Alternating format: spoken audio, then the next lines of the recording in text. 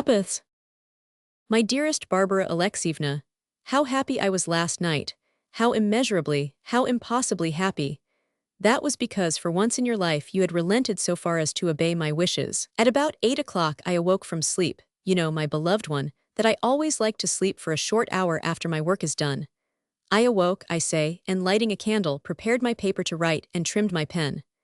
Then suddenly, for some reason or another, I raised my eyes, and felt my very heart leap within me. For you had understood what I wanted, you had understood what my heart was craving for. Yes, I perceived that a corner of the curtain in your window had been looped up and fastened to the cornice, as I had suggested should be done. And it seemed to me that your dear face was glimmering at the window, and that you were looking at me from out of the darkness of your room, and that you were thinking of me. Yet how vexed I felt that I could not distinguish your sweet face clearly. For there was a time when you and I could see one another without any difficulty at all. Ah me, but old age is not always a blessing, my beloved one. At this very moment everything is standing awry to my eyes, for a man needs only to work late overnight in his writing of something or other for, in the morning, his eyes to be red, and the tears to be gushing from them in a way that makes him ashamed to be seen before strangers. However, I was able to picture to myself your beaming smile, my angel, your kind, bright smile, and in my heart there lurked just such a feeling as on the occasion when I first kissed you, my little Barbara. Do you remember that, my darling? Yet somehow you seemed to be threatening me with your tiny finger. Was it so, little wanton? You must write and tell me about it in your next letter. But what think you of the plan of the curtain, Barbara? It is a charming one, is it not? No matter whether I be at work, or about to retire to rest, or just awaking from sleep, it enables me to know that you are thinking of me and remembering me, that you are both well and happy. Then when you lower the curtain, it means that it is time that I, Makar Alexievich, should go to bed. And when again you raise the curtain, it means that you are saying to me, "Good morning," and asking me how I am, and whether I have slept well. As for myself, adds the curtain, I am altogether in good health and spirits, glory be to God. Yes, my heart's delight, you see how easy a plan it was to devise, and how much writing it will save us. It is a clever plan, is it not? And it was my own invention, too. Am I not cunning in such matters, Barbara Alexievna? Well, next let me tell you, dearest, that last night I slept better and more soundly than I had ever hoped to do, and that I am the more delighted at the fact in that, as you know, I had just settled into a new lodging, a circumstance only too apt to keep one from sleeping. This morning, too, I arose, joyous and full of love, at cock-crow. How good seemed everything at that hour, my darling! When I opened my window I could see the sun shining, and hear the birds singing and smell the air laden with scents of spring. In short, all nature was awaking to life again. Everything was in consonance with my mood, everything seemed fair and spring-like. Moreover, I had a fancy that I should fare well today, but my whole thoughts were bent upon you. Surely, thought I, we mortals who dwell in pain and sorrow might with reason envy the birds of heaven which know not either. And my other thoughts were similar to these. In short, I gave myself up to fantastic comparisons. A little book which I have says the same kind of thing in a variety of ways. For instance, it says that one may have many, many fancies, my Barbara, that as soon as the spring comes on, one's thoughts become uniformly pleasant and sportive and witty, for the reason that at that season the mind inclines readily to tenderness, and the world takes on a more roseate hue. From that little book of mine I have culled the following passage, and written it down for you to see. In particular does the author express a longing similar to my own, where he writes, "Why am I not a bird free to seek its quest?" And he has written much else, God bless him. But tell me, my love, where did you go for your walk this morning? Even before I had started for the office you had taken flight from your room, and passed through the courtyard, yes, looking as vernal-like as a bird in spring. What rapture it gave me to see you! Ah, little Barbara, you must never give way to grief, for tears are of no avail nor sorrow. I know this well, I know it of my own experience. So do you rest quietly until you have regained your health a little. But how is our good Theodora? What a kind heart she has. You write that she is now living with you and that you are satisfied with what she does. True, you say that she is inclined to grumble, but do not mind that, Barbara. God bless her, for she is an excellent soul. But what sort of an abode have I lighted upon, Barbara Alexievna? What sort of a tenement do you think is this? Formerly, as you know, I used to live in absolute stillness, so much so that if a fly took wing it could plainly be heard buzzing. Here, however, all is turmoil and shouting and clatter. The plan of the tenement you know already. Imagine a long corridor, quite dark, and by no means clean. To the right a dead wall, and to the left a row of doors stretching as far as the line of rooms extends. These rooms are tenanted by different people, by one, by two, or by three lodgers as the case may be. But in this arrangement there is no sort of system, and the place is a perfect Noah's Ark. Most of the lodgers are respectable, educated, and even bookish people. In particular, they include a tchinovnik, one of the literary staff in some government department, who is so well read that he can expound Homer or any other author. In fact, anything, such a man of talent is he. Also, there are a couple of officers forever playing cards, a midshipman and an English tutor. But to amuse you, dearest, let me describe these people more categorically in my next letter, and tell you in detail about their lives. As for our landlady, she is a dirty little old woman who always walks about in a dressing gown and slippers, and never ceases to shout at Teresa. I myself live in the kitchen, or rather, in a small room which forms part of the kitchen. The latter is a very large, bright, clean, cheerful apartment with 3 windows in it, and a partition wall which, running outwards from the front wall, makes a sort of little den, a sort of extra room for myself. Everything in this den is comfortable and convenient, and I have, as I say, a window to myself. So much for a description of my dwelling place. Do not think, dearest, that in all this there is any hidden intention. The fact that I live in the kitchen merely means that I live behind the partition wall in that apartment, that I live quite alone, and spend my time in a quiet fashion compounded of trifles. For furniture, I have provided myself with a bed, a table, a chest of drawers, and 2 small chairs. Also, I have suspended an eking. True, better rooms may exist in the world than this, much better rooms, yet comfort is the chief thing. In fact, I have made all my arrangements for comfort's sake alone, so do not for a moment imagine that I had any other end in view. And since your window happens to be just opposite to mine, and since the courtyard between us is narrow, and I can see you as you pass, why, the result is that this miserable wretch will be able to live at once more happily and with less outlay. The dearest room in this house costs, with board, 35 rubles, more than my purse could well afford, whereas my room costs only 24, though formerly I used to pay 30, and so had to deny myself many things. I could drink tea but seldom, and never could indulge in tea and sugar as I do now. But somehow, I do not like having to go without tea, for everyone else here is respectable, and the fact makes me ashamed. After all, one drinks tea largely to please one's fellow men, Varvara, and to give oneself tone and an air of gentility, though of myself, I care little about such things, for I am not a man of the finicking sort. Yet think you that, when all things needful, boots and the rest, have been paid for, much will remain. Yet I ought not to grumble at my salary. I am quite satisfied with it. It is sufficient. It has sufficed me now for some years, and in addition, I receive certain gratuities. Well, goodbye, my darling. I have bought you 2 little pots of geraniums, quite cheap little pots, too, as a present. Perhaps you would also like some mignonette. Mignonette it shall be if only you will write to inform me of everything in detail. Also, do not misunderstand the fact that I have taken this room, my dearest. Convenience and nothing else has made me do so. The snugness of the place has caught my fancy. Also, I shall be able to save money here, and to hoard it against the future. Already, I have saved a little money as a beginning. Nor must you despise me, because I am such an insignificant old fellow that a fly could break me with its wing. True, I am not a swashbuckler, but perhaps there may also abide in me the spirit which should pertain to every man who is at once resigned and sure of himself. Goodbye then, again, my angel. I have now covered close upon a whole 2 sheets of notepaper, though I ought long ago to have been starting for the office. I kiss your hands, and remain ever your devoted slave, your faithful friend. Makar Devushkin. P.S. One thing I beg of you above all things, and that is that you will answer this letter as fully as possible.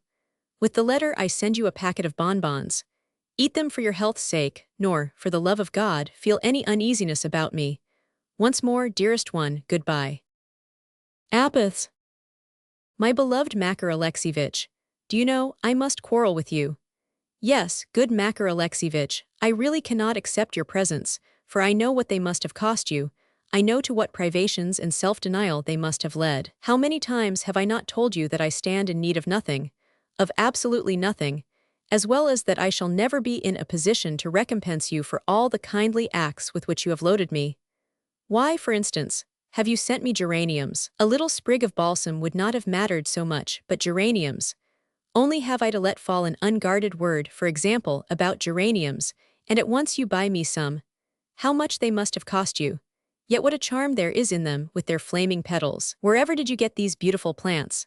I have set them in my window as the most conspicuous place possible, while on the floor I have placed a bench for my other flowers to stand on, since you are good enough to enrich me with such presents.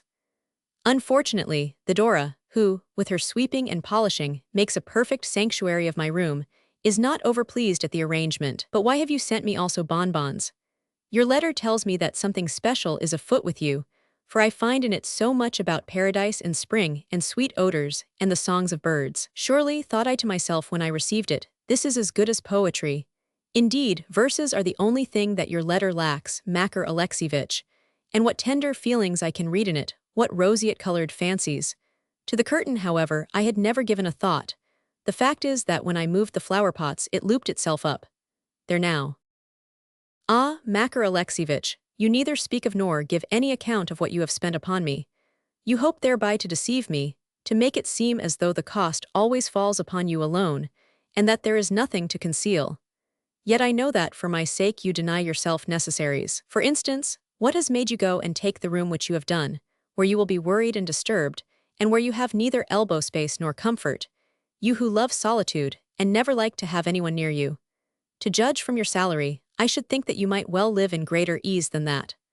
Also, the Dora tells me that your circumstances used to be much more affluent than they are at present. Do you wish, then, to persuade me that your whole existence has been passed in loneliness and want and gloom, with never a cheering word to help you, nor a seat in a friend's chimney corner? Ah, kind comrade, how my heart aches for you. But do not overtask your health, Makar Alexievich. For instance, you say that your eyes are overweak for you to go on writing in your office by candlelight. Then why do so? I am sure that your official superiors do not need to be convinced of your diligence. Once more I implore you not to waste so much money upon me. I know how much you love me, but I also know that you are not rich. This morning I too rose in good spirits. The Dora had long been at work, and it was time that I too should bestir myself. Indeed, I was yearning to do so, so I went out for some silk and then sat down to my labors. All the morning I felt light-hearted and cheerful. Yet now my thoughts are once more dark and sad. Once more my heart is ready to sink. Ah, what is going to become of me? What will be my fate? To have to be so uncertain as to the future, to have to be unable to foretell what is going to happen, distresses me deeply. Even to look back at the past is horrible, for it contains sorrow that breaks my very heart at the thought of it. Yes, a whole century in tears could I spend because of the wicked people who have wrecked my life. But dusk is coming on and I must set to work again. Much else should I have liked to write to you, but time is lacking and I must hasten. Of course, to write this letter is a pleasure enough and could never be wearisome, but why do you not come to see me in person? Why do you not, Makar Alexievich? You live so close to me, and at least some of your time is your own. I pray you come. I have just seen Teresa. She was looking so ill, and I felt so sorry for her that I gave her 20 kopecks. I am almost falling asleep. Write to me in fullest detail, both concerning your mode of life, and concerning the people who live with you, and concerning how you fare with them. I should so like to know. Yes, you must write again. Tonight I have purposely looped the curtain up. Go to bed early, for last night I saw your candle burning until nearly midnight. Goodbye, I am now feeling sad and weary. Ah, that I should have to spend such days as this one has been. Again goodbye. Your friend. Varvara Dobrosleva. Apis. My dearest Varvara Alexievna, to think that a day like this should have fallen to my miserable lot. Surely you are making fun of an old man. However, it was my own fault entirely. One ought not to grow old holding a lock of Cupid's hair in one's hand. Naturally one is misunderstood. Yet man is sometimes a very strange being. By all the saints, he will talk of doing things, yet leave them undone, and remain looking the kind of fool from whom may the Lord preserve us. Nay, I am not angry, my beloved. I am only vexed to think that I should have written to you in such stupid, flowery phraseology. Today I went hopping and skipping to the office, for my heart was under your influence, and my soul was keeping holiday, as it were. Yes, everything seemed to be going well with me. Then I betook myself to my work. But with what result? I gazed around at the old familiar objects, at the old familiar gray and gloomy objects. They looked just the same as before. Yet were those the same ink stains, the same tables and chairs that I had hitherto known? Yes, they were the same, exactly the same, so why should I have gone off riding on Pegasus' back? Whence had that mood arisen? It had arisen from the fact that a certain sun had beamed upon me and turned the sky to blue. But why so? Why is it, sometimes, that sweet odors seem to be blowing through a courtyard, where nothing of the sort can be. They must be born of my foolish fancy, for a man may stray so far into sentiment as to forget his immediate surroundings, and to give way to the superfluity of fond ardor with which his heart is charged. On the other hand, as I walked home from the office at nightfall, my feet seemed to lag, and my head to be aching. Also, a cold wind seemed to be blowing down my back. Enraptured with the spring, I had gone out clad only in a thin overcoat. Yet you have misunderstood my sentiments, dearest. They are altogether different to what you suppose. It is a purely paternal feeling that I have for you. I stand towards you in the position of a relative who is bound to watch over your lonely orphanhood. This I say in all sincerity, and with a single purpose, as any kinsman might do. For after all, I am a distant kinsman of yours, the seventh drop of water in the pudding, as the proverb has it, yet still a kinsman, and at the present time your nearest relative and protector, seeing that where you had the right to look for help and protection, you found only treachery and insult. As for poetry, I may say that I consider it unbecoming for a man of my years to devote his faculties to the making of verses. Poetry is rubbish. Even boys at school ought to be whipped for writing it. Why do you write thus about comfort and peace and the rest? I am not a fastidious man, nor one who requires much. Never in my life have I been so comfortable as now. Why then should I complain in my old age? I have enough to eat, I am well dressed and booted. Also I have my diversions. You see, I am not of noble blood. My father himself was not a gentleman. He and his family had to live even more plainly than I do. Nor am I a milksop. Nevertheless, to speak frankly, I do not like my present abode so much as I used to like my old one. Somehow the latter seemed more cozy, dearest. Of course, this room is a good one enough. In fact, in some respects it is the more cheerful and interesting of the two. I have nothing to say against it, no. Yet I miss the room that used to be so familiar to me. Old lodgers like myself soon grow as attached to our chattels as to a kinsman. My old room was such a snug little place. True, its walls resembled those of any other room. I am not speaking of that. The point is that the recollection of them seems to haunt my mind with sadness. Curious that recollections should be so mournful. Even what in that room used to vex me and inconvenience me now looms in a purified light, and figures in my imagination as a thing to be desired. We used to live there so quietly, I and an old landlady who is now dead. How my heart aches to remember her, for she was a good woman, and never overcharged for her rooms. Her whole time was spent in making patchwork quilts with knitting needles that were an arshin long. Oftentimes we shared the same candle and board. Also she had a granddaughter, Masha, a girl who was then a mere baby, but must now be a girl of 13. This little piece of mischief, how she used to make us laugh the day long. We lived together, a happy family of 3. Often of a long winter's evening we would first have tea at the big round table, and then betake ourselves to our work. The while that, to amuse the child and to keep her out of mischief, the old lady would set herself to tell stories. What stories they were! Those stories less suitable for a child than for a grown-up, educated person. My word, why I myself have sat listening to them as I smoked my pipe, until I have forgotten about work altogether. And then, as the story grew grimmer, the little child, our little bag of mischief, would grow thoughtful in proportion, and clasp her rosy cheeks in her tiny hands, and hiding her face, press closer to the old landlady. Ah, how I loved to see her at those moments! As one gazed at her one would fail to notice how the candle was flickering, or how the storm was swishing the snow about the courtyard. Yes, that was a goodly life, my Barbara, and we lived it for nearly 20 years. How my tongue does carry me away. Maybe the subject does not interest you, and I myself find it a not over-easy subject to recall, especially at the present time. Darkness is falling, and Teresa is busying herself with something or another. My head and my back are aching, and even my thoughts seem to be in pain, so strangely do they occur. Yes, my heart is sad today, Barbara. What is it you have written to me? Why do you not come in person to see me? Dear one, what would people say? I should have but to cross the courtyard for people to begin noticing us and asking themselves questions. Gossip and scandal would arise, and there would be read into the affair quite another meaning than the real one. No, little angel, it were better that I should see you tomorrow at vespers. That will be the better plan, and less hurtful to us both. Nor must you chide me, beloved, because I have written you a letter like this. Reading it through, I see it to be all odds and ends. For I am an old man now, dear Barbara, and an uneducated one. Little learning had I in my youth, and things refused to fix themselves in my brain when I tried to learn them anew. No, I am not skilled in letter writing, Barbara, and without being told so, or anyone laughing at me for it, I know that, whenever I try to describe anything with more than ordinary distinctness, I fall into the mistake of talking sheer rubbish.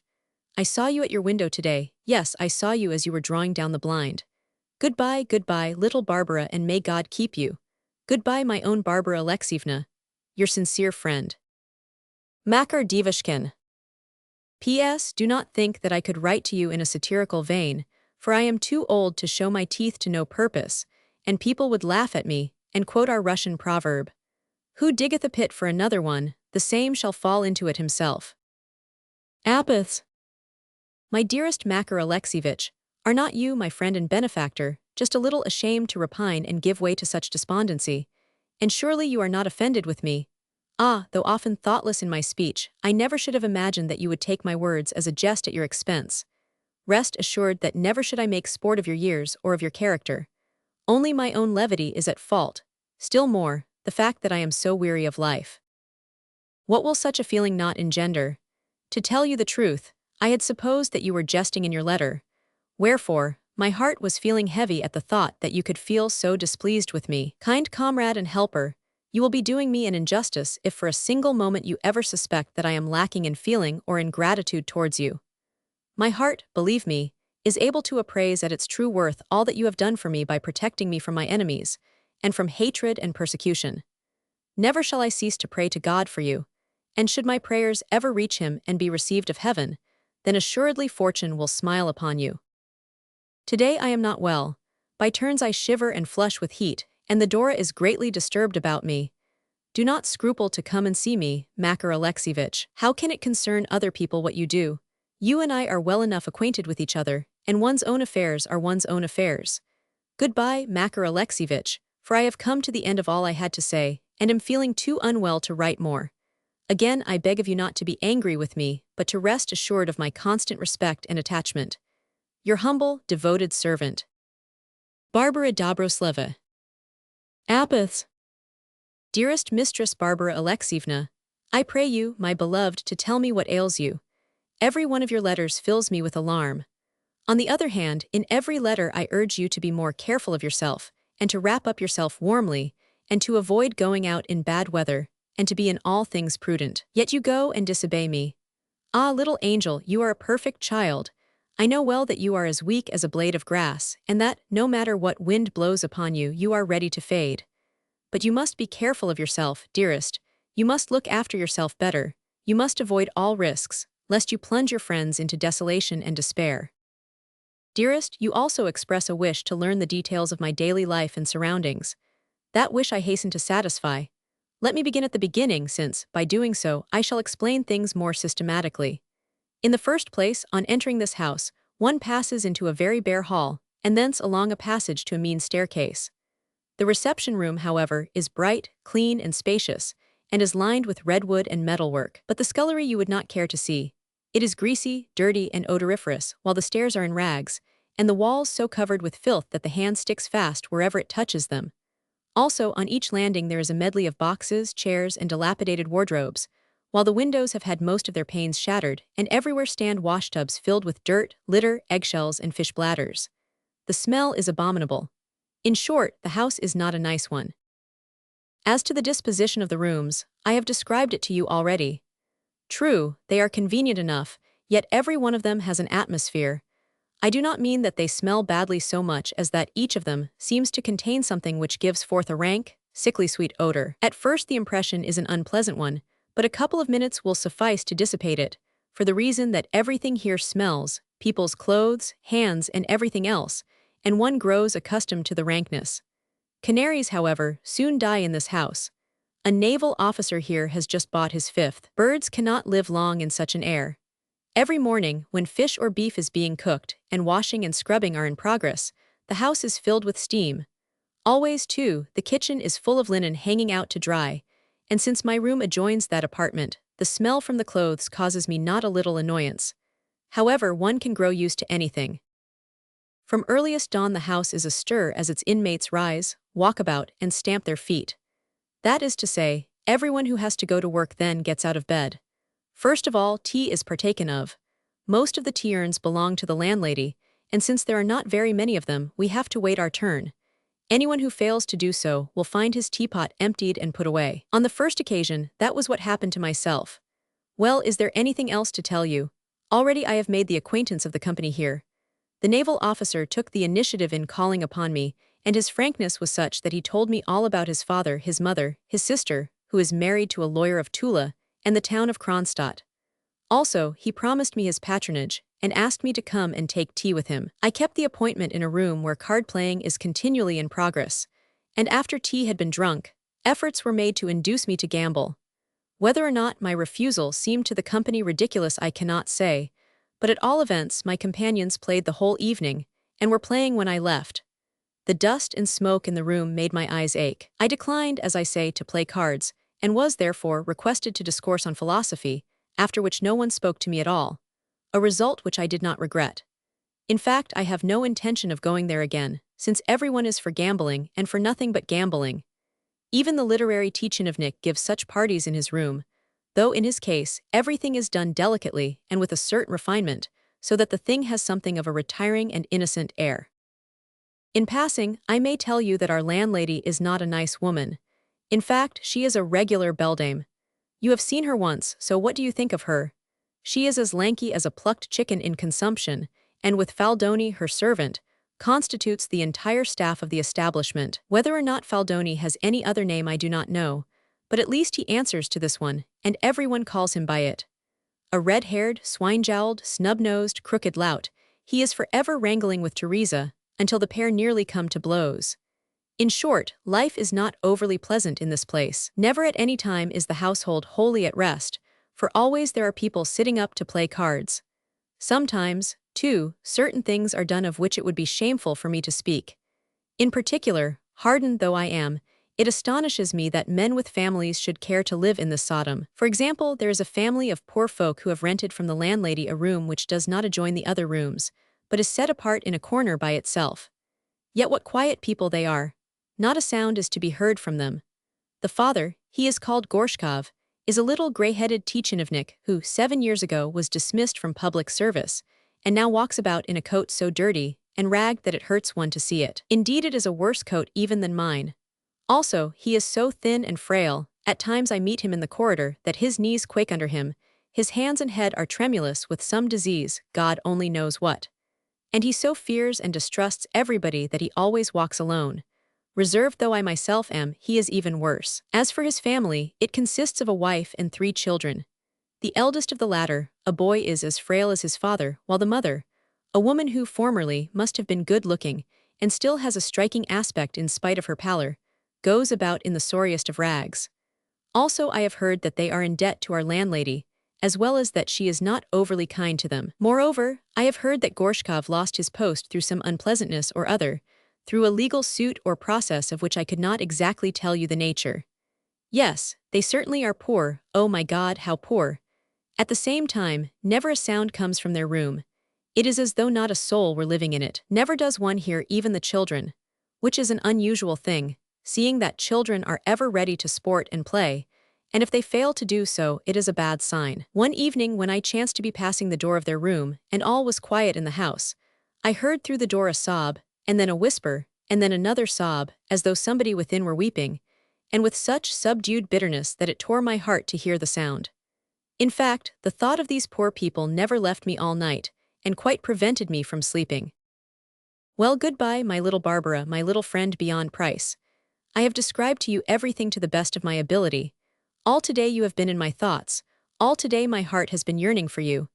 I happen to know, dearest one, that you lack a warm cloak. To me too, these St. Petersburg springs, with their winds and their snow showers, spell death. Good heavens, how the breezes bite one! Do not be angry, beloved, that I should write like this. Style I have not. Would that I had. I write just what wanders into my brain in the hope that I may cheer you up a little. Of course, had I had a good education, things might have been different, but as things were, I could not have one. Never did I learn even to do simple sums. Your faithful and unchangeable friend, Makar Devushkin. Apiths. My dearest Makar Alexievich, today I met my cousin Sasha. To see her going to rack and ruin shocked me terribly. Moreover, it has reached me, through a side wind, that she has been making inquiry for me and dogging my footsteps under the pretext that she wishes to pardon me, to forget the past, and to renew our acquaintance. Well, among other things she told me that, whereas you are not a kinsman of mine, that she is my nearest relative. that you have no right whatever to enter into family relations with us, and that it is wrong and shameful for me to be living upon your earnings and charity. Also, she said that I must have forgotten all that she did for me, though thereby she saved both myself and my mother from starvation, and gave us food and drink, that for 2.5 years we caused her great loss, and above all things that she excused us what we owed her. Even my poor mother she did not spare.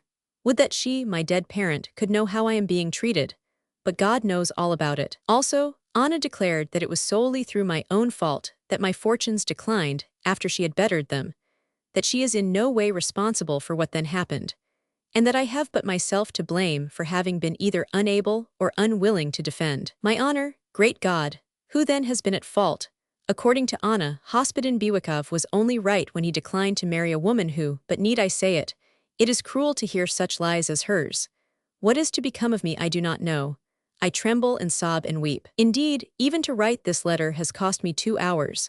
At least it might have been thought that Anna would have confessed her share in the past. Yet see what she says.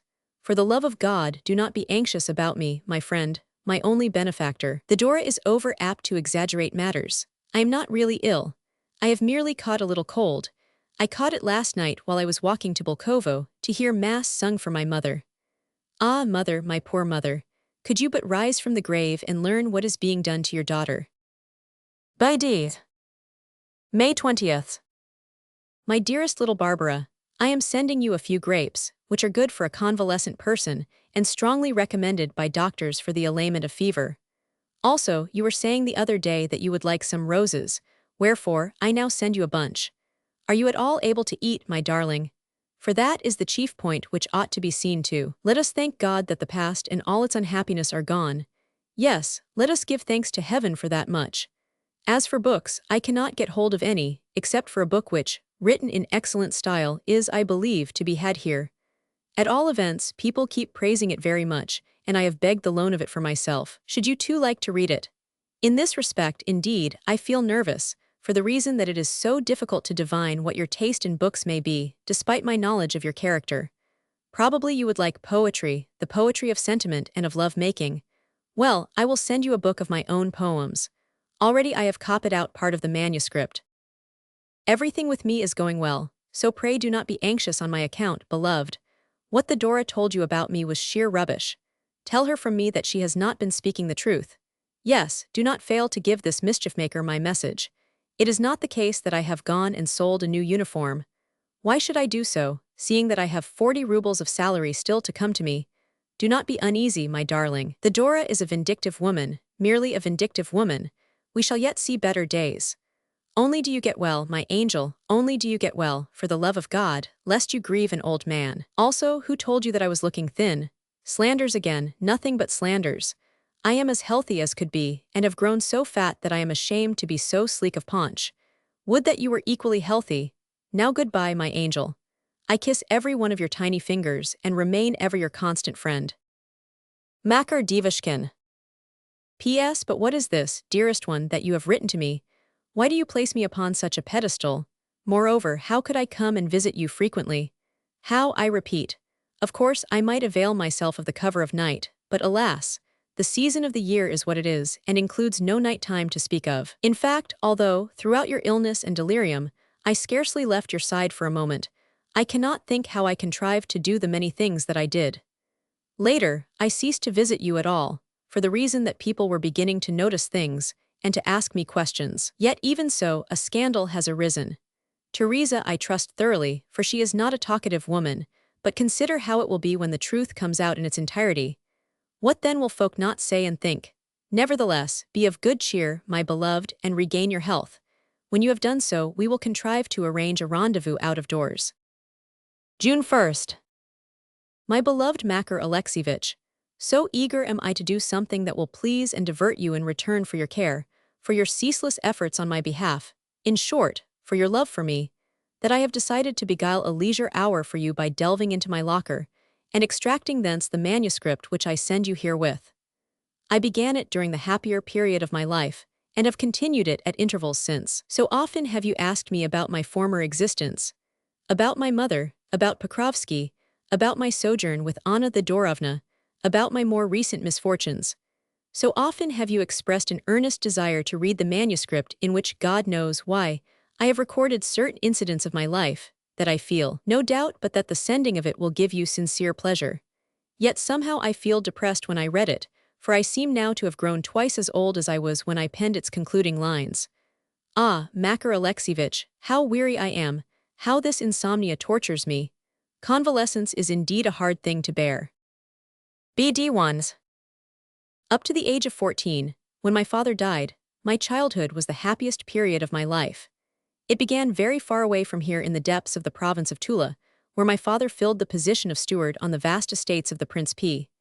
Our house was situated in one of the prince's villages, and we lived a quiet, obscure, but happy life. A gay little child was I, my one idea being ceaselessly to run about the fields and the woods and the garden. No one ever gave me a thought, for my father was always occupied with business affairs and my mother with her housekeeping. Nor did anyone ever give me any lessons, a circumstance for which I was not sorry.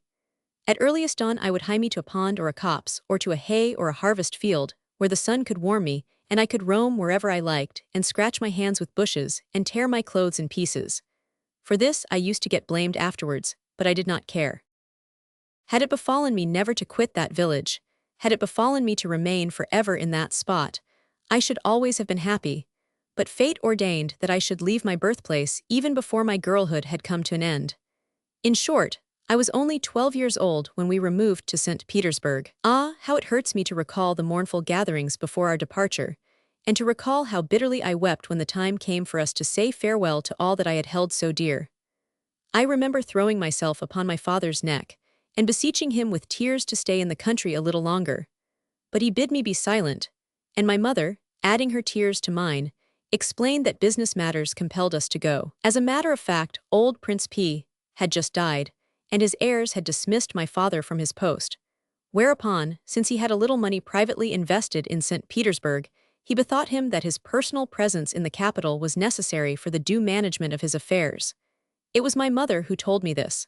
Consequently, we settled here in St. Petersburg and did not again move until my father died. How difficult I found it to grow accustomed to my new life. At the time of our removal to St. Petersburg it was autumn, a season when in the country the weather is clear and keen and bright, all agricultural labor has come to an end, the great sheaves of corn are safely garnered in the byre, and the birds are flying hither and thither in clamorous flocks. Yes, at that season the country is joyous and fair, but here in St. Petersburg, at the time when we reached the city, we encountered nothing but rain, bitter autumn frosts, dull skies, ugliness and crowds of strangers who looked hostile, discontented, and disposed to take offense. However, we managed to settle down, though I remember that in our new home there was much noise and confusion as we set the establishment in order. After this my father was seldom at home, and my mother had few spare moments, wherefore I found myself forgot. The first morning after our arrival, when I awoke from sleep, how sad I felt. I could see that our windows looked out upon a drab space of wall, and that the street below was littered with filth. Passers-by were few, and as they walked they kept muffling themselves up against the cold. Then there ensued days when dullness and depression reigned supreme. Scarcely a relative or an acquaintance did we possess in St. Petersburg, and even Anna Thedorovna and my father had come to loggerheads with one another, owing to the fact that he owed her money. In fact, our only visitors were business callers, and as a rule these came but to wrangle, to argue, and to raise a disturbance. Such visits would make my father look very discontented and seem out of temper.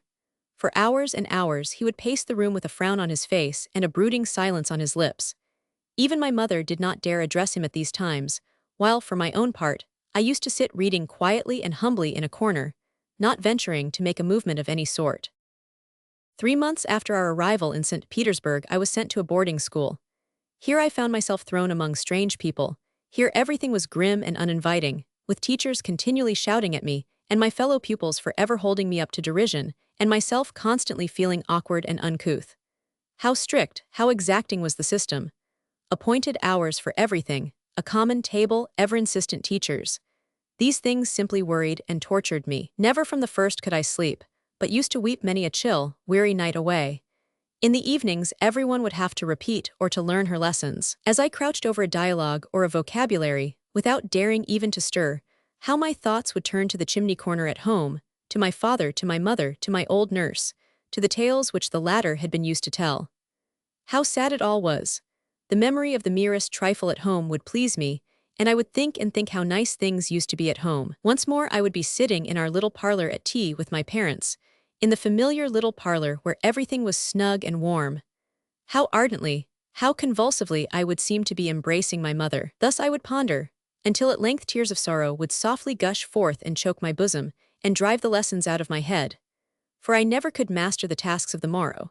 No matter how much my mistress and fellow pupils might gird at me, no matter how much I might repeat my lessons over and over to myself, knowledge never came with the morning. Consequently, I used to be ordered the kneeling punishment, and given only one meal in the day. How dull and dispirited I used to feel. From the first my fellow pupils used to tease and deride, and mock me whenever I was saying my lessons. Also, they used to pinch me as we were on our way to dinner or tea, and to make groundless complaints of me to the head mistress. On the other hand, how heavenly it seemed when, on Saturday evening, my old nurse arrived to fetch me. How I would embrace the old woman in transports of joy. After dressing me and wrapping me up, she would find that she could scarcely keep pace with me on the way home, so full was I of chatter and tales about one thing and another. Then, when I had arrived home merry and light-hearted, how fervently I would embrace my parents, as though I had not seen them for 10 years. Such a fussing would there be, such a talking and a telling of tales. To everyone I would run with a greeting, and laugh, and giggle and scamper about, and skip for very joy. True, my father and I used to have grave conversations about lessons and teachers and the French language and grammar, yet we were all very happy and contented together.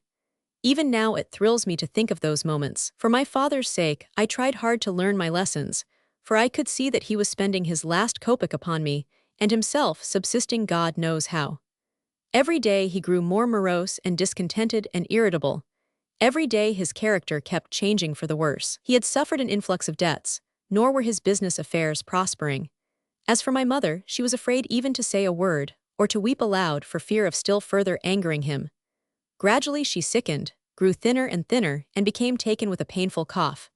Whenever I reached home from school I would find everyone low-spirited, and my mother shedding silent tears, and my father raging. Bickering and high words would arise, during which my father was wont to declare that, though he no longer derived the smallest pleasure or relaxation from life, and had spent his last coin upon my education, I had not yet mastered the French language. In short, everything began to go wrong, to turn to unhappiness, and for that circumstance, my father took vengeance upon myself and my mother.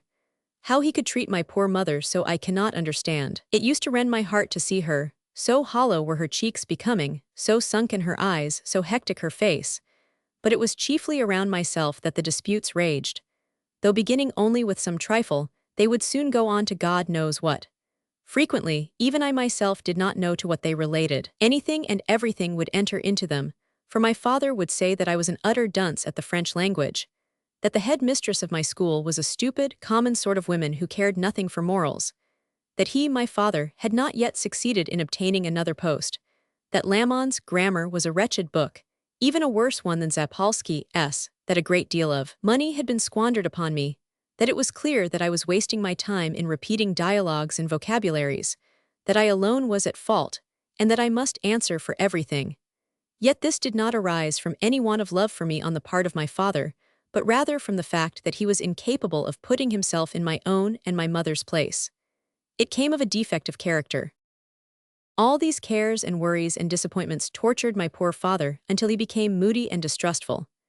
Next he began to neglect his health, with the result that, catching a chill, he died, after a short illness, so suddenly and unexpectedly that for a few days we were almost beside ourselves with the shock, my mother, in particular, lying for a while in such a state of torpor that I had fears for her reason. The instant my father was dead creditors seemed to spring up out of the ground, and to assail us en masse. Everything that we possessed had to be surrendered to them, including a little house which my father had bought 6 months after our arrival in St. Petersburg. How matters were finally settled I do not know, but we found ourselves roofless, shelterless, and without a copper. My mother was grievously ill, and of means of subsistence we had none. Before us there loomed only ruin, sheer ruin. At the time I was 14 years old. Soon afterwards Anna Thedorovna came to see us, saying that she was a lady of property and our relative, and this my mother confirmed. Though true, she added that Anna was only a very distant relative. Anna had never taken the least notice of us during my father's lifetime, yet now she entered our presence with tears in her eyes, and an assurance that she meant to better our fortunes. Having condoled with us on our loss and destitute position, she added that my father had been to blame for everything, in that he had lived beyond his means, and taken upon himself more than he was able to perform. Also, she expressed a wish to draw closer to us, and to forget old scores. And when my mother explained that, for her own part, she harbored no resentment against Anna, the latter burst into tears, and hurrying my mother away to church, then and there ordered Mass to be said for the dear departed, as she called my father. In this manner she effected a solemn reconciliation with my mother. Next, after long negotiations and vacillations, coupled with much vivid description of our destitute position, our desolation, and our helplessness, Anna invited us to pay her, as she expressed it, a return visit. For this my mother duly thanked her, and considered the invitation for a while. After which, seeing that there was nothing else to be done, she informed Anna Thedorovna that she was prepared, gratefully, to accept her offer. Ah, how I remember the morning when we removed to Vasilievsky Island, a quarter of St. Petersburg. It was a clear, dry, frosty morning in autumn. My mother could not restrain her tears, and I too felt depressed. Nay, my very heart seemed to be breaking under a strange, undefined load of sorrow. How terrible it all seemed. Chapter 2. At first, that is to say, until my mother and myself grew used to our new abode, we found living at Anna Thedorovna's both strange and disagreeable. The house was her own, and contained 5 rooms, 3 of which she shared with my orphaned cousin, Sasha, whom she had brought up from babyhood. A 4th was occupied by my mother and myself, and the 5th was rented of Anna by a poor student named Pokrovsky. Although Anna lived in good style, in far better style than might have been expected, her means and her avocation were conjectural. Never was she at rest, never was she not busy with some mysterious something or other. Also, she possessed a wide and varied circle of friends. The stream of callers was perpetual, although God only knows who they were, or what their business was. No sooner did my mother hear the doorbell ring than off she would carry me to our own apartment.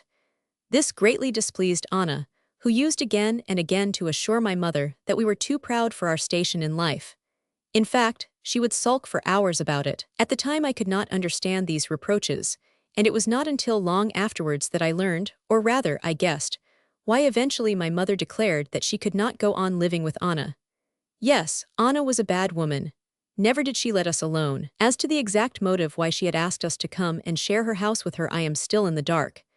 At first she was not altogether unkind to us, but later, she revealed to us her real character.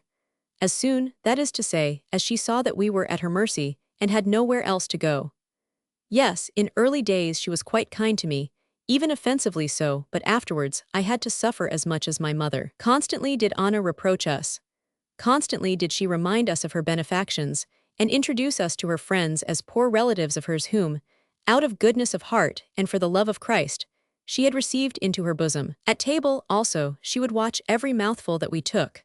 And if our appetite failed, immediately she would begin as before, and reiterate that we were overdainty, that we must not assume that riches would mean happiness, and that we had better go and live by ourselves. Moreover, she never ceased to inveigh against my father, saying that he had sought to be better than other people, and thereby had brought himself to a bad end, that he had left his wife and daughter destitute, and that, but for the fact that we had happened to meet with a kind and sympathetic Christian soul, God alone knew where we should have laid our heads, save in the street. What did that woman not say?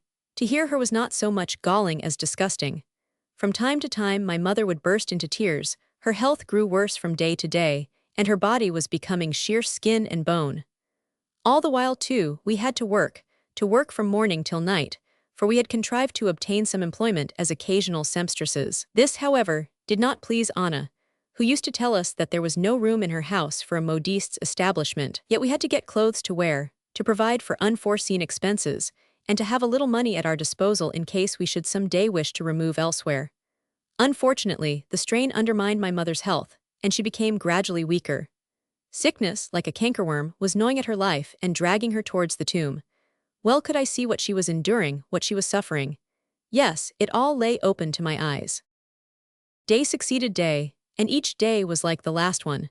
We lived a life as quiet as though we had been in the country. Anna herself grew quieter in proportion as she came to realize the extent of her power over us. In nothing did we dare to thwart her. From her portion of the house, our apartment was divided by a corridor, while next to us, as mentioned above, dwelt a certain Pokrovsky, who was engaged in teaching Sasha the French and German languages, as well as history and geography, all the sciences, as Anna used to say. In return for these services, he received free board and lodging. As for Sasha, she was a clever, but rude and uncouth, girl of 13. On one occasion Anna remarked to my mother that it might be as well if I also were to take some lessons, seeing that my education had been neglected at school. And my mother joyfully assenting, I joined Sasha for a year in studying under this Pokrovsky. The latter was a very poor, young man whose health would not permit of his undertaking the regular university course. Indeed, it was only for form's sake that we called him the student. He lived in such a quiet, humble, retiring fashion that never a sound reached us from his room. Also, his exterior was peculiar. He moved and walked awkwardly, and uttered his words in such a strange manner that at first I could never look at him without laughing. Sasha was forever playing tricks upon him, more especially when he was giving us our lessons. But unfortunately, he was of a temperament as excitable as herself. Indeed, he was so irritable that the least trifle would send him into a frenzy and set him shouting at us and complaining of our conduct. Sometimes he would even rush away to his room before school hours were over and sit there for days over his books, of which he had a store that was both rare and valuable. In addition, he acted as teacher at another establishment and received payment for his services there.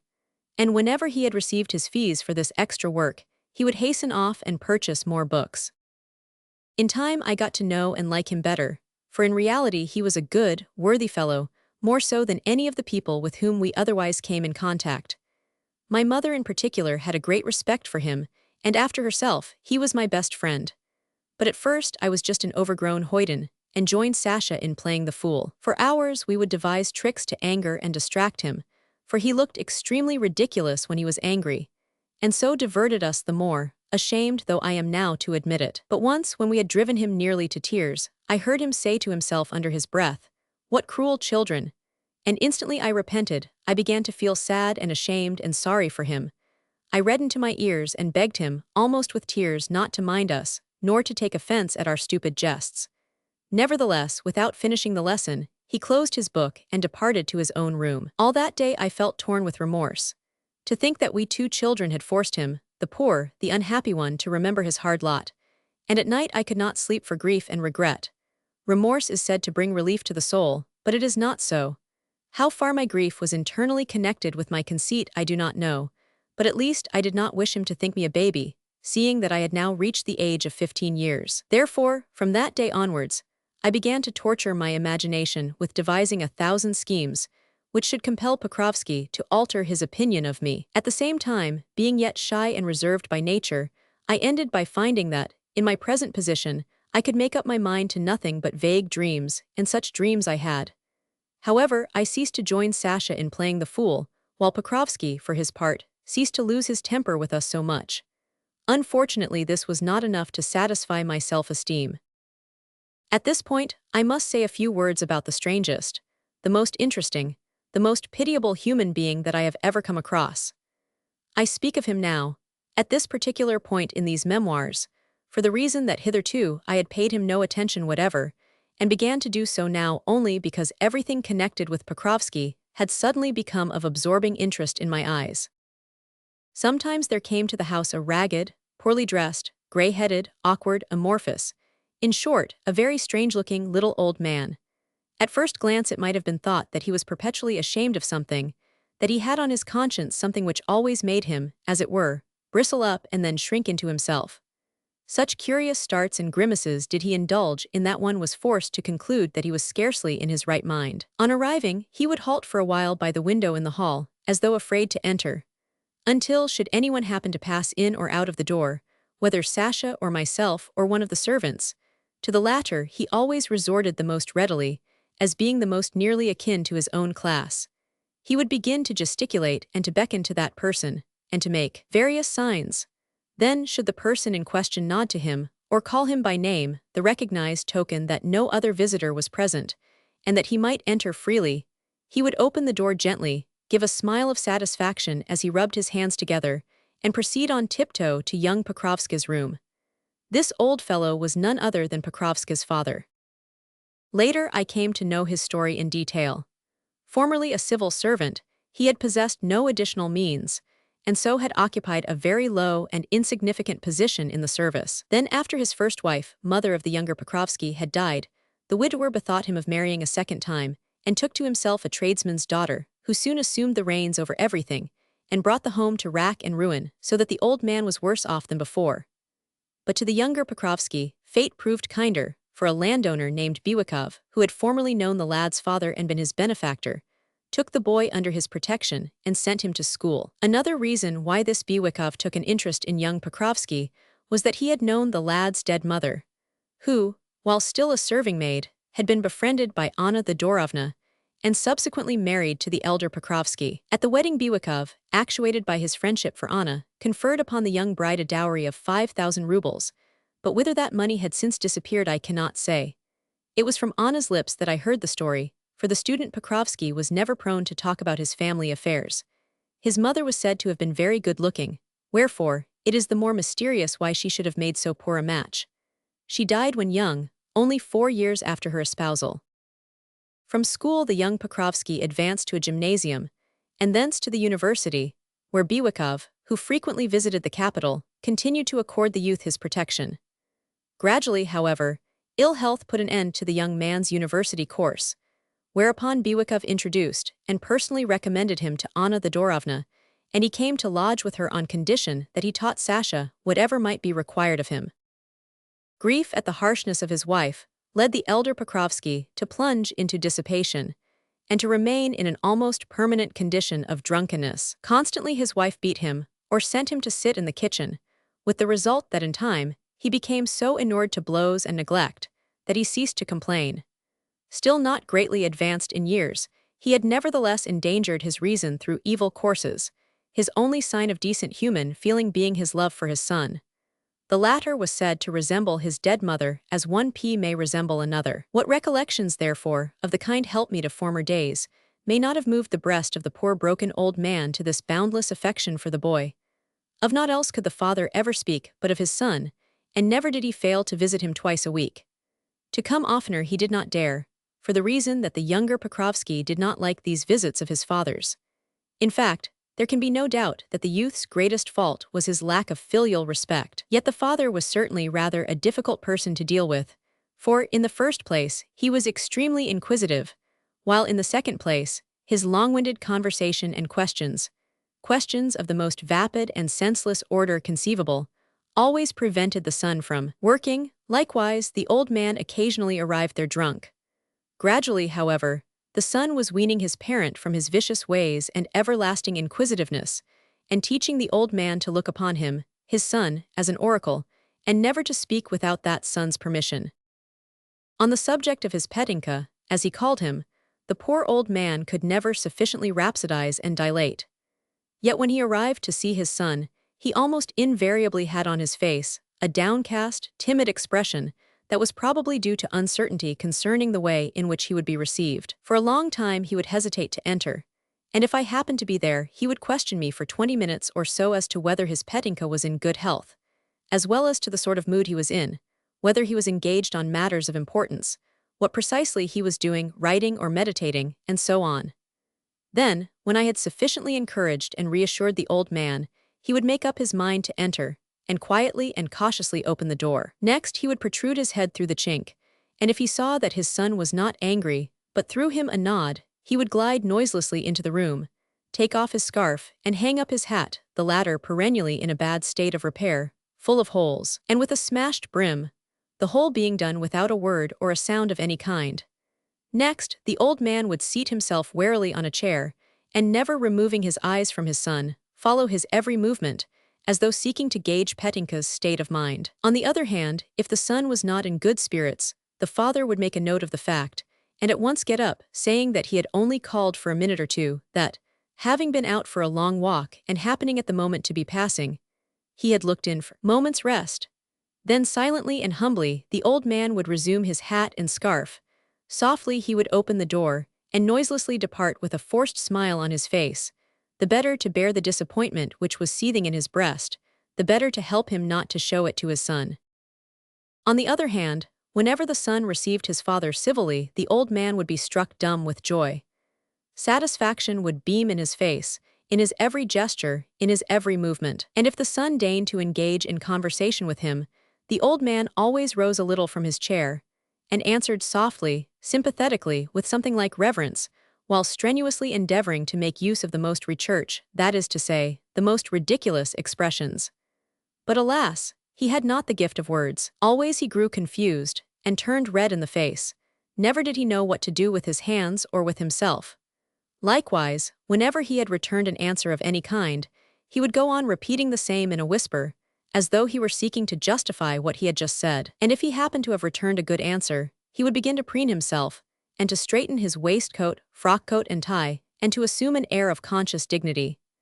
Indeed, on these occasions he would feel so encouraged, he would carry his daring to such a pitch, that, rising softly from his chair, he would approach the bookshelves, take thence a book, and read over to himself some passage or another. All this he would do with an air of feigned indifference and sang-froid, as though he were free always to use his son's books, and his son's kindness were no rarity at all. Yet on one occasion, I saw the poor old fellow actually turn pale on being told by his son not to touch the books. Abashed and confused, he in his awkward hurry replaced the volume wrong side uppermost, whereupon, with a supreme effort to recover himself, he turned it round with a smile and a blush, as though he were at a loss how to view his own misdemeanor.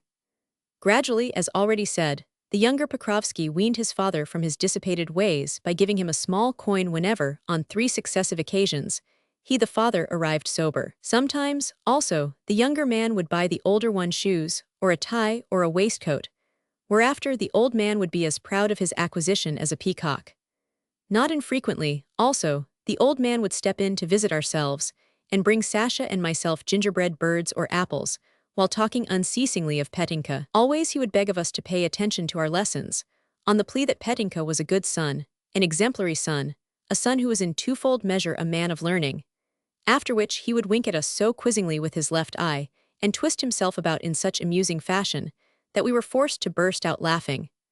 My mother had a great liking for him, but he detested Anna Thedorovna, although in her presence he would be quieter than water and lowlier than the earth. Soon after this I ceased to take lessons of Pokrovsky. Even now he thought me a child, a raw schoolgirl, as much as he did Sasha, and this hurt me extremely, seeing that I had done so much to expiate my former behavior. Of my efforts in this direction no notice had been taken, and the fact continued to anger me more and more. Scarcely ever did I address a word to my tutor between school hours, for I simply could not bring myself to do it. If I made the attempt, I only grew red and confused, and rushed away to weep in a corner. How it would all have ended I do not know, had not a curious incident helped to bring about a rapprochement. One evening, when my mother was sitting in Anna Thedorovna's room, I crept on tiptoe to Pokrovsky's apartment, in the belief that he was not at home. Some strange impulse moved me to do so. True, we had lived cheek by jowl with one another, yet never once had I caught a glimpse of his abode. Consequently, my heart beat loudly, so loudly indeed, that it seemed almost to be bursting from my breast. On entering the room I glanced around me with tense interest. The apartment was very poorly furnished, and bore few traces of orderliness. On table and chairs there lay heaps of books, everywhere were books and papers. Then a strange thought entered my head, as well as, with the thought, an unpleasant feeling of irritation. It seemed to me that my friendship, my heart's affection, meant little to him, for he was well educated, whereas I was stupid, and had learned nothing, and had read not a single book. So I stood looking wistfully at the long bookshelves where they groaned under their weight of volumes. I felt filled with grief, disappointment, and a sort of frenzy. I felt that I must read those books, and decided to do so, to read them one by one and with all possible speed.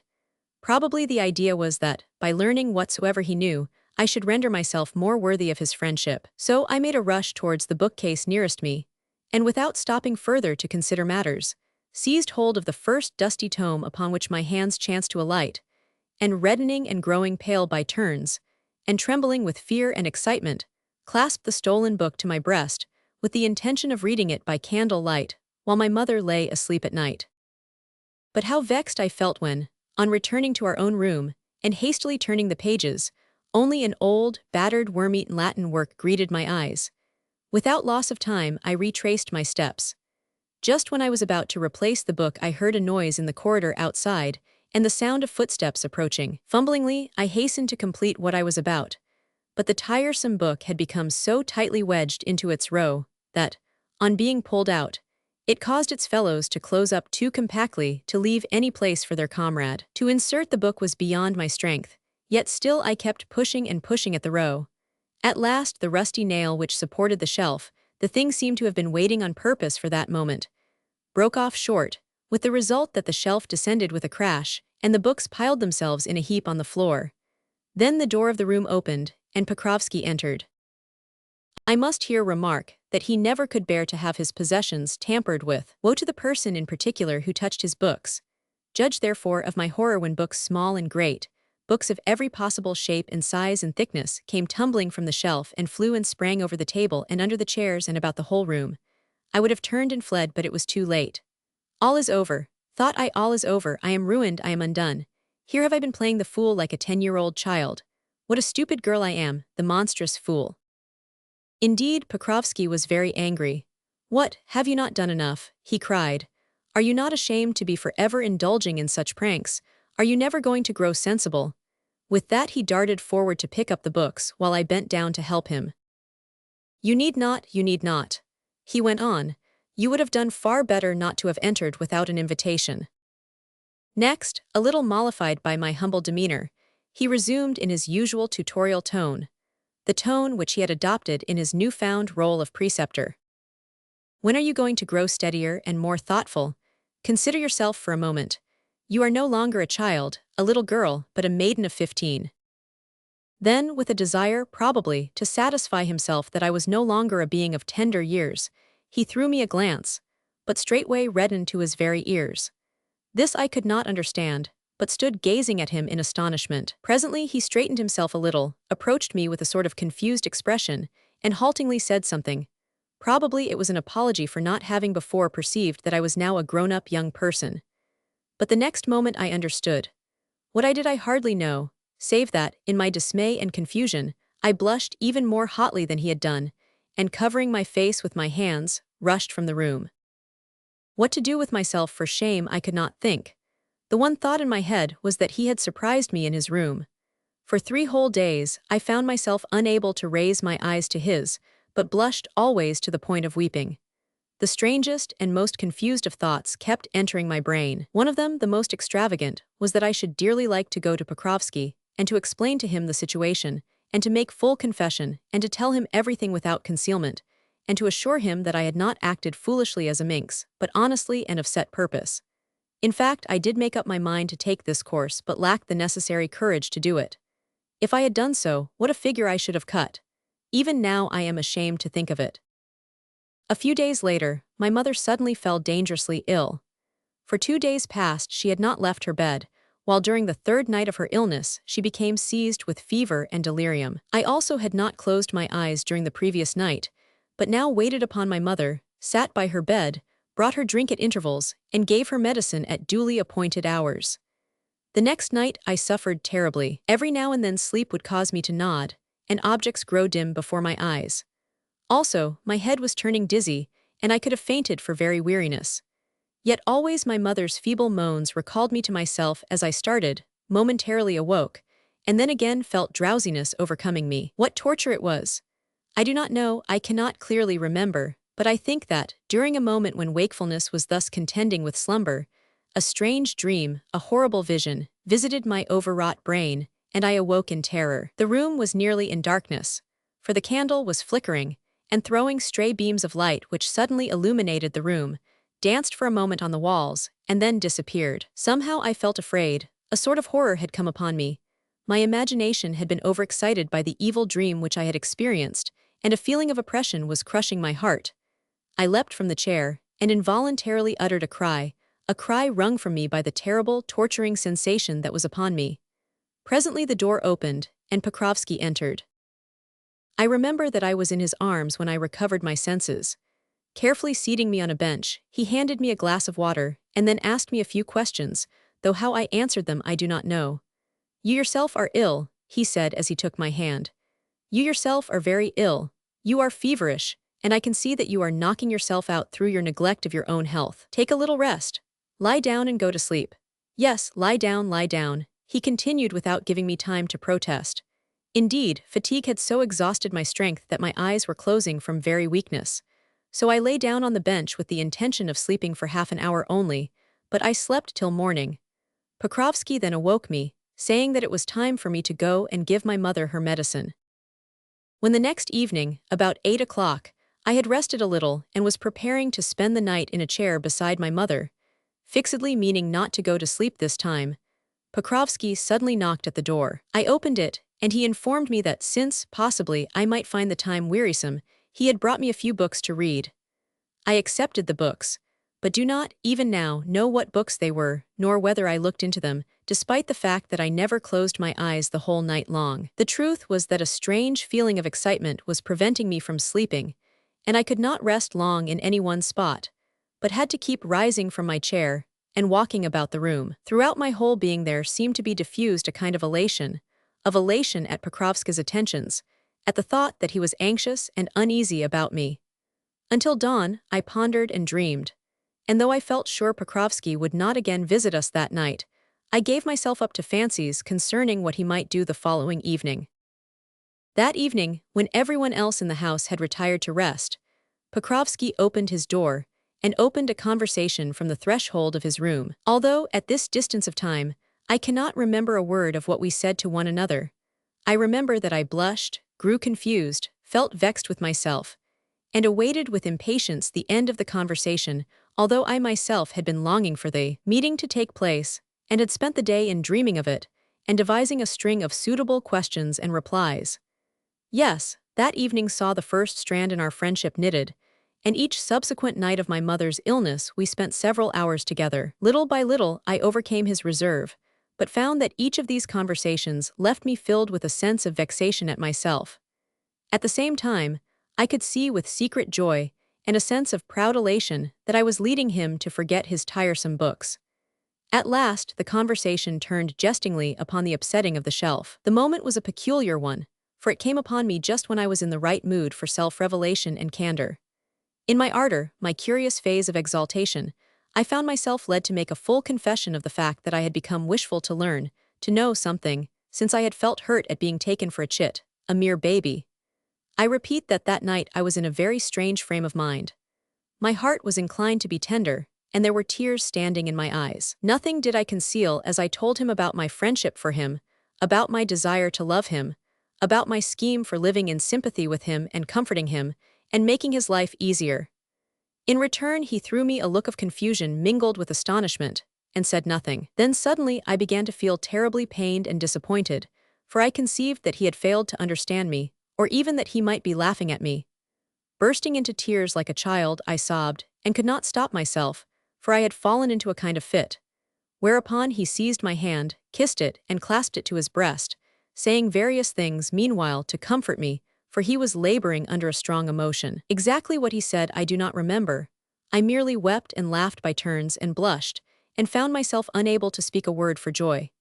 Yet for all my agitation, I noticed that about him there still lingered an air of constraint and uneasiness.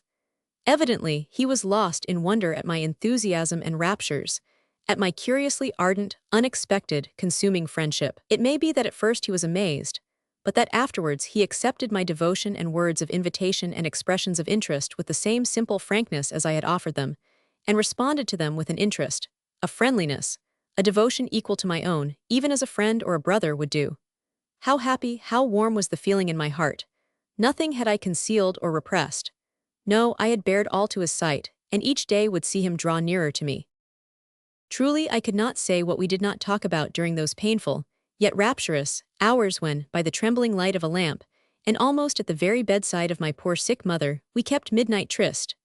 Whatsoever first came into our heads we spoke of, whatsoever came riven from our hearts, whatsoever seemed to call for utterance found voice. And almost always we were happy. What a grievous, yet joyous, period it was, a period grievous and joyous at the same time. To this day it both hurts and delights me to recall it.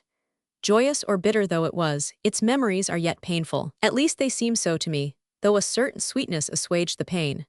So, whenever I am feeling heartsick and oppressed and jaded, and sad, those memories return to freshen and revive me, even as drops of evening dew return to freshen and revive, after a sultry day, the poor faded flower which has long been drooping in the noontide heat. My mother grew better, but still I continued to spend the nights on a chair by her bedside. Often, too, Pokrovsky would give me books. At first I read them merely so as to avoid going to sleep, but afterwards I examined them with more attention, and subsequently with actual avidity, for they opened up to me a new, an unexpected, an unknown, and unfamiliar world. New thoughts, added to new impressions, would come pouring into my heart in a rich flood. And the more emotion, the more pain and labor it cost me to assimilate these new impressions, the dearer did they become to me, and the more gratefully did they stir my soul to its very depths. Crowding into my heart without giving it time even to breathe, they would cause my whole being to become lost in a wondrous chaos. Yet this spiritual ferment was not sufficiently strong wholly to undo me. For that I was too fanciful, and the fact saved me. With the passing of my mother's illness, the midnight meetings and long conversations between myself and Pokrovsky came to an end. Only occasionally did we exchange a few words with one another, words, for the most part, that were of little purport or substance, yet words to which it delighted me to apportion their several meanings, their peculiar secret values. My life had now become full, I was happy, I was quietly, restfully happy. Thus did several weeks elapse. One day the elder Pokrovsky came to see us, and chattered in a brisk, cheerful, garrulous sort of way. He laughed, launched out into witticisms, and finally resolved the riddle of his transports by informing us that in a week's time it would be his Petinka's birthday, when, in honor of the occasion, he, the father, meant to don a new jacket, as well as new shoes which his wife was going to buy for him, and to come and pay a visit to his son. In short, the old man was perfectly happy, and gossiped about whatsoever first entered his head. My lover's birthday. Thenceforward I could not rest by night or day. Whatever might happen, it was my fixed intention to remind Pokrovsky of our friendship by giving him a present. But what sort of present? Finally, I decided to give him books. I knew that he had long wanted to possess a complete set of Pushkin's works, in the latest edition. So, I decided to buy Pushkin. My private fund consisted of 30 rubles, earned by handiwork, and designed eventually to procure me a new dress. But at once I dispatched our cook, old Matrona, to ascertain the price of such an edition. Horrors, the price of the 11 volumes, added to extra outlay upon the binding, would amount to at least 60 rubles. Where was the money to come from? I thought and thought, yet could not decide. I did not like to resort to my mother. Of course she would help me, but in that case everyone in the house would become aware of my gift, and the gift itself would assume the guise of a recompense, of payment for Pokrovsky's labors on my behalf during the past year. Whereas, I wished to present the gift alone, and without the knowledge of anyone. For the trouble that he had taken with me, I wished to be his perpetual debtor, to make him no payment at all save my friendship. At length, I thought of a way out of the difficulty. I knew that of the hucksters in the Gostiny Dvor one could sometimes buy a book, even one that had been little used and was almost entirely new for a half of its price, provided that one haggled sufficiently over it, wherefore I determined to repair thither. It so happened that next day, both Anna Thedorovna and ourselves were in want of sundry articles, and since my mother was unwell and Anna lazy, the execution of the commissions devolved upon me, and I set forth with Matrona. Luckily, I soon chanced upon a set of Pushkin, handsomely bound, and set myself to bargain for it. At first more was demanded than would have been asked of me in a shop, but afterwards, though not without a great deal of trouble on my part, and several feints at departing, I induced the dealer to lower his price, and to limit his demands to 10 rubles in silver. How I rejoiced that I had engaged in this bargaining. Poor Matrona could not imagine what had come to me, nor why I so desired to buy books. But oh horror of horrors! As soon as ever the dealer caught sight of my capital of 30 rubles in notes, he refused to let the Pushkin go for less than the sum he had first named. And though, in answer to my prayers and protestations, he eventually yielded a little, he did so only to the tune of 2.5 rubles more than I possessed, while, swearing that he was making the concession for my sake alone, since I was a sweet young lady, and that he would have done so for no one else in the world. To think that only 2.5 rubles should still be wanting, I could have wept with vexation. Suddenly, an unlooked-for circumstance occurred to help me in my distress. Not far away, near another table that was heaped with books, I perceived the elder Pokrovsky, and a crowd of 4 or 5 hucksters plaguing him nearly out of his senses. Each of these fellows was proffering the old man his own particular wares, and while there was nothing that they did not submit for his approval, there was nothing that he wished to buy. The poor old fellow had the air of a man who is receiving a thrashing. What to make of what he was being offered him he did not know. Approaching him, I inquired what he happened to be doing there, whereat the old man was delighted, since he liked me, it may be, no less than he did Petinka. "I am buying some books, Varvara Alexievna," said he. "I am buying them for my Petinka. It will be his birthday soon, and since he likes books I thought I would get him some." The old man always expressed himself in a very roundabout sort of fashion, and on the present occasion he was doubly, terribly confused. Of no matter what book he asked the price, it was sure to be 1, 2, or 3 rubles. The larger books he could not afford at all. He could only look at them wistfully, fumble their leaves with his finger, turn over the volumes in his hands, and then replace them. "No, no, that is too dear," he would mutter under his breath. "I must go and try somewhere else." Then again he would fall to examining copybooks, collections of poems, and almanacs of the cheaper order. "Why should you buy things like those?" I asked him. "They are such rubbish." "No, no," he replied. "See what nice books they are. Yes, they are nice books." Yet these last words he uttered so lingeringly that I could see he was ready to weep with vexation at finding the better sorts of books so expensive. Already a little tear was trickling down his pale cheeks and red nose. I inquired whether he had much money on him, whereupon the poor old fellow pulled out his entire stock, wrapped in a piece of dirty newspaper, and consisting of a few small silver coins, with 20 kopecks in copper. At once I seized the lot, and dragging him off to my huckster said, "Look here. These 11 volumes of Pushkin are priced at 32.5 rubles, and I have only 30 rubles. Let us add to them these 2.5 rubles of yours, and buy the books together, and make them our joint gift." The old man was overjoyed, and pulled out his money en masse, whereupon the huckster loaded him with our common library. Stuffing it into his pockets, as well as filling both arms with it, he departed homewards with his prize, after giving me his word to bring me the books privately on the morrow. Next day the old man came to see his son, and sat with him, as usual, for about an hour, after which he visited ourselves, wearing on his face the most comical, the most mysterious expression conceivable. Smiling broadly with satisfaction at the thought that he was the possessor of a secret, he informed me that he had stealthily brought the books to our rooms, and hidden them in a corner of the kitchen, under Matryona's care. Next, by a natural transition, the conversation passed to the coming fete day, whereupon the old man proceeded to hold forth extensively on the subject of gifts. The further he delved into his thesis, and the more he expounded it, the clearer could I see that on his mind there was something which he could not, dared not divulge. So I waited and kept silent. The mysterious exaltation, the repressed satisfaction which I had hitherto discerned in his antics and grimaces and left-eyed winks gradually disappeared, and he began to grow momentarily more anxious and uneasy. At length he could contain himself no longer. "Listen, Varvara Alexievna," he said timidly. "Listen to what I have got to say to you. When his birthday is come, do you take 10 of the books and give them to him yourself, that is, for yourself as being your share of the gift.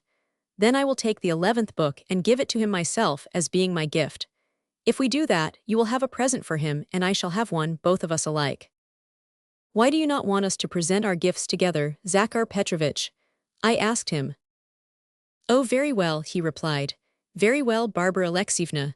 Only I thought that—" The old man broke off in confusion, while his face flushed with the exertion of thus expressing himself. For a moment or two, he sat glued to his seat. "You see," he went on, "I play the fool too much. I am forever playing the fool and cannot help myself, though I know that it is wrong to do so. At home it is often cold, and sometimes there are other troubles as well, and it all makes me depressed. Well, whenever that happens, I indulge a little and occasionally drink too much. Now Petinka does not like that. He loses his temper about it, Varvara Alexievna, and scolds me and reads me lectures. So I want by my gift to show him that I am mending my ways, and beginning to conduct myself better.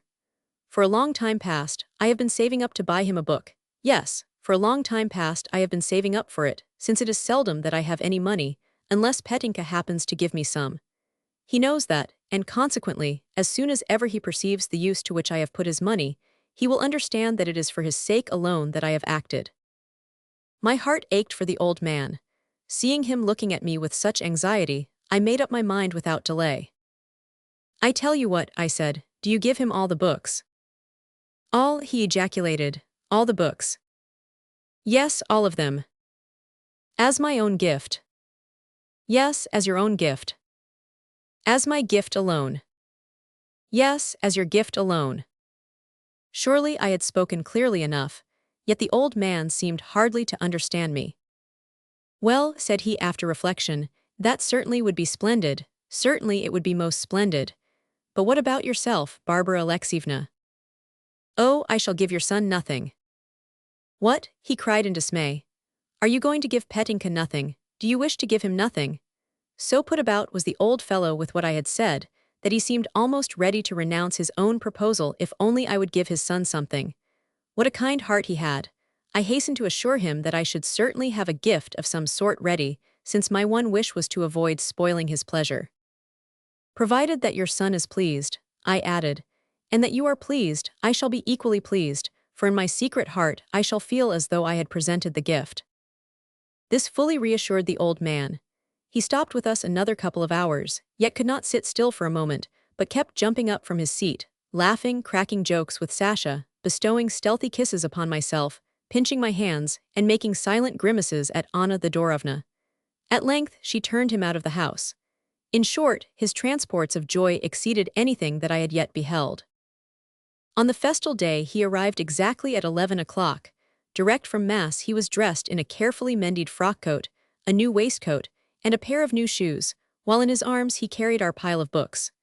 Next we all sat down to coffee, the day being Sunday, in Anna Thedorovna's parlor.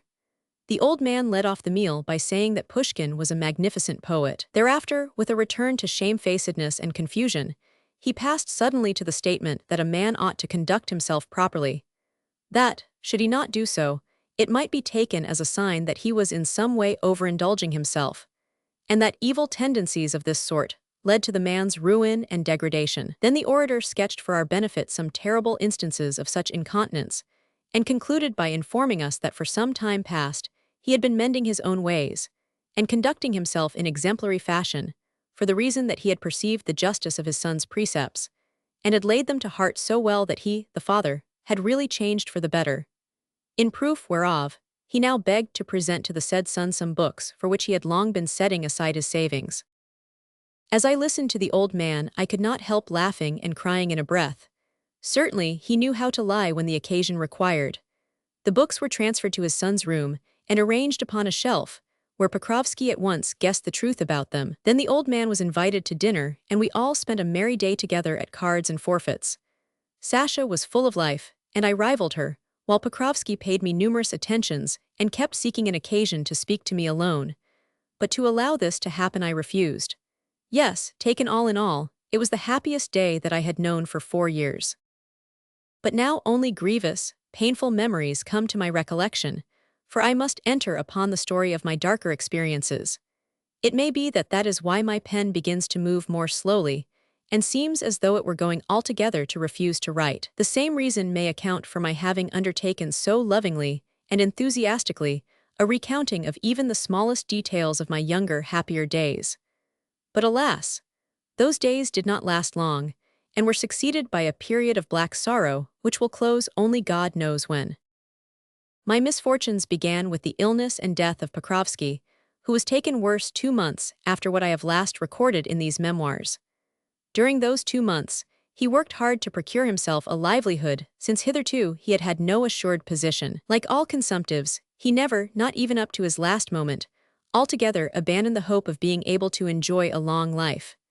A post as tutor fell in his way, but he had never liked the profession, while for him to become a civil servant was out of the question, owing to his weak state of health. Moreover, in the latter capacity he would have had to have waited a long time for his first installment of salary.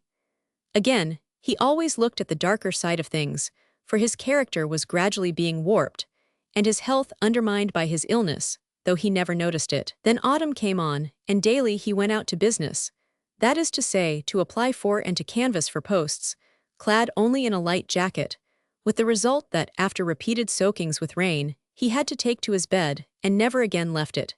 He died in mid-autumn at the close of the month of October.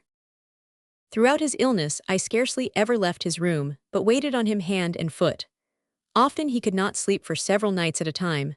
Often, too, he was unconscious or else in a delirium, and at such times he would talk of all sorts of things, of his work, of his books, of his father, of myself. At such times, I learned much which I had not hitherto known or divined about his affairs. During the early part of his illness, everyone in the house looked askance at me, and Anna Thedorovna would nod her head in a meaning manner.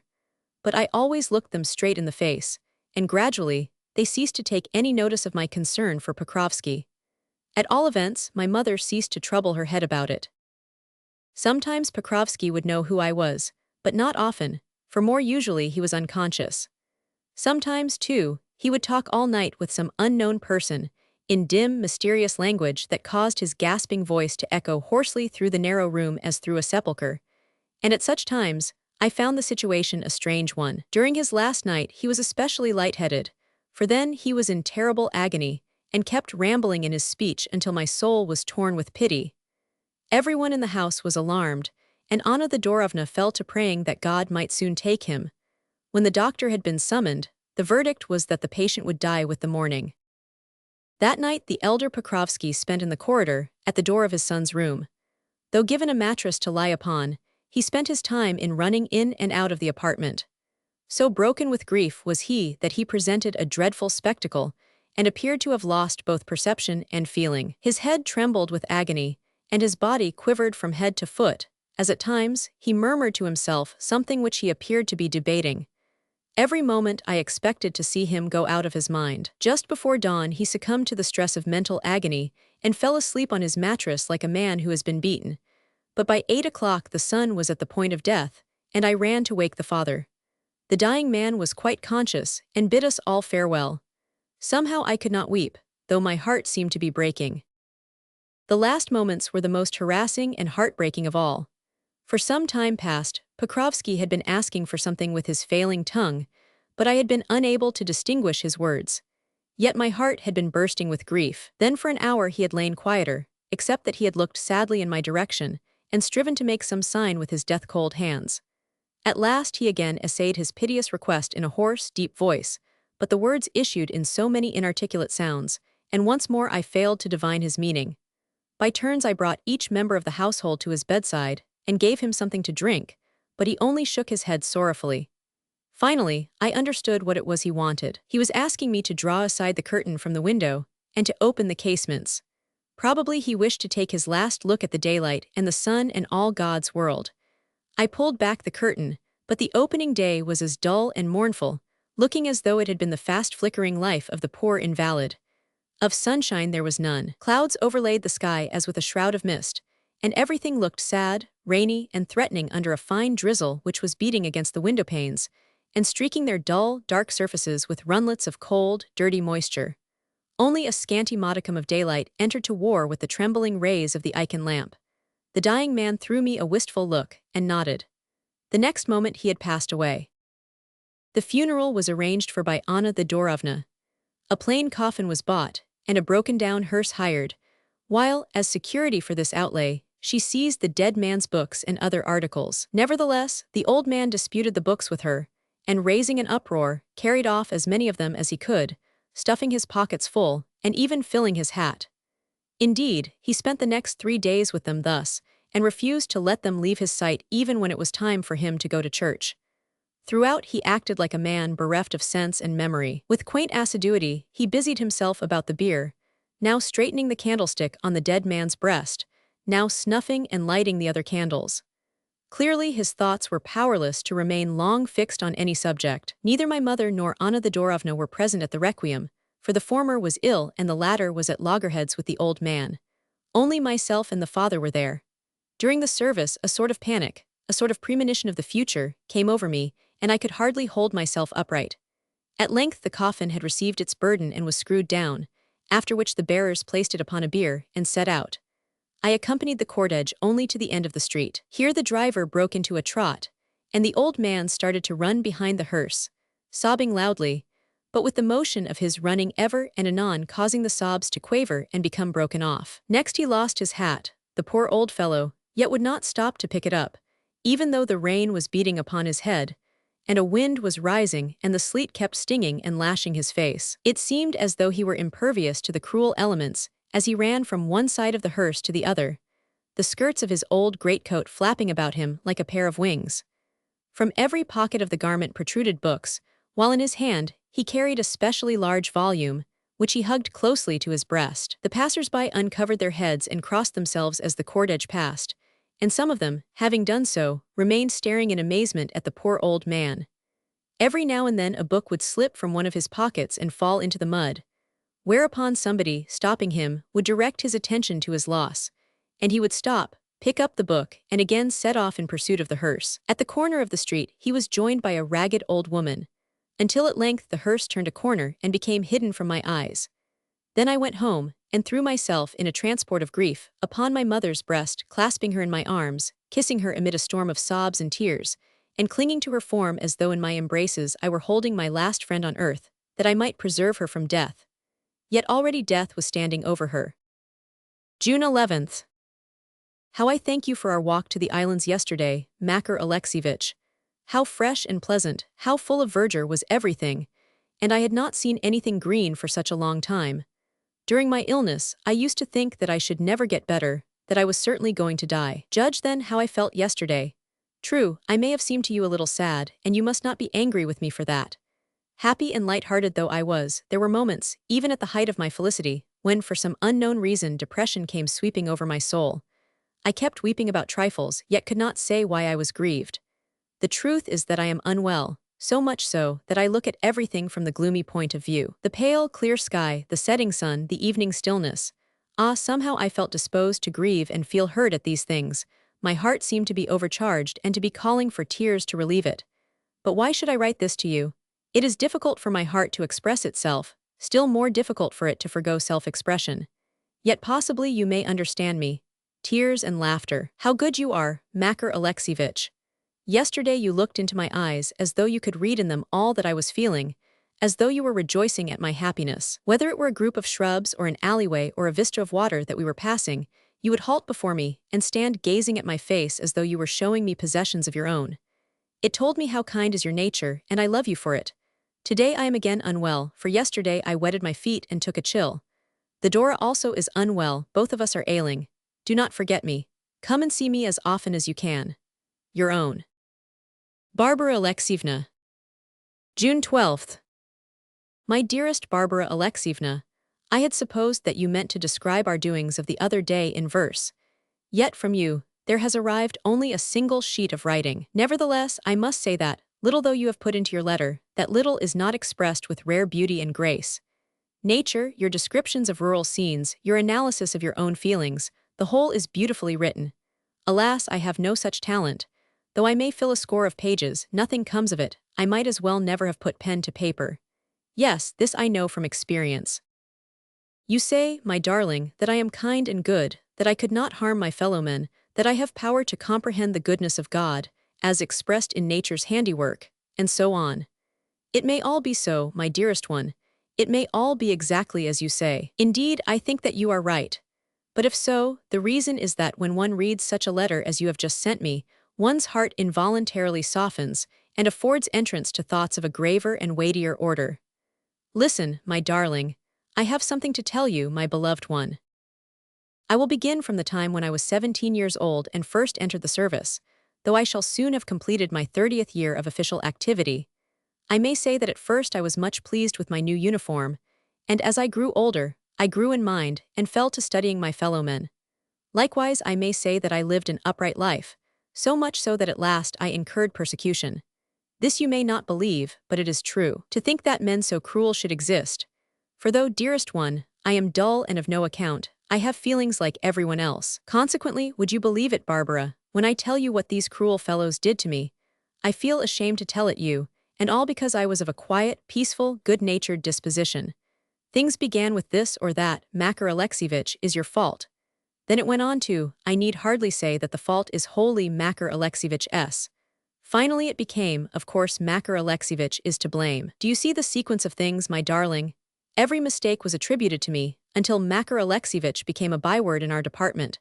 Also, while making of me a proverb, these fellows could not give me a smile or a civil word. They found fault with my boots, with my uniform, with my hair, with my figure. None of these things were to their taste. Everything had to be changed. And so it has been from that day to this. True, I have now grown used to it, for I can grow accustomed to anything being, as you know, a man of peaceable disposition like all men of small stature. Yet why should these things be? Whom have I harmed? Whom have I ever supplanted? Whom have I ever traduced to his superiors? No, the fault is that more than once I have asked for an increase of salary. But have I ever caballed for it? No, you would be wrong in thinking so, my dearest one. How could I ever have done so?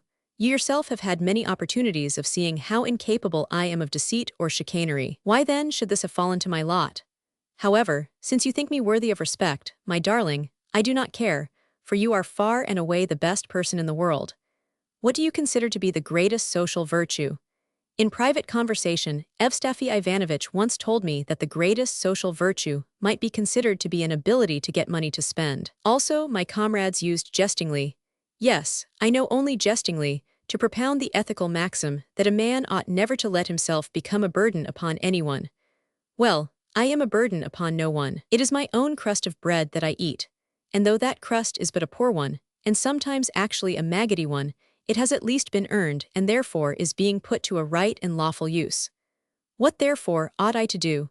I know that I can earn but little by my labors as a copyist, yet even of that little I am proud, for it has entailed work and has wrung sweat from my brow. What harm is there in being a copyist? He is only an amanuensis, people say of me, but what is there so disgraceful in that? My writing is at least legible, neat, and pleasant to look upon, and His Excellency is satisfied with it. Indeed, I transcribe many important documents. At the same time, I know that my writing lacks style, which is why I have never risen in the service. Even to you, my dear one, I write simply and without tricks, but just as a thought may happen to enter my head. Yes, I know all this, but if everyone were to become a fine writer, who would there be left to act as copyists? Whatsoever questions I may put to you in my letters, dearest, I pray you to answer them. I am sure that you need me, that I can be of use to you, and since that is so, I must not allow myself to be distracted by any trifle. Even if I be likened to a rat, I do not care, provided that that particular rat be wanted by you, and be of use in the world, and be retained in its position, and receive its reward. But what a rat it is! Enough of this, dearest one. I ought not to have spoken of it, but I lost my temper. Still, it is pleasant to speak the truth sometimes. Goodbye, my own, my darling, my sweet little comforter. I will come to you soon. Yes, I will certainly come to you. Until I do so, do not fret yourself. With me I shall be bringing a book. Once more goodbye. Your heartfelt well-wisher. Makar Devushkin. June 20th. My dearest Makar Alexievich, I am writing to you post-haste. I am hurrying my utmost to get my work finished in time. What do you suppose is the reason for this? It is because an opportunity has occurred for you to make a splendid purchase. The Dora tells me that a retired civil servant of her acquaintance has a uniform to sell, one cut to regulation pattern and in good repair, as well as likely to go very cheap. Now do not tell me that you have not got the money, for I know from your own lips that you have. Use that money, I pray you, and do not hoard it. See what terrible garments you walk about in. They are shameful, they are patched all over. In fact, you have nothing new whatever. That this is so, I know for certain, and I care not what you tell me about it. So listen to me for once and buy this uniform. Do it for my sake. Do it to show that you really love me. You have sent me some linen as a gift. But listen to me, Makar Alexievich, you are simply ruining yourself. Is it a jest that you should spend so much money, such a terrible amount of money, upon me? How you love to play the spendthrift. I tell you that I do not need it, that such expenditure is unnecessary. I know I am certain that you love me, therefore it is useless to remind me of the fact with gifts. Nor do I like receiving them, since I know how much they must have cost you. No, put your money to a better use. I beg, I beseech of you to do so. Also, you ask me to send you a continuation of my memoirs, to conclude them. But I know not how I contrived even to write as much of them as I did, and now I have not the strength to write further of my past, nor the desire to give it a single thought. Such recollections are terrible to me. Most difficult of all is it for me to speak of my poor mother, who left her destitute daughter a prey to villains. My heart runs blood whenever I think of it. It is so fresh in my memory that I cannot dismiss it from my thoughts, nor rest for its insistence, although a year has now elapsed since the events took place. But all this you know. Also, I have told you what Anna Theodorovna is now intending. She accuses me of ingratitude, and denies the accusations made against herself with regard to Monsieur Biwikov. Also, she keeps sending for me, and telling me that I have taken to evil courses, but that if I will return to her, she will smooth over matters with Biwikov, and force him to confess his fault. Also, she says that he desires to give me a dowry. Away with them all, I am quite happy here with you and good Theodora, whose devotion to me reminds me of my old nurse, long since dead. Distant kinsman though you may be, I pray you always to defend my honor. Other people I do not wish to know and would gladly forget if I could. What are they wanting with me now? Theodora declares it all to be a trick, and says that in time they will leave me alone. God grant it be so. By deed. June 21st.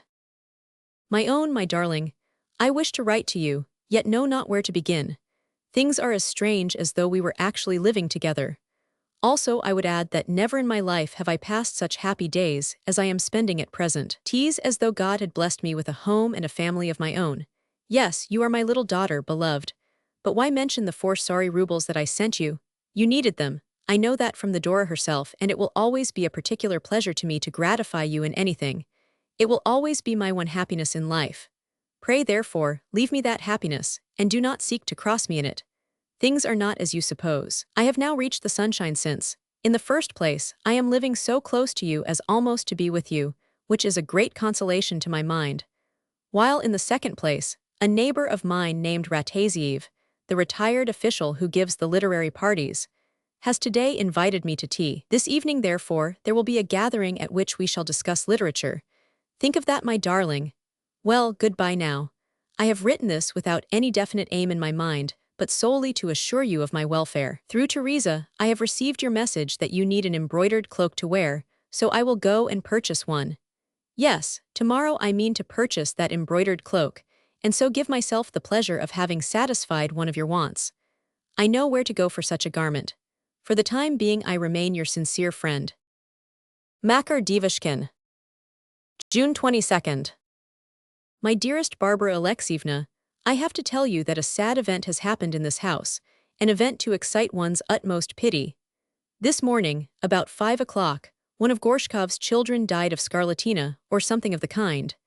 I have been to pay the parents a visit of condolence, and found them living in the direst poverty and disorder. Nor is that surprising, seeing that the family lives in a single room, with only a screen to divide it for decency's sake.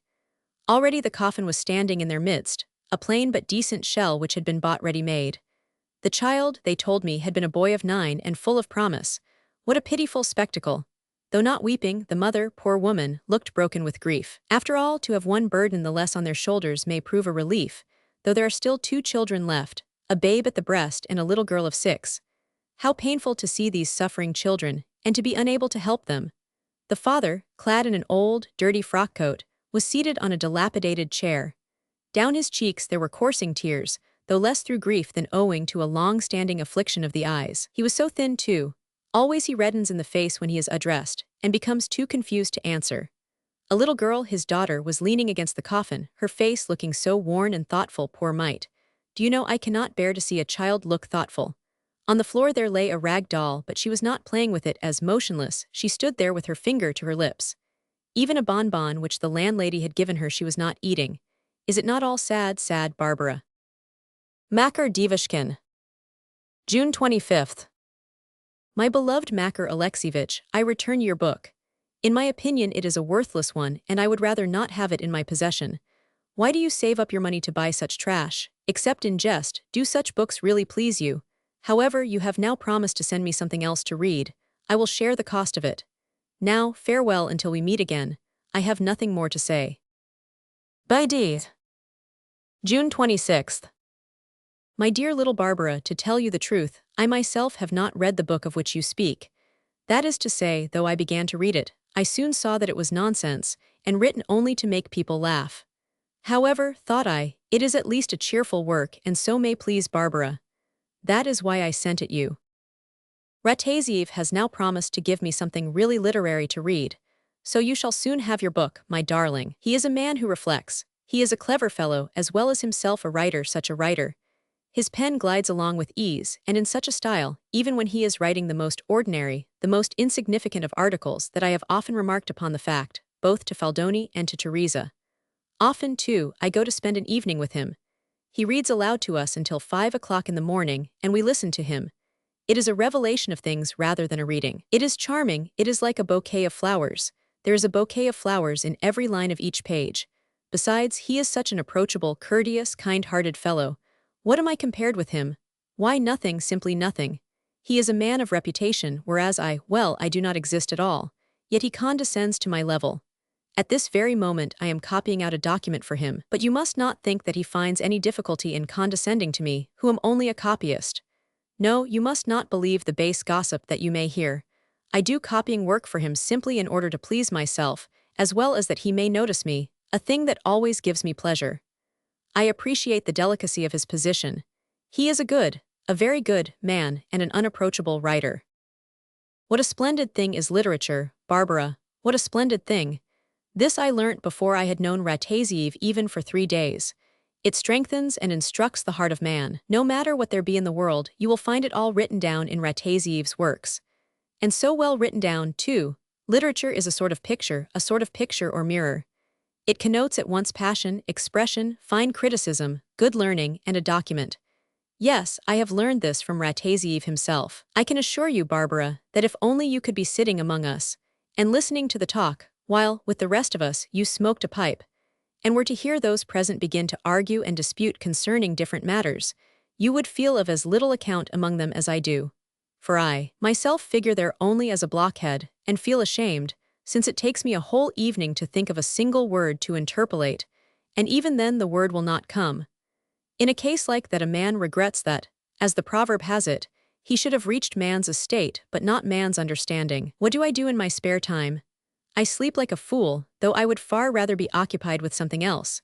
Say, with eating or writing, since the one is useful to oneself, and the other is beneficial to one's fellows. You should see how much money these fellows contrive to save. How much, for instance, does not Rataziev lay by? A few days' writing, I am told, can earn him as much as 300 rubles. Indeed, if a man be a writer of short stories or anything else that is interesting, he can sometimes pocket 500 rubles, or 1,000, at a time. Think of it, Barbara. Rataziev has by him a small manuscript of verses, and for it he is asking, what do you think, 7,000 rubles? Why, one could buy a whole house for that sum. He has even refused 5,000 for a manuscript, and on that occasion I reasoned with him and advised him to accept the 5,000. But it was of no use. For, said he, they will soon offer me 7,000, and kept to his point, for he is a man of some determination. Suppose now that I were to give you an extract from Passion in Italy, as another work of his is called. Read this, dearest Barbara, and judge for yourself. Vladimir started, for in his veins the lust of passion had welled until it had reached boiling point. Countess, he cried, do you know how terrible is this adoration of mine, how infinite this madness? No, my fancies have not deceived me. I love you ecstatically, diabolically, as a madman might. All the blood that is in your husband's body could never quench the furious, surging rapture that is in my soul. No puny obstacle could thwart the all-destroying, infernal flame which is eating into my exhausted breast. O Zenaida, my Zenaida! Vladimir, she whispered, almost beside herself as she sank upon his bosom. My Zenaida, cried the enraptured Smilesky once more. His breath was coming in sharp, broken pants. The lamp of love was burning brightly on the altar of passion, and searing the hearts of the two unfortunate sufferers. Vladimir, again she whispered in her intoxication, while her bosom heaved, her cheeks glowed, and her eyes flashed fire. Thus was a new and dread union consummated. Half an hour later, the aged count entered his wife's boudoir. How now, my love, said he. Surely it is for some welcome guest beyond the common that you have had the samovar thus prepared. And he smote her lightly on the cheek. What think you of that, Barbara? True, it is a little too outspoken, there can be no doubt of that, yet how grand it is, how splendid. With your permission I will also quote you an extract from Rataziev's story, Ermak and Zuleika. You love me, Zuleika. Say again that you love me, you love me. I do love you, Ermak, whispered Zuleika. Then by heaven and earth I thank you. By heaven and earth you have made me happy. You have given me all that my tortured soul has for immemorial years been seeking. 'Tis for this that you have led me hither, my guiding star. 'Tis for this that you have conducted me to the girdle of stone. To all the world will I now show my Zuleika, and no man, demon, or monster of hell shall bid me nay. Oh, if men would but understand the mysterious passions of her tender heart, and see the poem which lurks in each of her little tears. Suffer me to dry those tears with my kisses. Suffer me to drink of those heavenly drops, O being who art not of this earth. Ermak, said Zuleika, the world is cruel and men are unjust. But let them drive us from their midst. Let them judge us, my beloved Ermak. What has a poor maiden who was reared amid the snows of Siberia to do with their cold, icy, self-sufficient world? Men cannot understand me, my darling, my sweetheart. Is that so? Then shall the sword of the Cossacks sing and whistle over their heads, cried Ermak with a furious look in his eyes. What must Ermak have felt when he learnt that his Zuleika had been murdered, Barbara? That, taking advantages of the cover of night, the blind old Kuchum had, in Ermak's absence, broken into the latter's tent, and stabbed his own daughter in mistake for the man who had robbed him of scepter and crown. Oh, that I had a stone whereon to whet my sword, cried Ermak in the madness of his wrath as he strove to sharpen his steel blade upon the enchanted rock. I would have his blood, I would tear him limb from limb, the villain. Then Ermak, unable to survive the loss of his Zuleika, throws himself into the Erdish, and the tale comes to an end. Here again is another short extract, this time written in a more comical vein, to make people laugh. Do you know Ivan Prokofyevich Sheltopuzh? He is the man who took a piece out of Prokofy Ivanovich's leg. Ivan's character is one of the rugged order, and therefore, one that is rather lacking in virtue. Yet he has a passionate relish for radishes and honey. Once he also possessed a friend named Pelagia Antonovna. Do you know Pelagia Antonovna? She is the woman who always puts on her petticoat wrong side outwards. What humor, Barbara, what purest humor! We rocked with laughter when he read it aloud to us. Yes, that is the kind of man he is. Possibly the passage is a trifle over-frolicsome, but at least it is harmless and contains no freethought or liberal ideas. In passing, I may say that Rataziev is not only a supreme writer, but also a man of upright life, which is more than can be said for most writers. What do you think, is an idea that sometimes enters my head. In fact, what if I myself were to write something? How if suddenly a book were to make its appearance in the world bearing the title of the poetical works of Makar Devushkin? What then, my angel? How should you receive such an event? I may say of myself that never, after my book had appeared, should I have the hardihood to show my face on the Nevsky Prospect. For would it not be too dreadful to hear everyone saying, "Here comes the literateur and poet Devushkin." Yes, it is Devushkin himself. What, in such a case, should I do with my feet? For I may tell you that almost always my shoes are patched, or have just been resoled, and therefore look anything but becoming. To think that the great writer Devushkin should walk about in patched footgear. If a duchess or a countess should recognize me, what would she say, poor woman? Perhaps, though, she would not notice my shoes at all, since it may reasonably be supposed that countesses do not greatly occupy themselves with footgear, especially with the footgear of civil service officials. Footgear may differ from footgear, it must be remembered. Besides, I should find that the countess had heard all about me, for my friends would have betrayed me to her, Rataziev among the first of them, seeing that he often goes to visit Countess V, and practically lives at her house. She is said to be a woman of great intellect and wit. An artful dog, that Rataziev. But enough of this. I write this sort of thing both to amuse myself and to divert your thoughts. Goodbye now, my angel. This is a long epistle that I am sending you, but the reason is that today I feel in good spirits after dining at Rataziev's. There I came across a novel which I hardly know how to describe to you.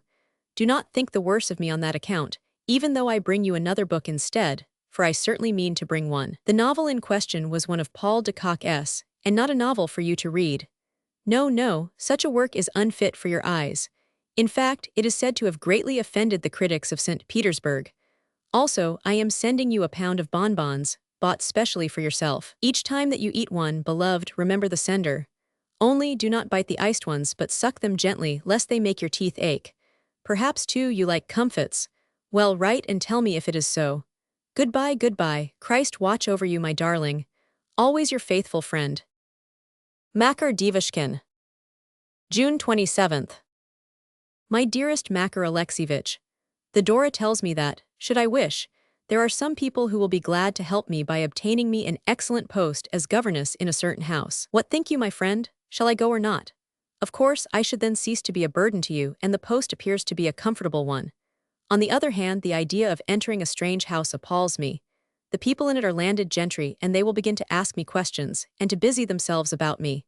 What answers shall I then return? You see, I am now so unused to society, so shy. I like to live in a corner to which I have long grown used. Yes, the place with which one is familiar is always the best.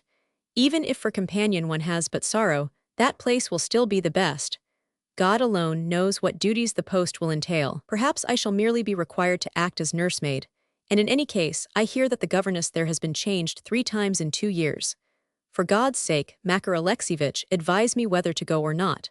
Why do you never come near me now? Do let my eyes have an occasional sight of you. Mass on Sundays is almost the only time when we see one another. How retiring you have become. So also have I, even though, in a way, I am your kinswoman. You must have ceased to love me, Makar Alexievich. I spend many a weary hour because of it. Sometimes, when dusk is falling, I find myself lonely. Oh, so lonely. The Dora has gone out somewhere, and I sit here and think and think and think. I remember all the past, its joys and its sorrows. It passes before my eyes in detail. It glimmers at me as out of a mist. And as it does so, well-known faces appear, which seem actually to be present with me in this room. Most frequently of all, I see my mother. Ah, the dreams that come to me. I feel that my health is breaking. So weak am I when this morning I arose. Sickness took me until I vomited and vomited. Yes, I know that death is approaching. Who will bury me when it has come? Who will visit my tomb? Who will sorrow for me? And now it is in a strange place in the house of a stranger that I may have to die. Yes, in a corner which I do not know. My God, how sad a thing is life. Why do you send me comfits to eat? Whence do you get the money to buy them? Ah, for God's sake, keep the money, keep the money. The Dora has sold a carpet which I have made. She got 50 rubles for it, which is very good. I had expected less. Of the 50 rubles I shall give the Dora 3, and with the remainder make myself a plain, warm dress. Also, I am going to make you a waistcoat, to make it myself, and out of good material. Also, the Dora has brought me a book, The Stories of Bielkin, which I will forward you if you would care to read it. Only do not soil it, nor yet retain it, for it does not belong to me. It is by Pushkin. 2 years ago I read these stories with my mother, and it would hurt me to read them again. If you yourself have any books, pray let me have them, so long as they have not been obtained from Rataziev. Probably he will be giving you one of his own works when he has had one printed. How is it that his compositions please you so much, Makar Alexievich? I think them such rubbish. Now goodbye, how I have been chattering on. When feeling sad, I always like to talk of something, for it acts upon me like medicine. I begin to feel easier as soon as I have uttered what is preying upon my heart. Goodbye, my friend, your own. By D. June 28th. My dearest Varvara Alexievna, away with melancholy. Really, beloved, you ought to be ashamed of yourself. How can you allow such thoughts to enter your head? Really and truly you are quite well. Really and truly you are, my darling. Why, you are blooming, simply blooming. True, I see a certain touch of pallor in your face, but still you are blooming. A fig for dreams and visions. Yes, for shame, dearest. Drive away those fancies, try to despise them. Why do I sleep so well? Why am I never ailing? Look at me, beloved. I live well, I sleep peacefully, I retain my health, I can ruffle it with my juniors. In fact, it is a pleasure to see me. Come then, sweetheart. Let us have no more of this. I know that that little head of yours is capable of any fancy, that all too easily you take to dreaming and repining, but for my sake, cease to do so. Are you to go to these people, you ask me? Never, no, no, again no. How could you think of doing such a thing as taking a journey? I will not allow it. I intend to combat your intention with all my might. I will sell my frock coat and walk the streets in my shirt sleeves, rather than let you be in want. But no, Varvara, I know you, I know you. This is merely a trick, and probably the Dora alone is to blame for it. She appears to be a foolish old woman, and to be able to persuade you to do anything. Do not believe her, my dearest. I am sure that you know what is what as well as she does. Sweetheart, she is a stupid, quarrelsome, rubbish-talking old woman who brought her late husband to the grave. Probably she has been plaguing you as much as she did him. No, no, dearest, you must not take this step. What should I do then? What would there be left for me to do? Pray put the idea out of your head. What is it you lack here? I cannot feel sufficiently overjoyed to be near you, while for your part you love me well and can live your life here as quietly as you wish. Read or sew, whichever you like, or read and do not sew. Only do not desert me. Try yourself to imagine how things would seem after you had gone. Here am I sending you books, and later we will go for a walk. Come then, my Varvara. Summon to your aid your reason, and cease to babble of trifles. As soon as I can I will come and see you, and then you shall tell me the whole story. This will not do, sweetheart, this certainly will not do. Of course, I know that I am not an educated man, and have received but a sorry schooling, and have had no inclination for it, and think too much of Rataziev, if you will. But he is my friend, and therefore I must put in a word or two for him. Yes, he is a splendid writer. Again and again I assert that he writes magnificently. I do not agree with you about his works, and never shall. He writes too ornately, too laconically, with too great a wealth of imagery and imagination. Perhaps you have read him without insight, Varvara. Or perhaps you were out of spirits at the time, or angry with Fyodor about something, or worried about some mischance. Ah, but you should read him sympathetically, and best of all, at a time when you are feeling happy and contented and pleasantly disposed, for instance, when you have a bonbon or two in your mouth. Yes, that is the way to read Rataziev. I do not dispute, indeed, who would do so. That better writers than he exist, even far better, but they are good and he is good too, they write well and he writes well. It is chiefly for his own sake that he writes, and he is to be approved for so doing. Now goodbye, dearest. More I cannot write, for I must hurry away to business. Be of good cheer and the Lord God watch over you. Your faithful friend, Makar Devushkin. P.S. Thank you so much for the book, darling. I will read it through, this volume of Pushkin, and tonight come to you. My dear Makar Alexievich, no, my friend, I must not go on living near you. I have been thinking the matter over, and come to the conclusion that I should be doing very wrong to refuse so good a post. I should at least have an assured crust of bread.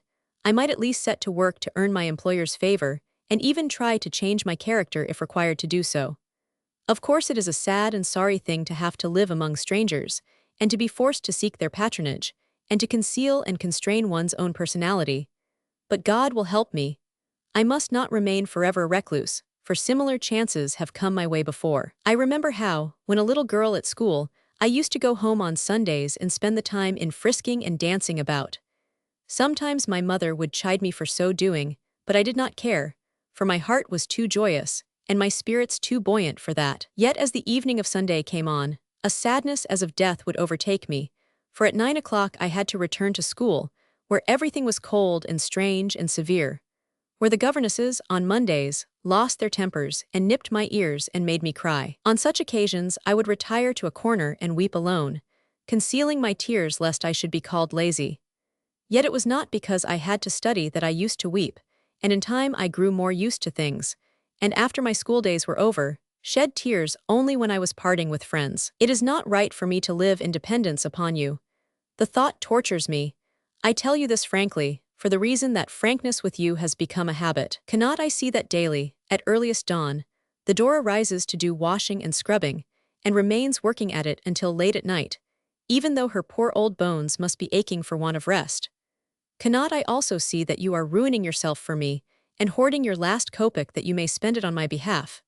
You ought not so to act, my friend, even though you write that you would rather sell your all than let me want for anything. I believe in you, my friend, I entirely believe in your good heart.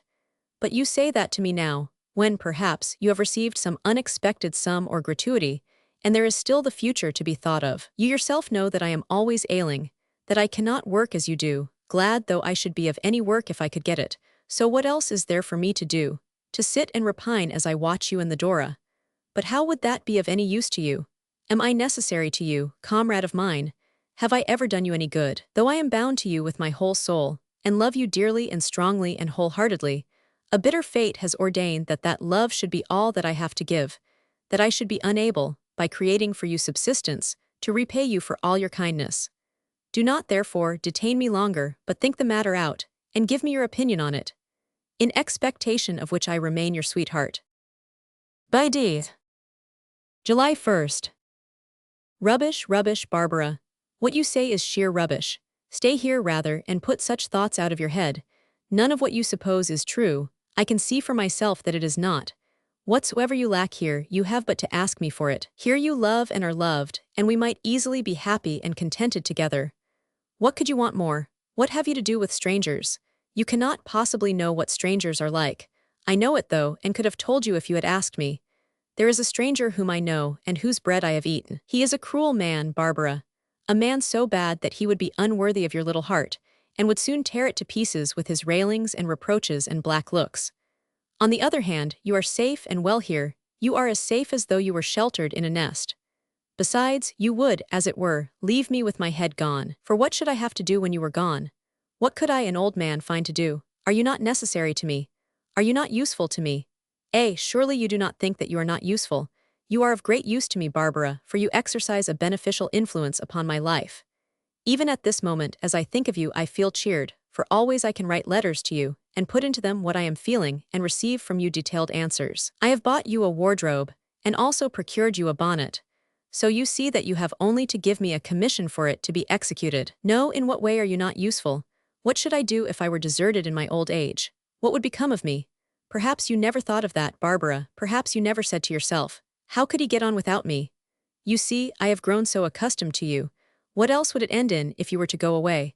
Why, in my hiking to the Neva's bank and doing away with myself. Ah, Barbara, darling, I can see that you want me to be taken away to the Volkovo cemetery in a broken-down old hearse, with some poor outcast of the streets to accompany my coffin as chief mourner, and the gravediggers to heap my body with clay, and depart and leave me there. How wrong of you, my beloved.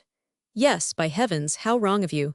I am returning you your book, little friend, and if you were to ask of me my opinion of it, I should say that never before in my life had I read a book so splendid.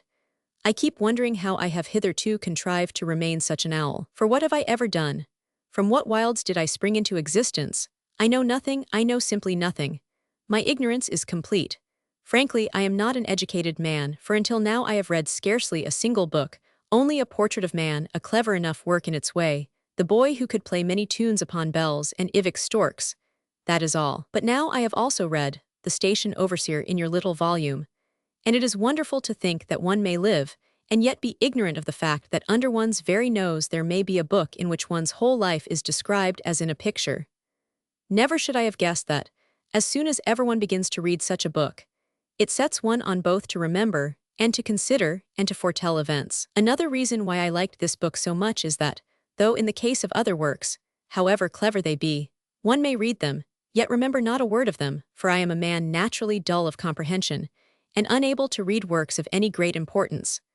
Although, as I say, one may read such works, one reads such a book as yours as easily as though it had been written by oneself, and had taken possession of one's heart, and turned it inside out for inspection, and were describing it in detail as a matter of perfect simplicity. Why, I might almost have written the book myself. Why not, indeed? I can feel just as the people in the book do, and find myself in positions precisely similar to those of, say, the character Samson Viren. In fact, how many good-hearted wretches like Viren are there not walking about amongst us? How easily, too, it is all described. I assure you, my darling, that I almost shed tears when I read that Viren so took to drink as to lose his memory, become morose, and spend whole days over his liquor. As also that he choked with grief and wept bitterly when, rubbing his eyes with his dirty hand, he bethought him of his wandering lamb, his daughter Dunasha. How natural, how natural. You should read the book for yourself. The thing is actually alive. Even I can see that. Even I can realize that it is a picture cut from the very life around me. In it I see our own Teresa, to go no further, and the poor Tichinovnik, who is just such a man as this Samson Viren, except for his surname of Gorshkov. The book describes just what might happen to ourselves, to myself in particular. Even a count who lives in the Nevsky Prospect or in Naberezhnya Street might have a similar experience, though he might appear to be different, owing to the fact that his life is cast on a higher plane. Yes, just the same things might happen to him, just the same things. Here you are wishing to go away and leave us. Yet be careful lest it would not be I who had to pay the penalty of your doing so, for you might ruin both yourself and me. For the love of God, put away these thoughts from you, my darling, and do not torture me in vain. How could you, my poor little unfledged nestling, find yourself food, and defend yourself from misfortune, and ward off the wiles of evil men?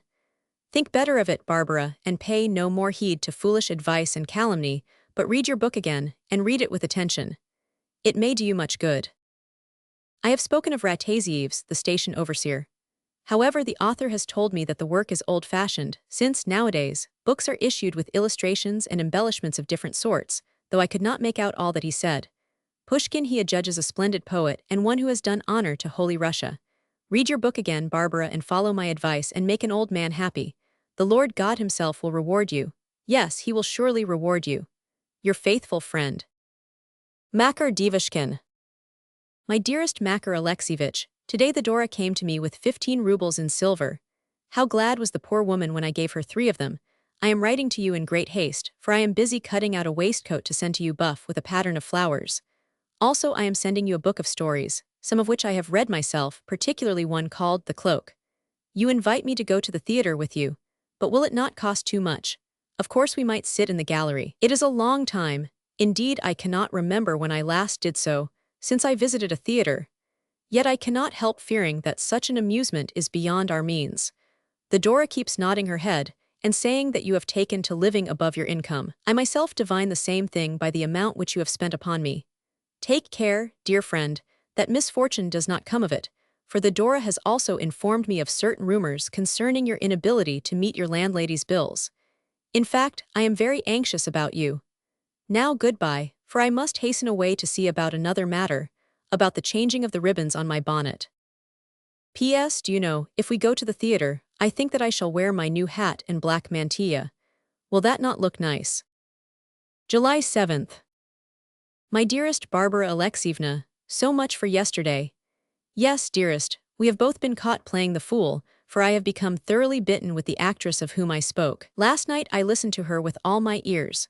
Although, strangely enough, it was practically my first sight of her, seeing that only once before had I been to the theater. In those days I lived cheek by jowl with a party of 5 young men, a most noisy crew, and one night I accompanied them, willy-nilly, to the theater, though I held myself decently aloof from their doings, and only assisted them for company's sake. How those fellows talked to me of this actress! Every night when the theater was open, the entire band of them, they always seemed to possess the requisite money, would betake themselves to that place of entertainment, where they ascended to the gallery, and clapped their hands, and repeatedly recalled the actress in question. In fact, they went simply mad over her. Even after we had returned home they would give me no rest, but would go on talking about her all night, and calling her their Glacia, and declaring themselves to be in love with the canary bird of their hearts. My defenseless self, too, they would plague about the woman, for I was as young as they. What a figure I must have cut with them on the 4th tier of the gallery! Yet, I never got a sight of more than just a corner of the curtain, but had to content myself with listening. She had a fine, resounding, mellow voice like a nightingale, and we all of us used to clap our hands loudly, and to shout at the top of our lungs. In short, we came very near to being ejected. On the first occasion, I went home walking as in a mist, with a single ruble left in my pocket, and an interval of 10 clear days confronting me before next payday. Yet, what think you, dearest? The very next day, before going to work, I called at a French perfumer and spent my whole remaining capital on some eau de cologne and scented soap. Why I did so I do not know. Nor did I dine at home that day, but kept walking and walking past her windows. She lived in a 4th-story flat on the Nevsky Prospect. At length I returned to my own lodging, but only to rest a short hour before again setting off to the Nevsky Prospect and resuming my vigil before her windows. For a month and a half, I kept this up, dangling in her train. Sometimes I would hire cabs and discharge them in view of her abode, until at length I had entirely ruined myself and got into debt. Then I fell out of love with her. I grew weary of the pursuit. You see, therefore, to what depths an actress can reduce a decent man. In those days I was young. Yes, in those days I was very young. M.D. July 8th. My dearest Varvara Alexievna, the book which I received from you on the 6th of this month, I now hasten to return, while at the same time hastening also to explain matters to you in this accompanying letter. What a misfortune, my beloved, that you should have brought me to such a pass. Our lots in life are apportioned by the Almighty according to our human deserts. To such a one he assigns a life in a general's epaulets or as a privy councillor. To such a one, I say, he assigns a life of command. Whereas to another one, he allots only a life of unmurmuring toil and suffering. These things are calculated according to a man's capacity. One man may be capable of one thing, and another of another, and their several capacities are ordered by the Lord God himself. I have now been 30 years in the public service, and have fulfilled my duties irreproachably, remained abstemious, and never been detected in any unbecoming behavior. As a citizen, I may confess. I confess it freely. I have been guilty of certain shortcomings, yet those shortcomings have been combined with certain virtues. I am respected by my superiors, and even His Excellency has had no fault to find with me, and though I have never been shown any special marks of favor, I know that everyone finds me at least satisfactory. Also, my writing is sufficiently legible and clear. Neither too rounded nor too fine, it is a running hand, yet always suitable. Of our staff only Ivan Prokofyevitch writes a similar hand. Thus have I lived till the gray hairs of my old age, yet I can think of no serious fault committed. Of course, no one is free from minor faults. Everyone has some of them, and you among the rest, my beloved. But in grave or in audacious offenses never have I been detected, nor in infringements of regulations, nor in breaches of the public peace. No, never. This you surely know, even as the author of your book must have known it. Yes, he also must have known it when he sat down to write. I had not expected this of you, my Barbara. I should never have expected it. What, in future I am not to go on living peacefully in my little corner, poor though that corner be, I am not to go on living, as the proverb has it, without muddying the water, or hurting anyone, or forgetting the fear of the Lord God and of oneself. I am not to see, forsooth, that no man does me an injury or breaks into my home. I am not to take care that all shall go well with me, or that I have clothes to wear, or that my shoes do not require mending, or that I be given work to do, or that I possess sufficient meat and drink. Is it nothing that, where the pavement is wrought, I have to walk on tiptoe to save my boots? If I write to you overmuch concerning myself, is it concerning another man, rather, that I ought to write, concerning his wants, concerning his lack of tea to drink, and all the world needs tea? Has it ever been my custom to pry into other men's mouths, to see what is being put into them? Have I ever been known to offend anyone in that respect? No, no, beloved. Why should I desire to insult other folks when they are not molesting me? Let me give you an example of what I mean.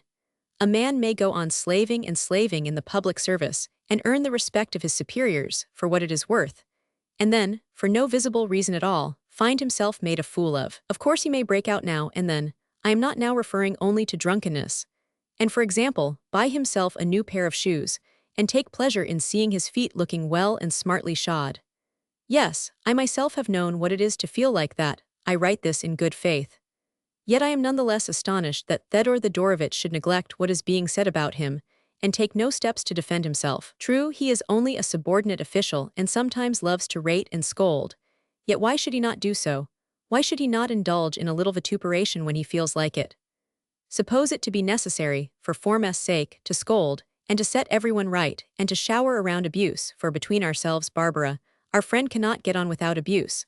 So much so that everyone humors him and does things behind his back. Well, since officials differ in rank, and every official demands that he shall be allowed to abuse his fellow officials in proportion to his rank, it follows that the tone also of official abuse should become divided into ranks, and thus accord with the natural order of things. All the world is built upon the system that each one of us shall have to yield precedence to some other one, as well as to enjoy a certain power of abusing his fellows. Without such a provision, the world could not get on at all, and simple chaos would ensue. Yet I am surprised that our Fyodor should continue to overlook insults of the kind that he endures. Why do I do my official work at all? Why is that necessary? Will my doing of it lead anyone who reads it to give me a greatcoat or to buy me a new pair of shoes? No, Barbara. Men only read the documents and then require me to write more.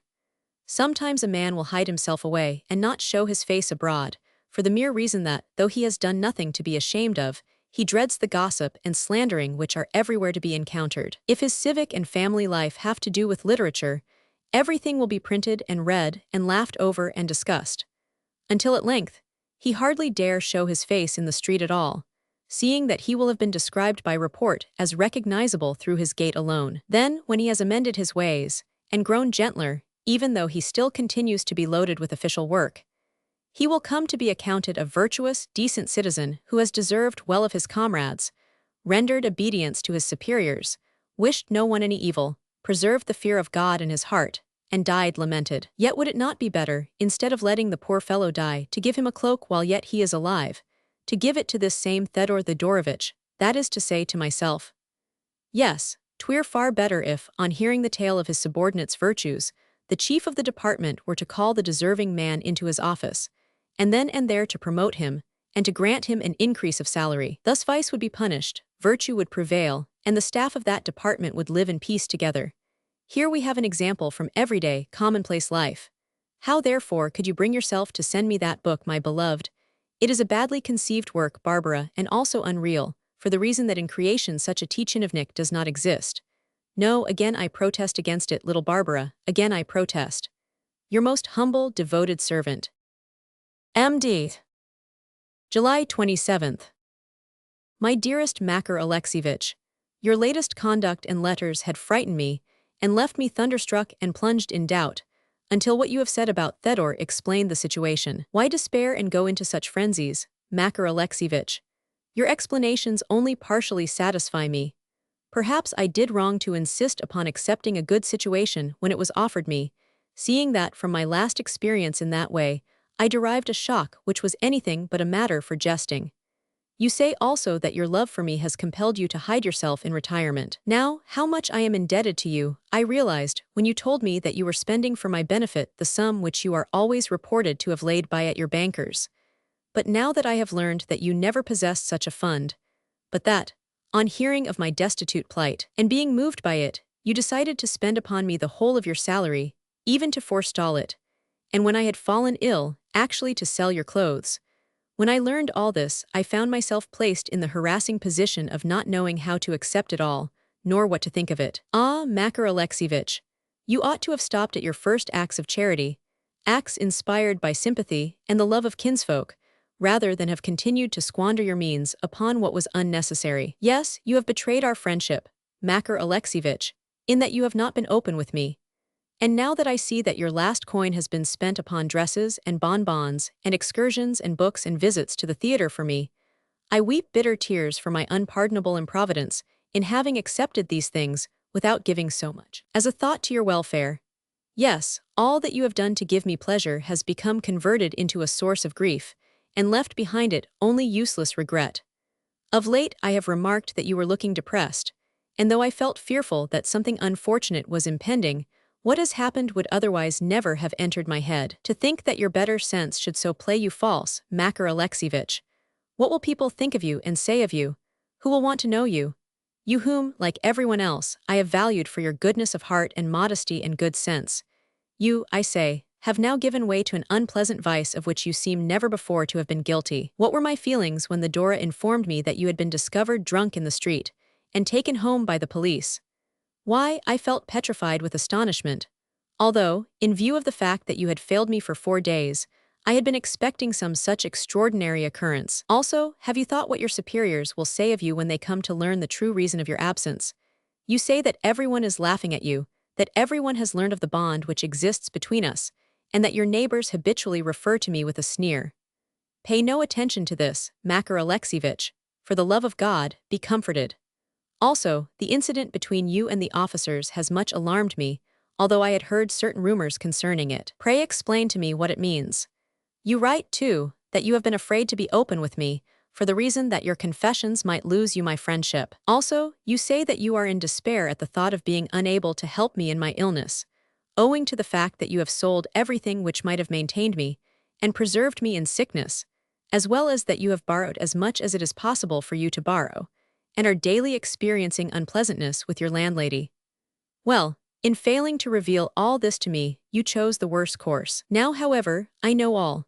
You have forced me to recognize that I have been the cause of your unhappy plight, as well as that my own conduct has brought upon myself a twofold measure of sorrow. The fact leaves me thunderstruck, Makar Alexievich. Ah, friend, an infectious disease is indeed a misfortune, for now we poor and miserable folk must perforce keep apart from one another, lest the infection be increased. Yes, I have brought upon you calamities which never before in your humble, solitary life you had experienced. This tortures and exhausts me more than I can tell to think of. Write to me quite frankly. Tell me how you came to embark upon such a course of conduct. Comfort, oh, comfort me if you can. It is not self-love that prompts me to speak of my own comforting, but my friendship and love for you, which will never fade from my heart. Goodbye, I await your answer with impatience. You have thought but poorly of me, Makar Alexievich. Your friend and lover. Varvara Dobrosleva. July 28th. My priceless Varvara Alexievna, what am I to say to you, now that all is over, and we are gradually returning to our old position? You say that you are anxious as to what will be thought of me. Let me tell you that the dearest thing in life to me is my self-respect.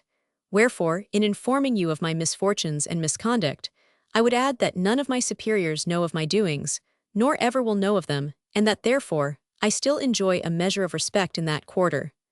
Only one thing do I fear gossip. Garrulous though my landlady be, she said but little when, with the aid of your 10 rubles, I today paid her part of her account, and as for the rest of my companions, they do not matter at all. So long as I have not borrowed money from them, I need pay them no attention. To conclude my explanations, let me tell you that I value your respect for me above everything in the world, and have found it my greatest comfort during this temporary distress of mine. Thank God, the first shock of things has abated, now that you have agreed not to look upon me as faithless and an egotist simply because I have deceived you. I wish to hold you to myself, for the reason that I cannot bear to part with you and love you as my guardian angel. I have now returned to work, and am applying myself diligently to my duties. Also, yesterday Evstafi Ivanovitch exchanged a word or two with me, yet I will not conceal from you the fact that my debts are crushing me down, and that my wardrobe is in a sorry state. At the same time, these things do not really matter, and I would bid you not despair about them. Send me, however, another half-ruble if you can, though that half-ruble will stab me to the heart. Stab me with the thought that it is not I who am helping you, but you who are helping me. The Dora has done well to get those 15 rubles for you. At the moment, fool of an old man that I am, I have no hope of acquiring any more money, but as soon as ever I do so, I will write to you and let you know all about it. What chiefly worries me is the fear of gossip. Goodbye, little angel. I kiss your hands and beseech you to regain your health. If this is not a detailed letter, the reason is that I must soon be starting for the office, in order that, by strict application to duty, I may make amends for the past. Further information concerning my doings, as well as concerning that affair with the officers, must be deferred until tonight. Your affectionate and respectful friend, Makar Devushkin. July 28th. Dearest little Varvara, it is you who have committed a fault, and one which must weigh heavily upon your conscience. Indeed, your last letter has amazed and confounded me, so much so that, on once more looking into the recesses of my heart, I perceived that I was perfectly right in what I did. Of course, I am not now referring to my debauch, no indeed, but to the fact that I love you, and to the fact that it is unwise of me to love you, very unwise. You know not how matters stand, my darling. You know not why I am bound to love you. Otherwise you would not say all that you do, yet I am persuaded that it is your head rather than your heart that is speaking. I am certain that your heart thinks very differently. What occurred that night between myself and those officers I scarcely know, I scarcely remember. You must bear in mind that for some time past I have been in terrible distress, that for a whole month I have been, so to speak, hanging by a single thread. Indeed, my position has been most pitiable. Though I hid myself from you, my landlady was forever shouting and railing at me. This would not have mattered a jot. The horrible old woman might have shouted as much as she pleased, had it not been that, in the first place, there was the disgrace of it, and in the second place, she had somehow learned of our connection, and kept proclaiming it to the household until I felt perfectly deafened, and had to stop my ears. The point, however, is that other people did not stop their ears, but on the contrary pricked them. Indeed, I am at a loss what to do. Really, this wretched rabble has driven me to extremities. It all began with my hearing a strange rumor from the Dora, namely, that an unworthy suitor had been to visit you, and had insulted you with an improper proposal. That he had insulted you deeply I knew from my own feelings, for I felt insulted in an equal degree. Upon that, my angel, I went to pieces, and losing all self-control, plunged headlong. Bursting into an unspeakable frenzy, I was at once going to call upon this villain of a seducer, though what to do next I knew not, seeing that I was fearful of giving you offense. Ah, what a night of sorrow it was, and what a time of gloom, rain, and sleet. Next, I was returning home, but found myself unable to stand upon my feet. Then Emilia Ilyich happened to come by. He also is a tchinovnik, or rather, was a tchinovnik, since he was turned out of the service some time ago. What he was doing there at that moment I do not know. I only know that I went with him. Surely it cannot give you pleasure to read of the misfortunes of your friend, of his sorrows, and of the temptations which he experienced. On the evening of the third day, Emilia urged me to go and see the officer of whom I have spoken, and whose address I had learned from our dvornik. More strictly speaking, I had noticed him when, on a previous occasion, he had come to play cards here, and I had followed him home. Of course, I now see that I did wrong, but I felt beside myself when I heard them telling him stories about me. Exactly what happened next I cannot remember. I only remember that several other officers were present as well as he. Or it may be that I saw everything double, God alone knows. Also, I cannot exactly remember what I said. I only remember that in my fury I said a great deal. Then they turned me out of the room and threw me down the staircase, pushed me down it, that is to say. How I got home, you know, that is all. Of course, later I blamed myself, and my pride underwent a fall. But no extraneous person except yourself knows of the affair, and in any case it does not matter. Perhaps the affair is as you imagine it to have been, Varvara. One thing I know for certain, and that is that last year one of our lodgers, Aksenti Osipovich, took a similar liberty with Peter Petrovich, yet kept the fact secret, an absolute secret. He called him into his room. I happened to be looking through a crack in the partition wall, and had an explanation with him in the way that a gentleman should, no one except myself being a witness of the scene. Whereas, in my own case, I had no explanation at all. After the scene was over, nothing further transpired between Aksenti Osipovich and Peter Petrovich, for the reason that the latter was so desirous of getting on in life that he held his tongue. As a result, they bow and shake hands whenever they meet. I will not dispute the fact that I have erred most grievously, that I should never dare to dispute, or that I have fallen greatly in my own estimation. But I think I was fated from birth so to do, and one cannot escape fate, my beloved. Here, therefore, is a detailed explanation of my misfortunes and sorrows, written for you to read whenever you may find it convenient. I am far from well, beloved, and have lost all my gaiety of disposition, but I send you this letter as a token of my love, devotion, and respect, O dear lady of my affections. Your humble servant, Makar Devushkin. July 29th. My dearest Makar Alexievich, I have read your 2 letters and they make my heart ache. See here, dear friend of mine, you pass over certain things in silence and write about a portion only of your misfortunes. Can it be that the letters are the outcome of a mental disorder? Come and see me, for God's sake. Come today direct from the office and dine with us as you have done before. As to how you are living now, or as to what settlement you have made with your landlady, I know not, for you write nothing concerning those 2 points and seem purposely to have left them unmentioned. Au revoir, my friend. Come to me today without fail. You would do better always to dine here. The Dora is an excellent cook. Goodbye, your own. Varvara Dobroslava. August 1st. My darling Varvara Alexievna, thank God that He has sent you a chance of repaying my good with good. I believe in so doing, as well as in the sweetness of your angelic heart. Therefore, I will not reproach you. Only I pray you, do not again blame me because in the decline of my life I have played the spendthrift. It was such a sin, was it not? Such a thing to do, and even if you would still have it that the sin was there, remember, little friend, what it costs me to hear such words fall from your lips. Do not be vexed with me for saying this, for my heart is fainting. Poor people are subject to fancies. This is a provision of nature. I myself have had reason to know this. The poor man is exacting. He cannot see God's world as it is, but eyes each passerby askance, and looks around him uneasily in order that he may listen to every word that is being uttered. May not people be talking of him? How is it that he is so unsightly? What is he feeling at all? What sort of figure is he cutting on the one side or on the other? It is matter of common knowledge, my Varvara, that the poor man ranks lower than a rag, and will never earn the respect of anyone. Yes, write about him as you like. Let scribblers say what they choose about him. He will ever remain as he was. And why is this? It is because, from his very nature, the poor man has to wear his feelings on his sleeve, so that nothing about him is sacred, and as for his self-respect, well, Emilia told me the other day that once, when he had to collect subscriptions, official sanction was demanded for every single coin, since people thought that it would be no use paying their money to a poor man. Nowadays charity is strangely administered. Perhaps it has always been so. Either folk do not know how to administer it, or they are adept in the art, one of the two. Perhaps you did not know this, so I beg to tell it you. And how comes it that the poor man knows, is so conscious of it all?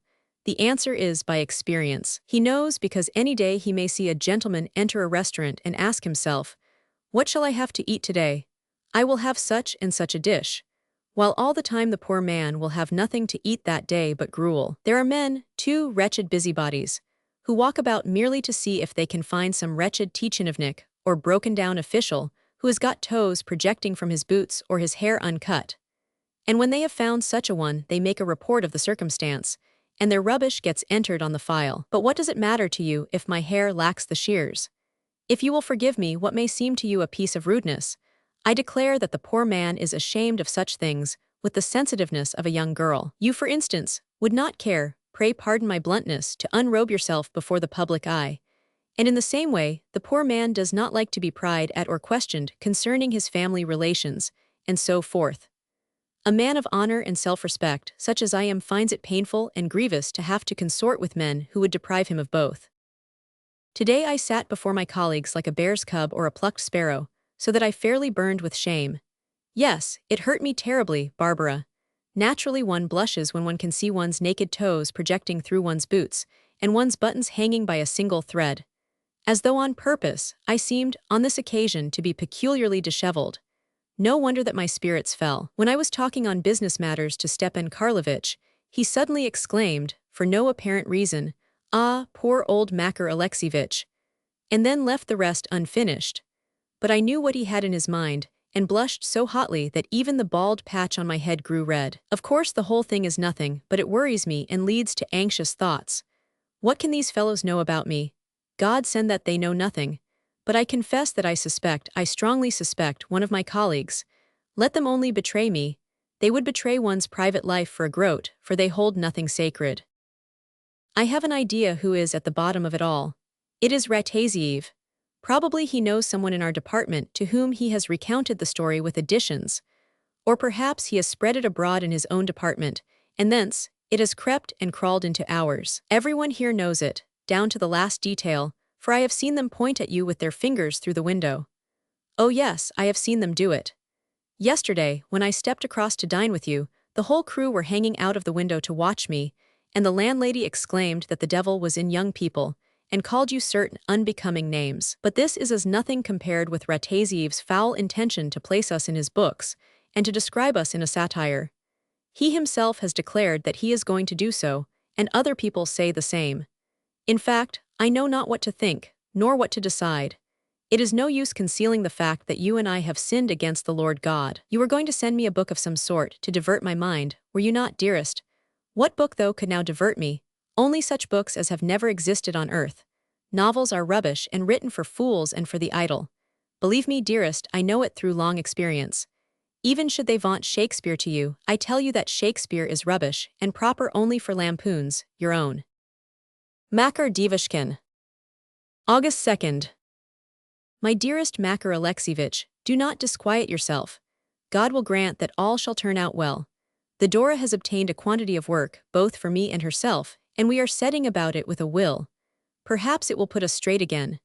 The Dora suspects my late misfortunes to be connected with Anna Thedorovna, but I do not care. I feel extraordinarily cheerful today. So you are thinking of borrowing more money.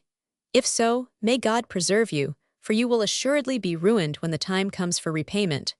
You had far better come and live with us here for a little while. Yes, come and take up your abode here, and pay no attention whatever to what your landlady says.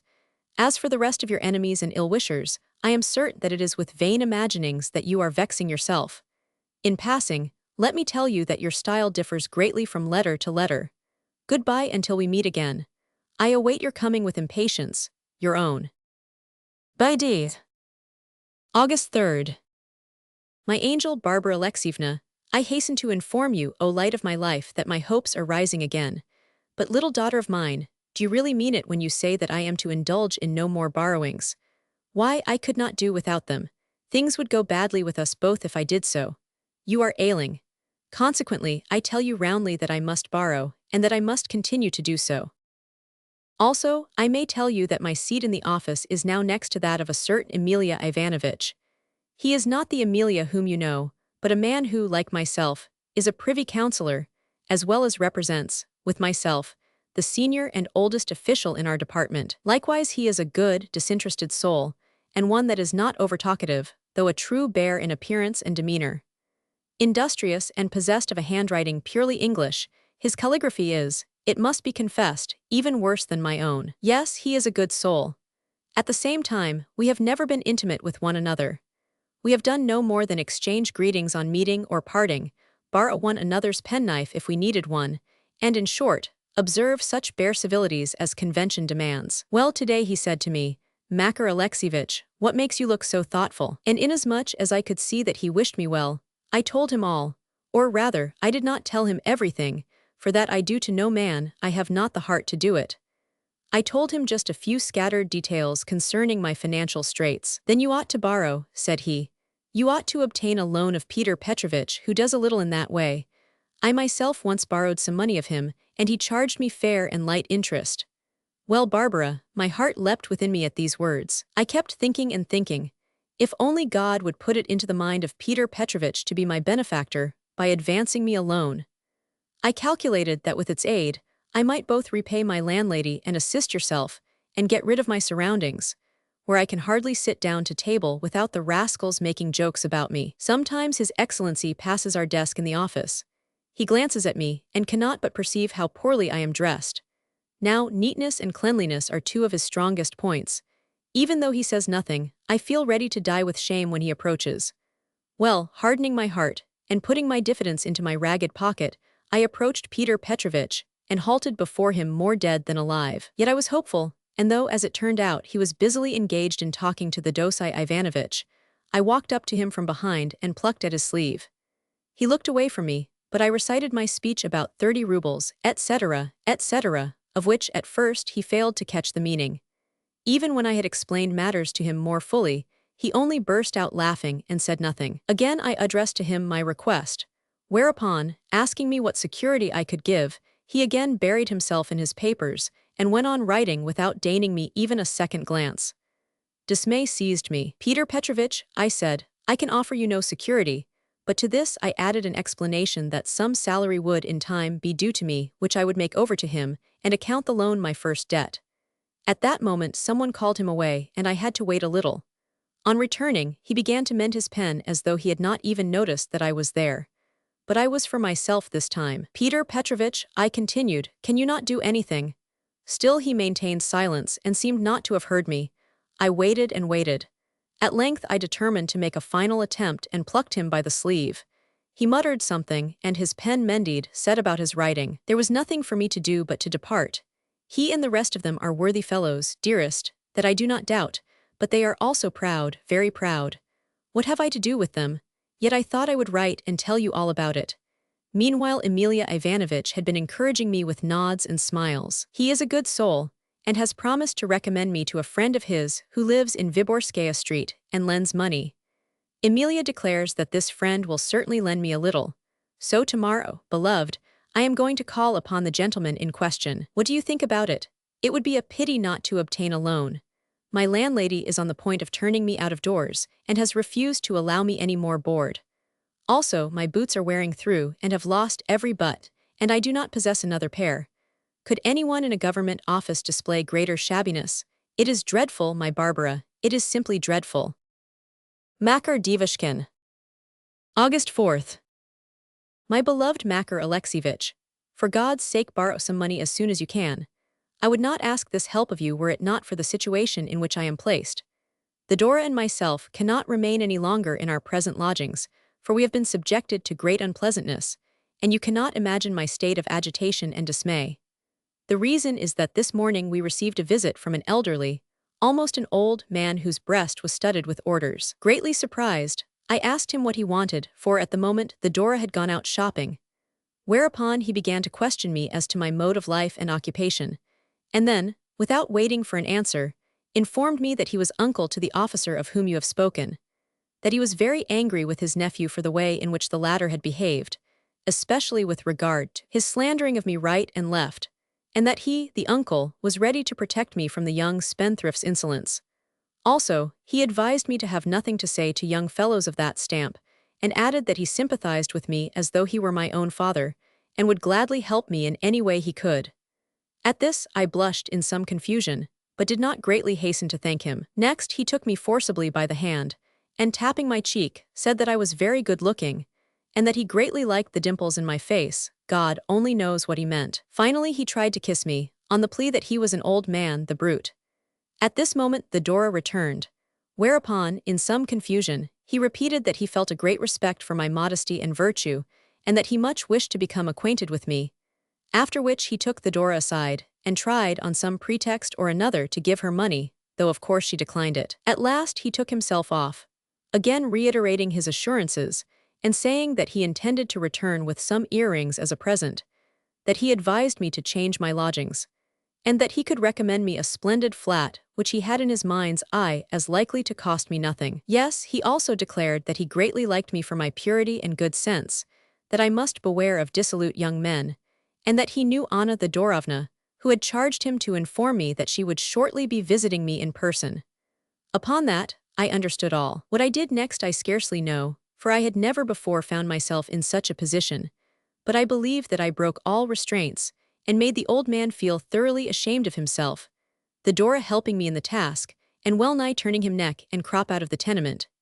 Neither of us doubt that this is Anna Thedorovna's work, for how otherwise could the old man have got to know about us? Now therefore, Makar Alexievich, I turn to you for help. Do not, for God's sake, leave me in this plight. Borrow all the money that you can get, for I have not the wherewithal to leave these lodgings, yet cannot possibly remain in them any longer. At all events, this is Theodora's advice. She and I need at least 25 rubles, which I will repay you out of what I earn by my work, while Theodora shall get me additional work from day to day, so that, if there be heavy interest to pay on the loan, you shall not be troubled with the extra burden. Nay, I will make over to you all that I possess if only you will continue to help me. Truly, I grieve to have to trouble you when you yourself are so hardly situated, but my hopes rest upon you, and upon you alone. Goodbye, Makar Alexievich. Think of me, and may God speed you on your errand. By D.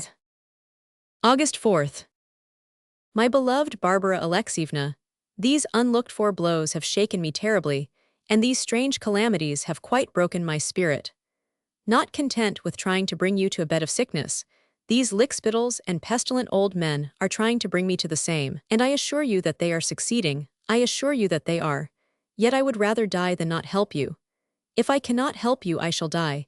But to enable me to help you, you must flee like a bird out of the nest where these owls, these birds of prey, are seeking to peck you to death. How distressed I feel, my dearest.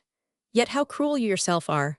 Although you are enduring pain and insult, although you, little nestling, are in agony of spirit, you actually tell me that it grieves you to disturb me, and that you will work off your debt to me with the labor of your own hands. In other words, you with your weak health are proposing to kill yourself in order to relieve me to term of my financial embarrassments. Stop a moment and think what you are saying. Why should you sew and work and torture your poor head with anxiety and spoil your beautiful eyes and ruin your health? Why indeed? Ah, little Barbara.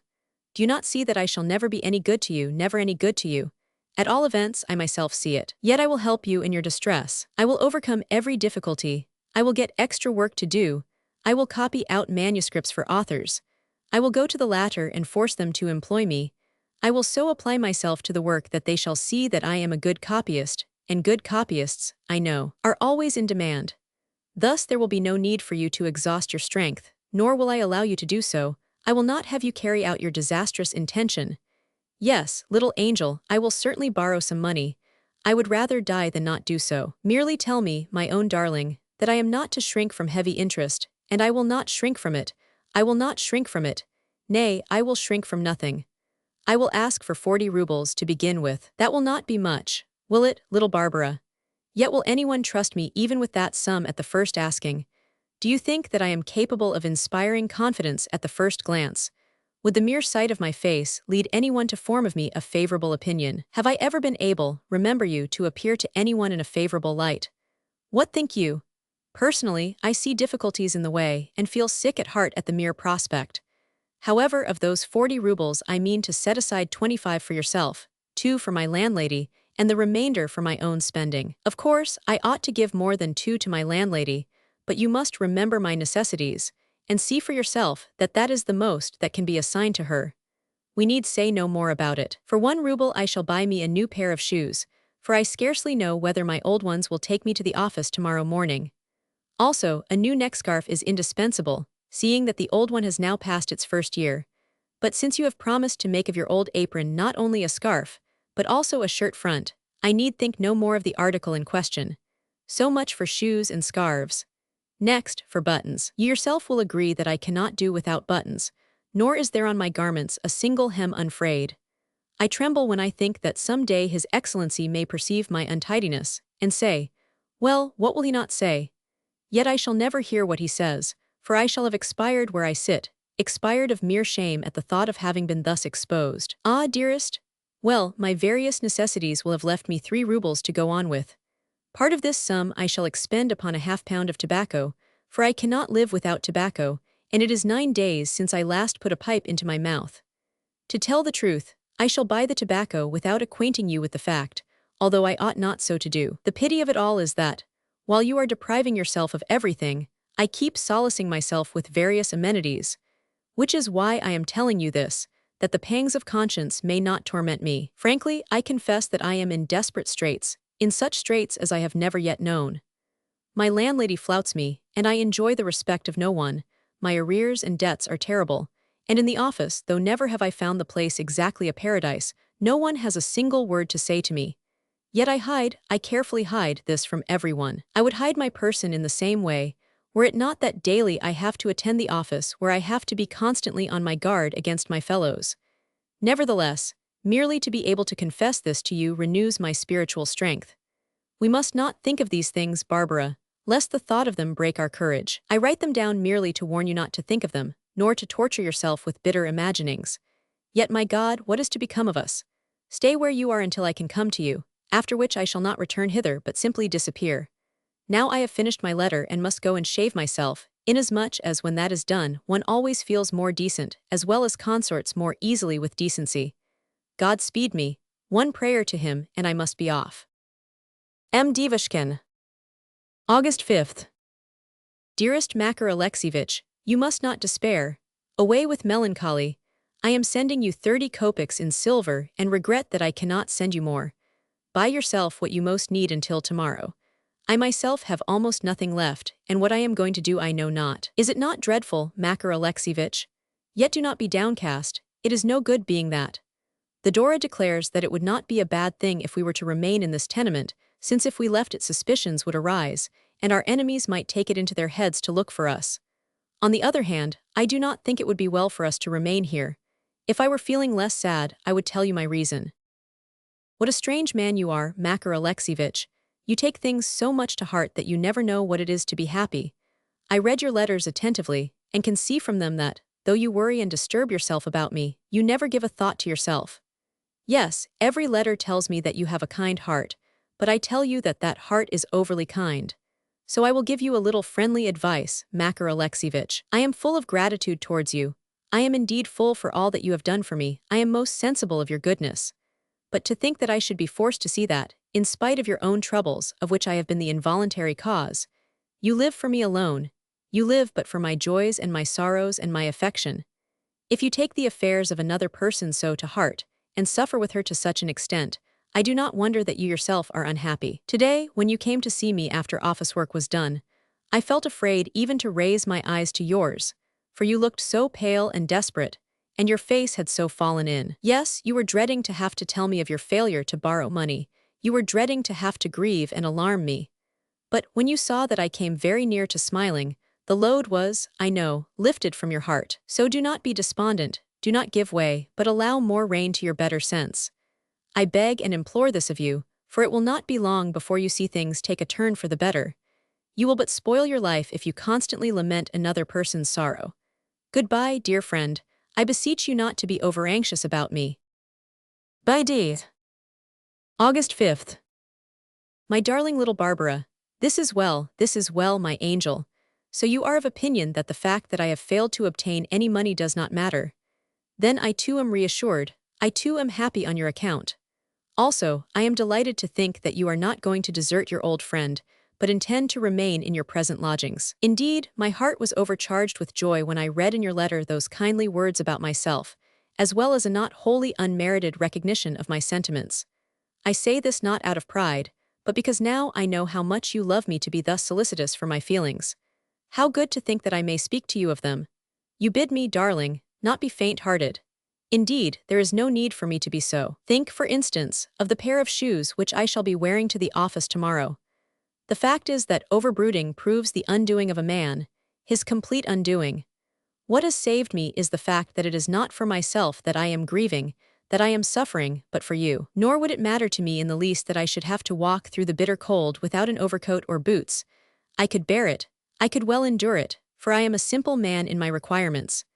But the point is, what would people say, what would every envious and hostile tongue exclaim, when I was seen without an overcoat? It is for other folk that one wears an overcoat and boots. In any case, therefore, I should have needed boots to maintain my name and reputation, to both of which my ragged footgear would otherwise have spelled ruin. Yes, it is so, my beloved, and you may believe an old man who has had many years of experience, and knows both the world and mankind, rather than a set of scribblers and daubers. But I have not yet told you in detail how things have gone with me today. During the morning, I suffered as much agony of spirit as might have been experienced in a year. 'Twas like this. First of all, I went out to call upon the gentleman of whom I have spoken.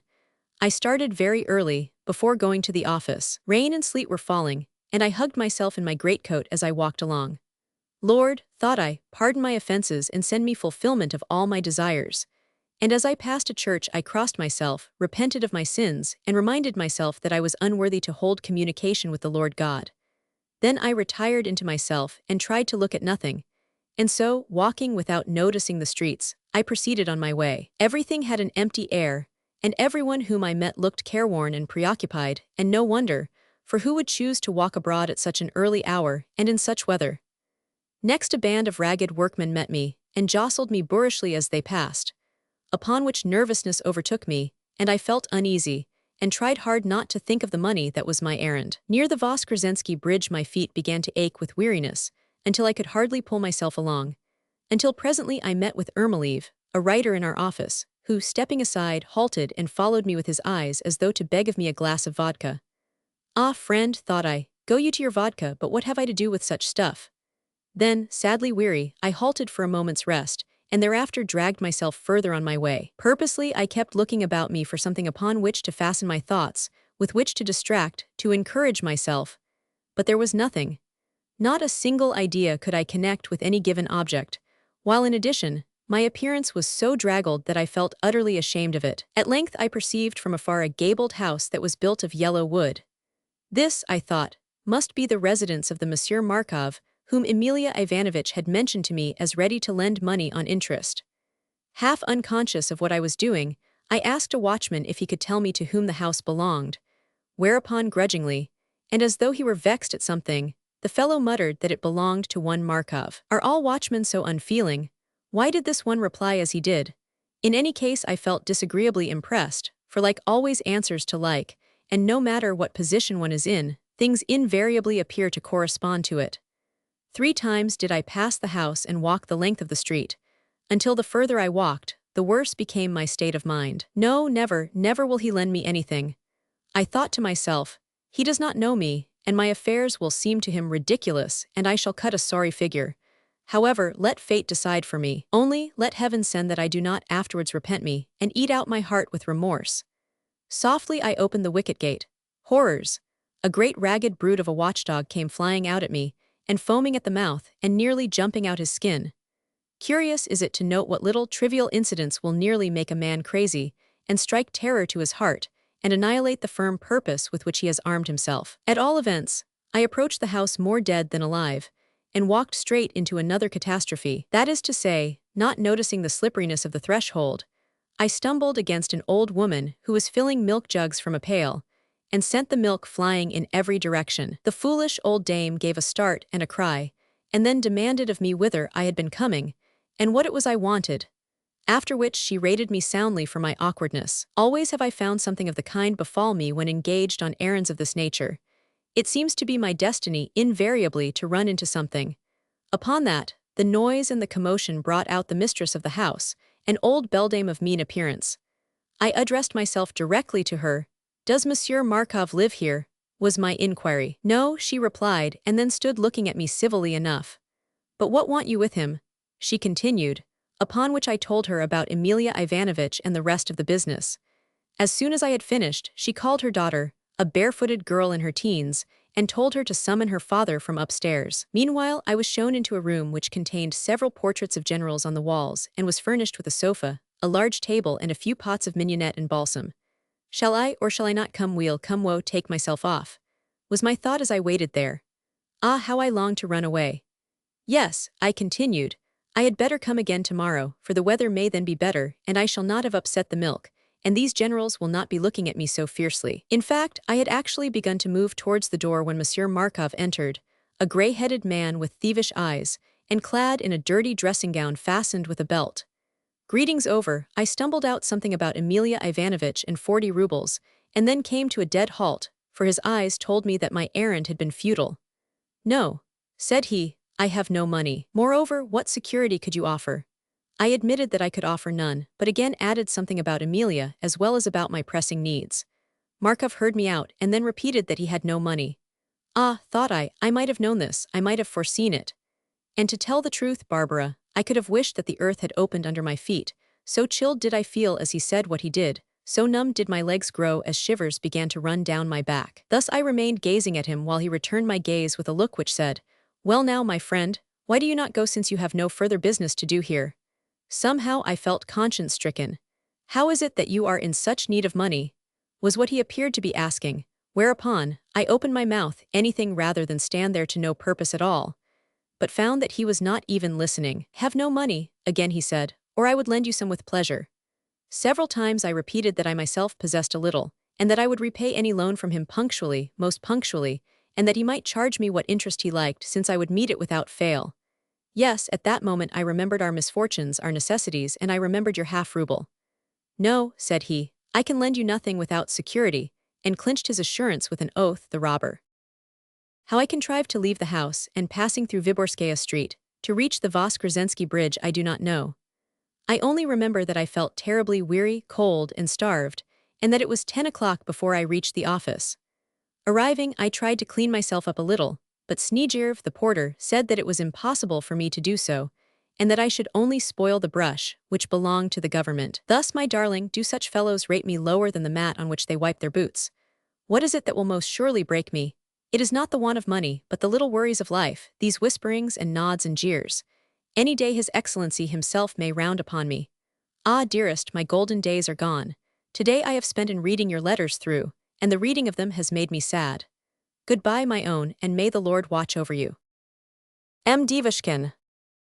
P.S. To conceal my sorrow I would have written this letter half-jestingly, but the faculty of jesting has not been given me. My one desire, however, is to afford you pleasure. Soon I will come and see you, dearest. Without fail I will come and see you. August 11th. Oh, Barbara Alexievna, I am undone, we are both of us undone. Both of us are lost beyond recall. Everything is ruined, my reputation, my self-respect, all that I have in the world, and you as much as I. Never shall we retrieve what we have lost. I have brought you to this pass, for I have become an outcast, my darling. Everywhere I am laughed at and despised. Even my landlady has taken to abusing me. Today she overwhelmed me with shrill reproaches and abased me to the level of a hearth-brush. And last night, when I was in Rataziev's rooms, one of his friends began to read a scribbled note which I had written to you, and then inadvertently pulled out of my pocket. Oh, beloved, what laughter there arose at the recital! How those scoundrels mocked and derided you and myself! I walked up to them and accused Rataziev of breaking faith. I said that he had played the traitor, but he only replied that I had been the betrayer in the case, by indulging in various amours. You have kept them very dark though, Mr. Lovelace, said he, and now I am known everywhere by this name of Lovelace. They know everything about us, my darling, everything both about you and your affairs and about myself. And when today I was for sending Faldoni to the bake-shop for something or other, he refused to go, saying that it was not his business. But you must go, said I. I will not, he replied. You have not paid my mistress what you owe her, so I am not bound to run your errands. At such an insult from a raw peasant, I lost my temper, and called him a fool, to which he retorted in a similar vein. Upon this I thought that he must be drunk, and told him so, whereupon he replied, What say you that I am? Suppose you yourself go and sober up, for I know that the other day you went to visit a woman, and that you got drunk with her on 2 griveniks. To such a pass of things come, I feel ashamed to be seen alive. I am, as it were, a man proclaimed. I am in a worse plight even than a tramp who has lost his passport. How misfortunes are heaping themselves upon me. I am lost forever. M.D. August 13th. My beloved Makar Alexievich, it is true that misfortune is following upon misfortune. I myself scarcely know what to do. Yet, no matter how you may be faring, you must not look for help from me, for only today I burned my left hand with the iron. At one and the same moment I dropped the iron, made a mistake in my work, and burned myself. so now I can no longer work. Also, these 3 days past, the Dora has been ailing. My anxiety is becoming positively torturous. Nevertheless, I send you 30 kopecks, almost the last coins that I have left to me, much as I should have liked to have helped you more when you are so much in need. I feel vexed to the point of weeping. Goodbye, dear friend of mine. You will bring me much comfort if only you will come and see me today. By D. August 14th. What is the matter with you, Makar Alexievich? Surely you cannot fear the Lord God as you ought to do. You are not only driving me to distraction, but also ruining yourself with this eternal solicitude for your reputation. You are a man of honor, nobility of character, and self-respect, as everyone knows. Yet at any moment, you are ready to die with shame. Surely you should have more consideration for your gray hairs. No, the fear of God has departed from you. The Dora has told you that it is out of my power to render you any more help. See, therefore, to what a pass you have brought me. Probably you think it is nothing to me that you should behave so badly. Probably you do not realize what you have made me suffer. I dare not set foot on the staircase here, for if I do so I am stared at, and pointed at, and spoken about in the most horrible manner. Yes, it is even said of me that I am united to a drunkard. What a thing to hear, and whenever you are brought home drunk folk say, they are carrying in that chinovnik. That is not the proper way to make me help you. I swear that I must leave this place and go and get work as a cook or a laundress. It is impossible for me to stay here. Long ago I wrote and asked you to come and see me, yet you have not come. Truly my tears and prayers must mean nothing to you, Makar Alexievich. Whence, too, did you get the money for your debauchery? For the love of God, be more careful of yourself, or you will be ruined. How shameful, how abominable of you. So the landlady would not admit you last night and you spent the night on the doorstep. Oh, I know all about it. Yet if only you could have seen my agony when I heard the news. Come and see me, Makar Alexievich, and we will once more be happy together. Yes, we will read together and talk of old times, and the Dora shall tell you of her pilgrimages in former days. For God's sake, beloved, do not ruin both yourself and me. I live for you alone. It is for your sake alone that I am still here. Be your better self once more, the self which still can remain firm in the face of misfortune. Poverty is no crime, always remember that. After all, why should we despair? Our present difficulties will pass away, and God will right us. Only be brave. I send you 2 griveniks for the purchase of some tobacco or anything else that you need. But for the love of heaven, do not spend the money foolishly. Come you and see me soon, come without fail. Perhaps you may be ashamed to meet me, as you were before, but you need not feel like that. Such shame would be misplaced. Only do bring with you sincere repentance and trust in God, who orders all things for the best. By D. August 19th. My dearest Varvara Alexievna, yes, I am ashamed to meet you, my darling, I am ashamed. At the same time, what is there in all this? Why should we not be cheerful again? Why should I mind the soles of my feet coming through my boots? The sole of one's foot is a mere bagatelle. It will never be anything but just a base, dirty sole. And shoes do not matter, either. The Greek sages used to walk about without them, so why should we coddle ourselves with such things? Yet why, also, should I be insulted and despised because of them? Tell the Dora that she is a rubbishy, tiresome, gabbling old woman, as well as an inexpressibly foolish one. As for my gray hairs, you are quite wrong about them, inasmuch as I am not such an old man as you think. Emilia sends you his greeting. You write that you are in great distress and have been weeping. Well, I too am in great distress and have been weeping. Nay, nay, I wish you the best of health and happiness, even as I am well and happy myself, so long as I may remain, my darling, your friend. Makar Devushkin. August 21st. My dear and kind Varvara Alexievna, I feel that I am guilty, I feel that I have sinned against you. Yet also I feel, from what you say, that it is no use for me so to feel. Even before I had sinned I felt as I do now, but I gave way to despair, and the more so as recognized my fault. Darling, I am not cruel or hard-hearted. To rend your little soul would be the act of a bloodthirsty tiger, whereas I have the heart of a sheep. You yourself know that I am not addicted to bloodthirstiness, and therefore that I cannot really be guilty of the fault in question, seeing that neither my mind nor my heart have participated in it. Nor can I understand wherein the guilt lies. To me, it is all a mystery. When you sent me those 30 kopecks, and thereafter those 2 griveniks, my heart sank within me as I looked at the poor little money. To think that though you had burned your hand and would soon be hungry, you could write to me that I was to buy tobacco. What was I to do?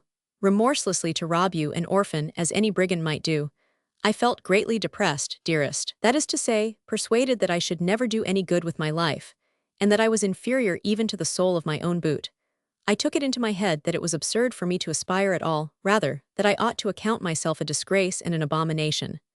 Once a man has lost his self-respect, and has decided to abjure his better qualities and human dignity, he falls headlong, and cannot choose but do so.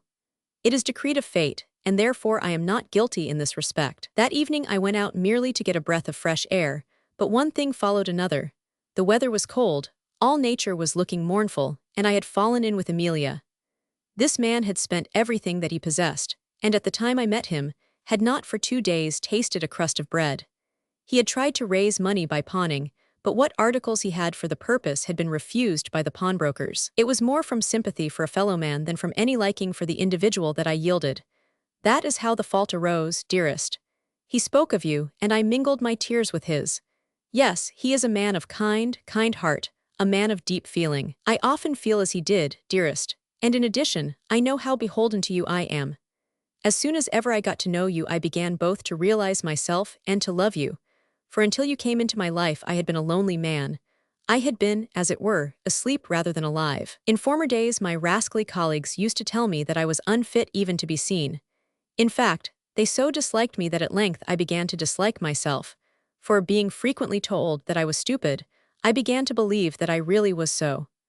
But the instant that you came into my life, you lightened the dark places in it, you lightened both my heart and my soul. Gradually, I gained rest of spirit, until I had come to see that I was no worse than other men, and that, though I had neither style nor brilliancy nor polish, I was still a man as regards my thoughts and feelings. But now, alas, pursued and scorned of fate, I have again allowed myself to abjure my own dignity.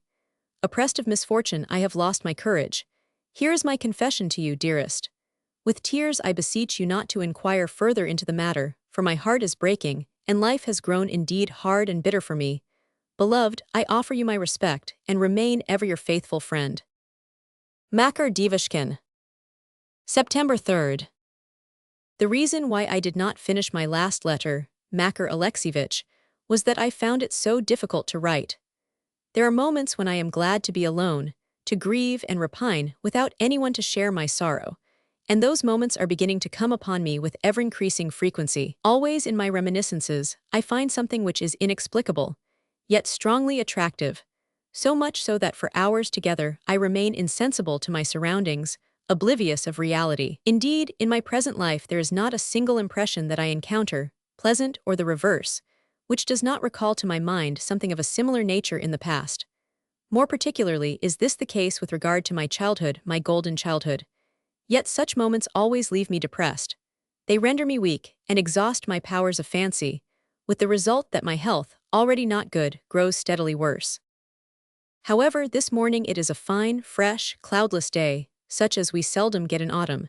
The air has revived me and I greet it with joy. Yet to think that already the fall of the year has come. How I used to love the country in autumn. Then but a child, I was yet a sensitive being who loved autumn evenings better than autumn mornings. I remember how beside our house, at the foot of a hill, there lay a large pond, and how the pond, I can see it even now, shone with a broad, level surface that was as clear as crystal. On still evenings this pond would be at rest, and not a rustle would disturb the trees which grew on its banks and overhung the motionless expanse of water. How fresh it used to seem, yet how cold. The dew would be falling upon the turf, lights would be beginning to shine forth from the huts on the pond's margin, and the cattle would be wending their way home. Then quietly I would slip out of the house to look at my beloved pond, and forget myself in contemplation. Here and there a fisherman's bundle of brushwood would be burning at the water's edge, and sending its light far and wide over the surface. Above, the sky would be of a cold blue color, save for a fringe of flame-colored streaks on the horizon that kept turning ever paler and paler. And when the moon had come out, there would be wafted through the limpid air the sounds of a frightened bird fluttering, of a bulrush rubbing against its fellows in the gentle breeze, and of a fish rising with a splash. Over the dark water there would gather a thin, transparent mist, and though in the distance, night would be looming, and seemingly enveloping the entire horizon, everything closer at hand would be standing out as though shaped with a chisel, banks, boats, little islands, and all. Beside the margin a derelict barrel would be turning over and over in the water. A switch of laburnum with yellowing leaves would go meandering through the reeds, and a belated gull would flutter up, dive again into the cold depths, rise once more and disappear into the mist. How I would watch and listen to these things. How strangely good they all would seem. But I was a mere infant in those days, a mere child. Yes, truly I loved autumn tide, the late autumn when the crops are garnered, and field work is ended, and the evening gatherings in the huts have begun, and everyone is awaiting winter. Then does everything become more mysterious. The sky frowns with clouds, yellow leaves strew the paths at the edge of the naked forest, and the forest itself turns black and blue, more especially at eventide when damp fog is spreading and the trees glimmer in the depths like giants, like formless, weird phantoms. Perhaps one may be out late, and had got separated from one's companions. Oh horrors! Suddenly one starts and trembles as one seems to see a strange-looking being peering from out of the darkness of a hollow tree, while all the while the wind is moaning and rattling and howling through the forest, moaning with a hungry sound as it strips the leaves from the bare boughs, and whirls them into the air. High over the treetops, in a widespread, trailing, noisy crew, there fly, with resounding cries, flocks of birds which seem to darken and overlay the very heavens. Then a strange feeling comes over one, until one seems to hear the voice of someone whispering, "Run, run, little child. Do not be out late, for this place will soon have become dreadful.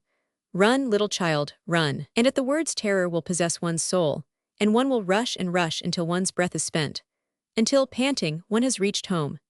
At home, however, all will look bright and bustling as we children are set to shell peas or poppies, and the damp twigs crackle in the stove, and our mother comes to look fondly at our work, and our old nurse, Ileana, tells us stories of bygone days, or terrible legends concerning wizards and dead men. At the recital we little ones will press closer to one another, yet smile as we do so, when suddenly everyone becomes silent.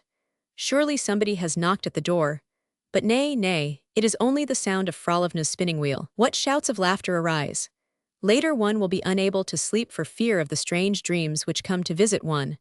Or, if one falls asleep, one will soon wake again, and afraid to stir, lie quaking under the coverlet until dawn. And in the morning, one will arise as fresh as a lark and look at the window, and see the fields overlaid with hoarfrost, and fine icicles hanging from the naked branches, and the pond covered over with ice as thin as paper, and a white steam rising from the surface, and birds flying overhead with cheerful cries. Next, as the sun rises, he throws his glittering beams everywhere, and melts the thin, glassy ice until the whole scene has come to look bright and clear and exhilarating.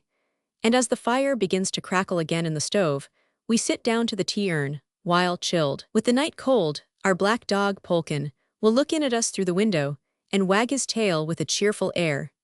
Presently, a peasant will pass the window in his cart bound for the forest to cut firewood, and the whole party will feel merry and contented together. Abundant grain lies stored in the byres, and great stacks of wheat are glowing comfortably in the morning sunlight. Everyone is quiet and happy, for God has blessed us with a bounteous harvest, and we know that there will be abundance of food for the wintertide. Yes, the peasant may rest assured that his family will not want for aught. Song and dance will arise at night from the village girls, and on festival days, everyone will repair to God's house to thank him with grateful tears for what he has done. Ah, a golden time was my time of childhood. Carried away by these memories, I could weep like a child. Everything comes back so clearly to my recollection. The past stands out so vividly before me, yet in the present everything looks dim and dark. How will it all end? How, do you know, I have a feeling, a sort of sure premonition, that I am going to die this coming autumn, for I feel terribly, oh so terribly ill. Often do I think of death, yet feel that I should not like to die here and be laid to rest in the soil of St. Petersburg. Once more I have had to take to my bed, as I did last spring, for I have never really recovered. Indeed, I feel so depressed. The Dora has gone out for the day, and I am alone. For a long while past I have been afraid to be left by myself, for I keep fancying that there is someone else in the room, and that someone is speaking to me. Especially do I fancy this when I have gone off into a reverie, and then suddenly awoken from it, and am feeling bewildered. That is why I have made this letter such a long one, for when I am writing, the mood passes away. Goodbye. I have neither time nor paper left for more and must close. Of the money which I saved to buy a new dress and hat, there remains but a single ruble, but I am glad that you have been able to pay your landlady 2 rubles, for they will keep her tongue quiet for a time. And you must repair your wardrobe. Goodbye once more. I am so tired, nor can I think why I am growing so weak, why it is that even the smallest task now wearies me, Even if work should come my way, how am I to do it? That is what worries me above all things. By D. September 5th. My beloved Barbara, today I have undergone a variety of experiences. In the first place, my head has been aching, and towards evening I went out to get a breath of fresh air along the Fontanka Canal. The weather was dull and damp, and even by 6 o'clock darkness had begun to set in. True, rain was not actually falling, but only a mist-like rain, while the sky was streaked with masses of trailing cloud. Crowds of people were hurrying along Naberezhnya Street, with faces that looked strange and dejected. There were drunken peasants, snub-nosed old harridans in slippers, bareheaded artisans, cab drivers, every species of beggar, boys, a locksmith's apprentice in a striped smock, with lean, emaciated features which seemed to have been washed in rancid oil, an ex-soldier who was offering penknives and copper rings for sale, and so on and so on. It was the hour when one would expect to meet no other folk than these. And what a quantity of boats there were on the canal. It made one wonder how they could all find room there. On every bridge were old women selling damp gingerbread or withered apples, and every woman looked as damp and dirty as her wares. In short, the Fontanka is a saddening spot for a walk, for there is wet granite under one's feet, and tall, dingy buildings on either side of one, and wet mist below and wet mist above. Yes, all was dark and gloomy there this evening. By the time I had returned to Gorokhovia Street, darkness had fallen, and the lamps had been lit. However, I did not linger long in that particular spot, for Gorokhovia Street is too noisy a place. But what sumptuous shops and stores it contains! Everything sparkles and glitters, and the windows are full of nothing but bright colors and materials and hats of different shapes. One might think that they were decked merely for display. But no, people buy these things and give them to their wives. Yes, it is a sumptuous place. Hordes of German hucksters are there, as well as quite respectable traders. And the quantities of carriages which pass along the street. One marvels that the pavement can support so many splendid vehicles, with windows like crystal, linings made of silk and velvet, and lacqueys dressed in epaulets and wearing swords. Into some of them I glanced, and saw that they contained ladies of various ages. Perhaps they were princesses and countesses. Probably at that hour such folk would be hastening to balls and other gatherings. In fact, it was interesting to be able to look so closely at a princess or a great lady. They were all very fine. At all events, I had never before seen such persons as I beheld in those carriages. Then I thought of you. Ah, my own, my darling, it is often that I think of you and feel my heart sink. How is it that you are so unfortunate, Barbara? How is it that you are so much worse off than other people? In my eyes you are kind-hearted, beautiful, and clever. Why then has such an evil fate fallen to your lot? How comes it that you are left desolate, you, so good a human being, while to others happiness comes without an invitation at all? Yes, I know it well, that I ought not to say it, for to do so savors of free thought. But why should that raven, fate, croak out upon the fortunes of one person while she is yet in her mother's womb, while another person it permits to go forth in happiness from the home which has reared her? To even an idiot of an Ivanushka such happiness is sometimes granted. You fool Ivanushka, says fate, shall succeed to your grandfather's money-bags, and eat, drink, and be merry, whereas you such and such another one shall do no more than lick the dish, since that is all that you are good for. Yes, I know that it is wrong to hold such opinions, but involuntarily the sin of so doing grows upon one's soul. Nevertheless, it is you, my darling, who ought to be riding in one of those carriages. Generals would have come seeking your favor, and instead of being clad in a humble cotton dress, you would have been walking in silken and golden attire. Then you would not have been thin and wan as now, but fresh and plump and rosy-cheeked as a figure on a sugar cake. Then should I too have been happy if only I could look at your lighted windows from the street, and watch your shadow. Happy if only I could think that you were well and happy, my sweet little bird. Yet how are things in reality? Not only have evil folk brought you to ruin, but there comes also an old rascal of a libertine to insult you, just because he struts about in a frock-coat, and can ogle you through a gold-mounted lorgnette. The brute thinks that everything will fall into his hands, that you are bound to listen to his insulting condescension. Out upon him, but why is this? It is because you are an orphan, it is because you are unprotected, it is because you have no powerful friend to afford you the decent support which is your due. What do such facts matter to a man or to men to whom the insulting of an orphan is an offense allowed? Such fellows are not men at all, but mere vermin, no matter what they think themselves to be.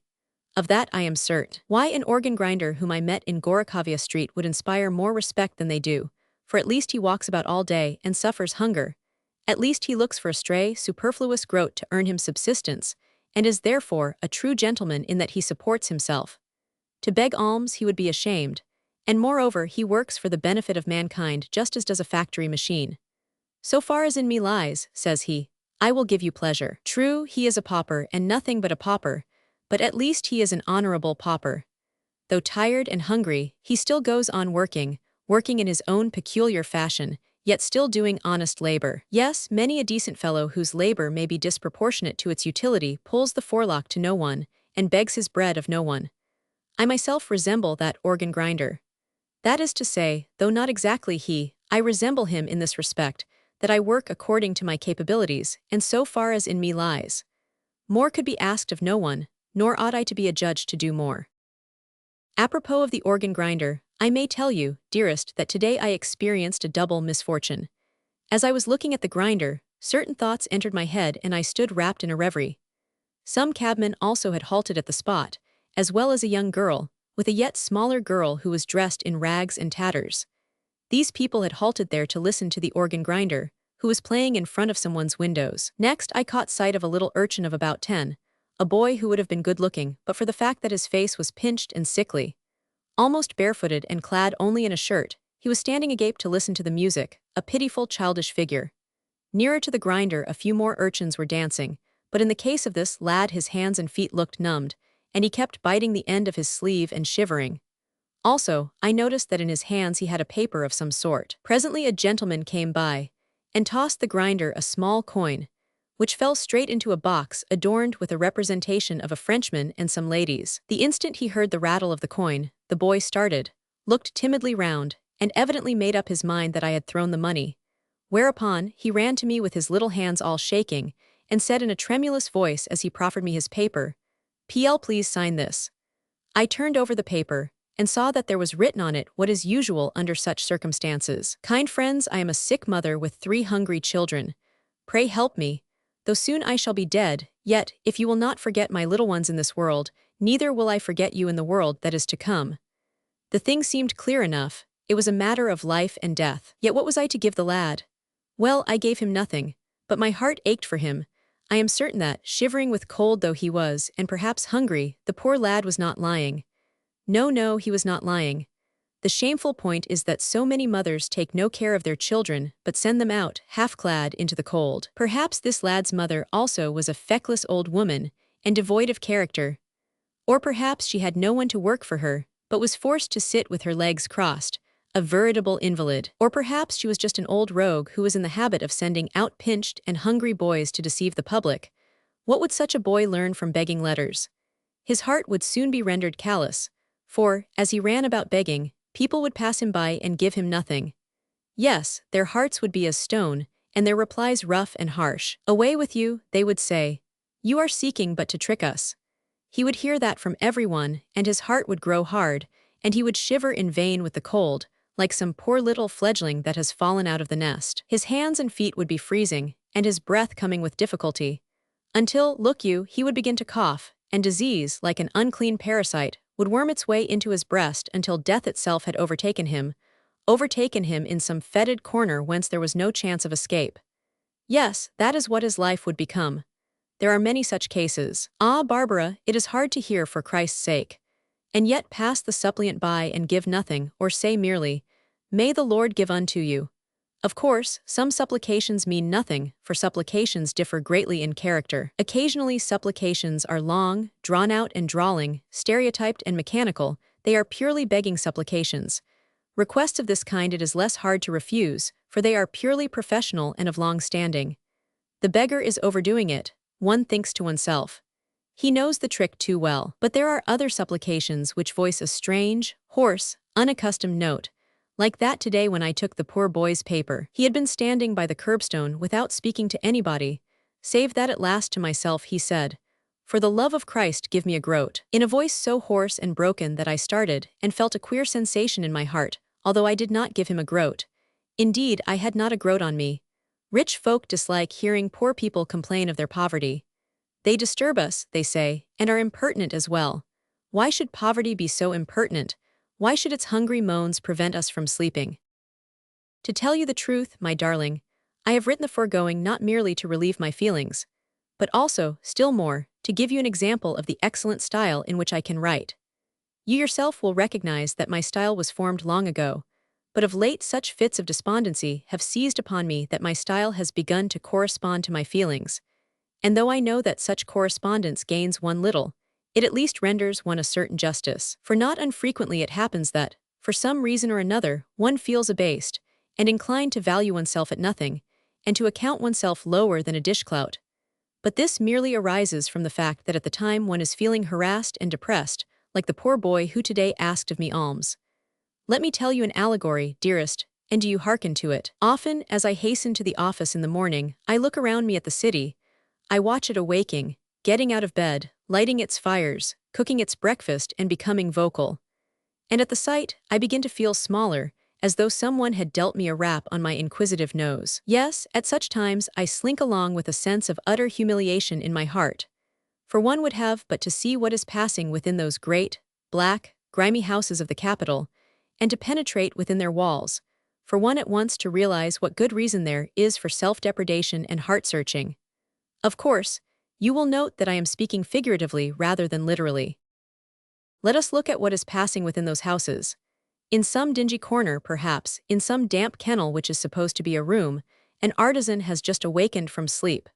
All night he has dreamt, if such an insignificant fellow is capable of dreaming, about the shoes which last night he mechanically cut out.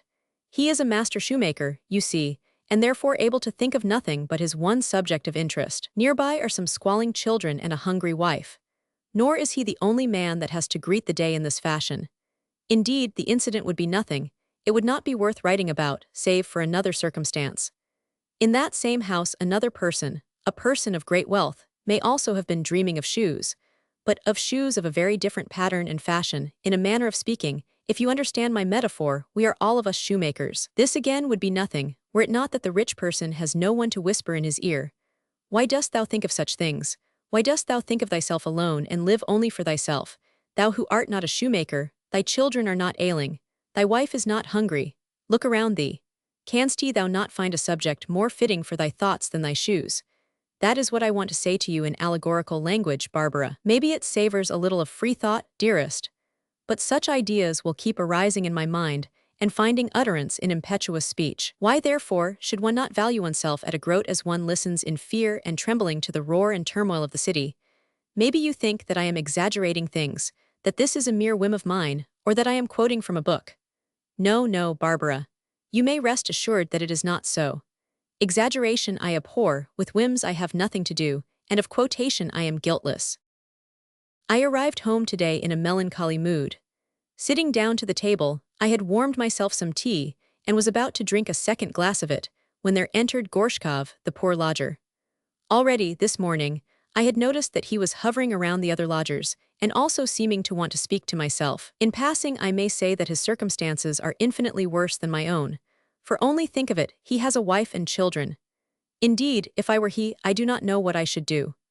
Well, he entered my room, and bowed to me with the pus standing, as usual, in drops on his eyelashes, his feet shuffling about, and his tongue unable, at first, to articulate a word. I motioned him to a chair, it was a dilapidated enough one, but I had no other, and asked him to have a glass of tea. To this he demurred, for quite a long time he demurred, but at length he accepted the offer. Next, he was for drinking the tea without sugar and renewed his excuses, but upon the sugar I insisted. After long resistance and many refusals, he did consent to take some, but only the smallest possible lump, after which he assured me that his tea was perfectly sweet. To what depths of humility can poverty reduce a man? Well, what is it, my good sir? I inquired of him, whereupon he replied, "It is this, Makar Alexievich. You have once before been my benefactor. Pray again show me the charity of God and assist my unfortunate family. My wife and children have nothing to eat. To think that a father should have to say this." I was about to speak again when he interrupted me. "You see," he continued, "I am afraid of the other lodgers here. That is to say, I am not so much afraid of as ashamed to address them, for they are a proud, conceited lot of men. Nor would I have troubled even you, my friend and former benefactor, were it not that I know that you yourself have experienced misfortune and are in debt. Wherefore, I have ventured to come and make this request of you, in that I know you not only to be kind-hearted, but also to be in need, and for that reason the more likely to sympathize with me in my distress. To this, he added an apology for his awkwardness and presumption. I replied that, glad though I should have been to serve him, I had nothing, absolutely nothing, at my disposal. Ah, Makar Alexievich, he went on, surely it is not much that I am asking of you. My wife and children are starving. 100, could you not afford me just a grivenik? At that my heart contracted. How these people put me to shame. Thought I, but I had only 20 kopecks left, and upon them I had been counting for meeting my most pressing requirements. No, good sir, I cannot, said I. Well, what you will, he persisted. Perhaps 10 kopecks. Well, I got out my cash box and gave him the 20. It was a good deed. To think that such poverty should exist. Then I had some further talk with him. How is it, I asked him, that though you are in such straits you have hired a room at 5 rubles? He replied that though, when he engaged the room 6 months ago, he paid 3 months' rent in advance, his affairs had subsequently turned out badly, and never righted themselves since. You see, Varvara, he was sued at law by a merchant who had defrauded the treasury in the matter of a contract. When the fraud was discovered, the merchant was prosecuted, but the transactions in which he had engaged involved Gorshkov, although the latter had been guilty only of negligence, want of prudence, and culpable indifference to the treasury's interests. True, the affair had taken place some years ago, but various obstacles had since combined to thwart Gorshkov. Of the disgrace put upon me, said he to me, I am innocent. True, I to a certain extent disobeyed orders, but never did I commit theft or embezzlement. Nevertheless, the affair lost him his character. He was dismissed the service, and though not adjudged capitally guilty, has been unable since to recover from the merchant a large sum of money which is his by right, as spared to him, Gorshkov, by the legal tribunal. True, the tribunal in question did not altogether believe in Gorshkov, but I do so. The matter is of a nature so complex and crooked that probably 100 years would be insufficient to unravel it, and though it has now to a certain extent been cleared up, the merchant still holds the key to the situation. Personally, I side with Gorshkov, and am very sorry for him. Though lacking a post of any kind, he still refuses to despair, though his resources are completely exhausted. Yes, it is a tangled affair, and meanwhile he must live, for unfortunately, another child which has been born to him has entailed upon the family fresh expenses. Also, another of his children recently fell ill and died, which meant yet further expense. Lastly, not only is his wife in bad health, but he himself is suffering from a complaint of long standing. In short, he has had a very great deal to undergo. Yet he declares that daily he expects a favorable issue to his affair, that he has no doubt of it whatever. I am terribly sorry for him, and said what I could to give him comfort, for he is a man who has been much bullied and misled. He had come to me for protection from his troubles, so I did my best to soothe him. Now goodbye, my darling. May Christ watch over you and preserve your health. Dearest one, even to think of you is like medicine to my ailing soul. Though I suffer for you, I at least suffer gladly. Your true friend, Makar Devushkin. September 9th. My dearest Varvara Alexievna, I am beside myself as I take up my pen, for a most terrible thing has happened. My head is whirling round. Ah, beloved, how am I to tell you about it all? I had never foreseen what has happened. But no, I cannot say that I had never foreseen it, for my mind did get an inkling of what was coming, through my seeing something very similar to it in a dream. I will tell you the whole story, simply, and as God may put it into my heart. Today I went to the office as usual, and upon arrival, sat down to write. You must know that I had been engaged on the same sort of work yesterday, and that, while executing it, I had been approached by Timothy Ivanovitch with an urgent request for a particular document. Makar Alexievich, he had said, pray copy this out for me. Copy it as quickly and as carefully as you can, for it will require to be signed today. Also let me tell you, dearest, that yesterday I had not been feeling myself, nor able to look at anything. I had been troubled with grave depression, my breast had felt chilled, and my head clouded. All the while I had been thinking of you, my darling. Well, I set to work upon the copying, and executed it cleanly and well, except for the fact that, whether the devil confused my mind, or a mysterious fate so ordained, or the occurrence was simply bound to happen, I left out a whole line of the document, and thus made nonsense of it. The work had been given me too late for signature last night, so it went before His Excellency this morning. I reached the office at my usual hour, and sat down beside Emilia Ivanovich. Here I may remark that for a long time past, I have been feeling twice as shy and diffident as I used to do. I have been finding it impossible to look people in the face. Let only a chair creak, and I become more dead than alive. Today, therefore, I crept humbly to my seat and sat down in such a crouching posture that Efim Akimovich, the most touchy man in the world, said to me sotto voce, "What on earth makes you sit like that, Makar Alexievich?" Then he pulled such a grimace that everyone near us rocked with laughter at my expense. I stopped my ears, frowned, and sat without moving, for I found this the best method of putting a stop to such merriment. All at once I heard a bustle and a commotion, and the sound of someone running towards us. Did my ears deceive me? It was I who was being summoned in peremptory tones. My heart started to tremble within me, though I could not say why. I only know that never in my life before had it trembled as it did then. Still I clung to my chair, and at that moment was hardly myself at all. The voices were coming nearer and nearer, until they were shouting in my ear, "Devushkin, Devushkin, where is Devushkin?" Then at length I raised my eyes and saw before me Evstafi Ivanovich. He said to me, "Makar Alexievich, go at once to His Excellency. You have made a mistake in a document." That was all, but it was enough, was it not? I felt dead and cold as ice. I felt absolutely deprived of the power of sensation. But I rose from my seat and went whither I had been bidden. Through one room, through 2 rooms, through 3 rooms I passed, until I was conducted into His Excellency's cabinet itself. Of my thoughts at that moment I can give no exact account. I merely saw His Excellency standing before me with a knot of people around him. I have an idea that I did not salute him, that I forgot to do so. Indeed, so panic-stricken was I, that my teeth were chattering, and my knees knocking together. In the first place, I was greatly ashamed of my appearance. A glance into a mirror on the right had frightened me with the reflection of myself that it presented. And in the second place, I had always been accustomed to comport myself as though no such person as I existed. Probably His Excellency had never before known that I was even alive. Of course, he might have heard, in passing, that there was a man named Devushkin in his department, but never for a moment had he had any intercourse with me. He began angrily, "What is this you have done, sir? Why are you not more careful? The document was wanted in a hurry, and you have gone and spoiled it. What do you think of it?" The last being addressed to Evstafi Ivanovich. More I did not hear, except for some flying exclamations of "What negligence and carelessness! How awkward this is!" and so on.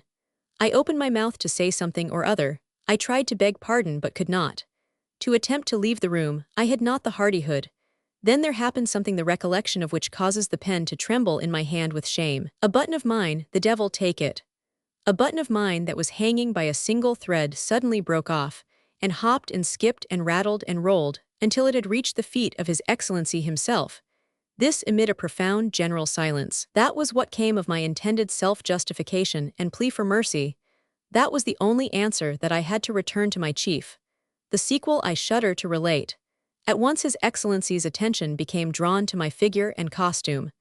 I remembered what I had seen in the mirror, and hastened to pursue the button. Obstinacy of a sort seized upon me, and I did my best to arrest the thing, but it slipped away, and kept turning over and over, so that I could not grasp it, and made a sad spectacle of myself with my awkwardness. Then there came over me a feeling that my last remaining strength was about to leave me, and that all was lost.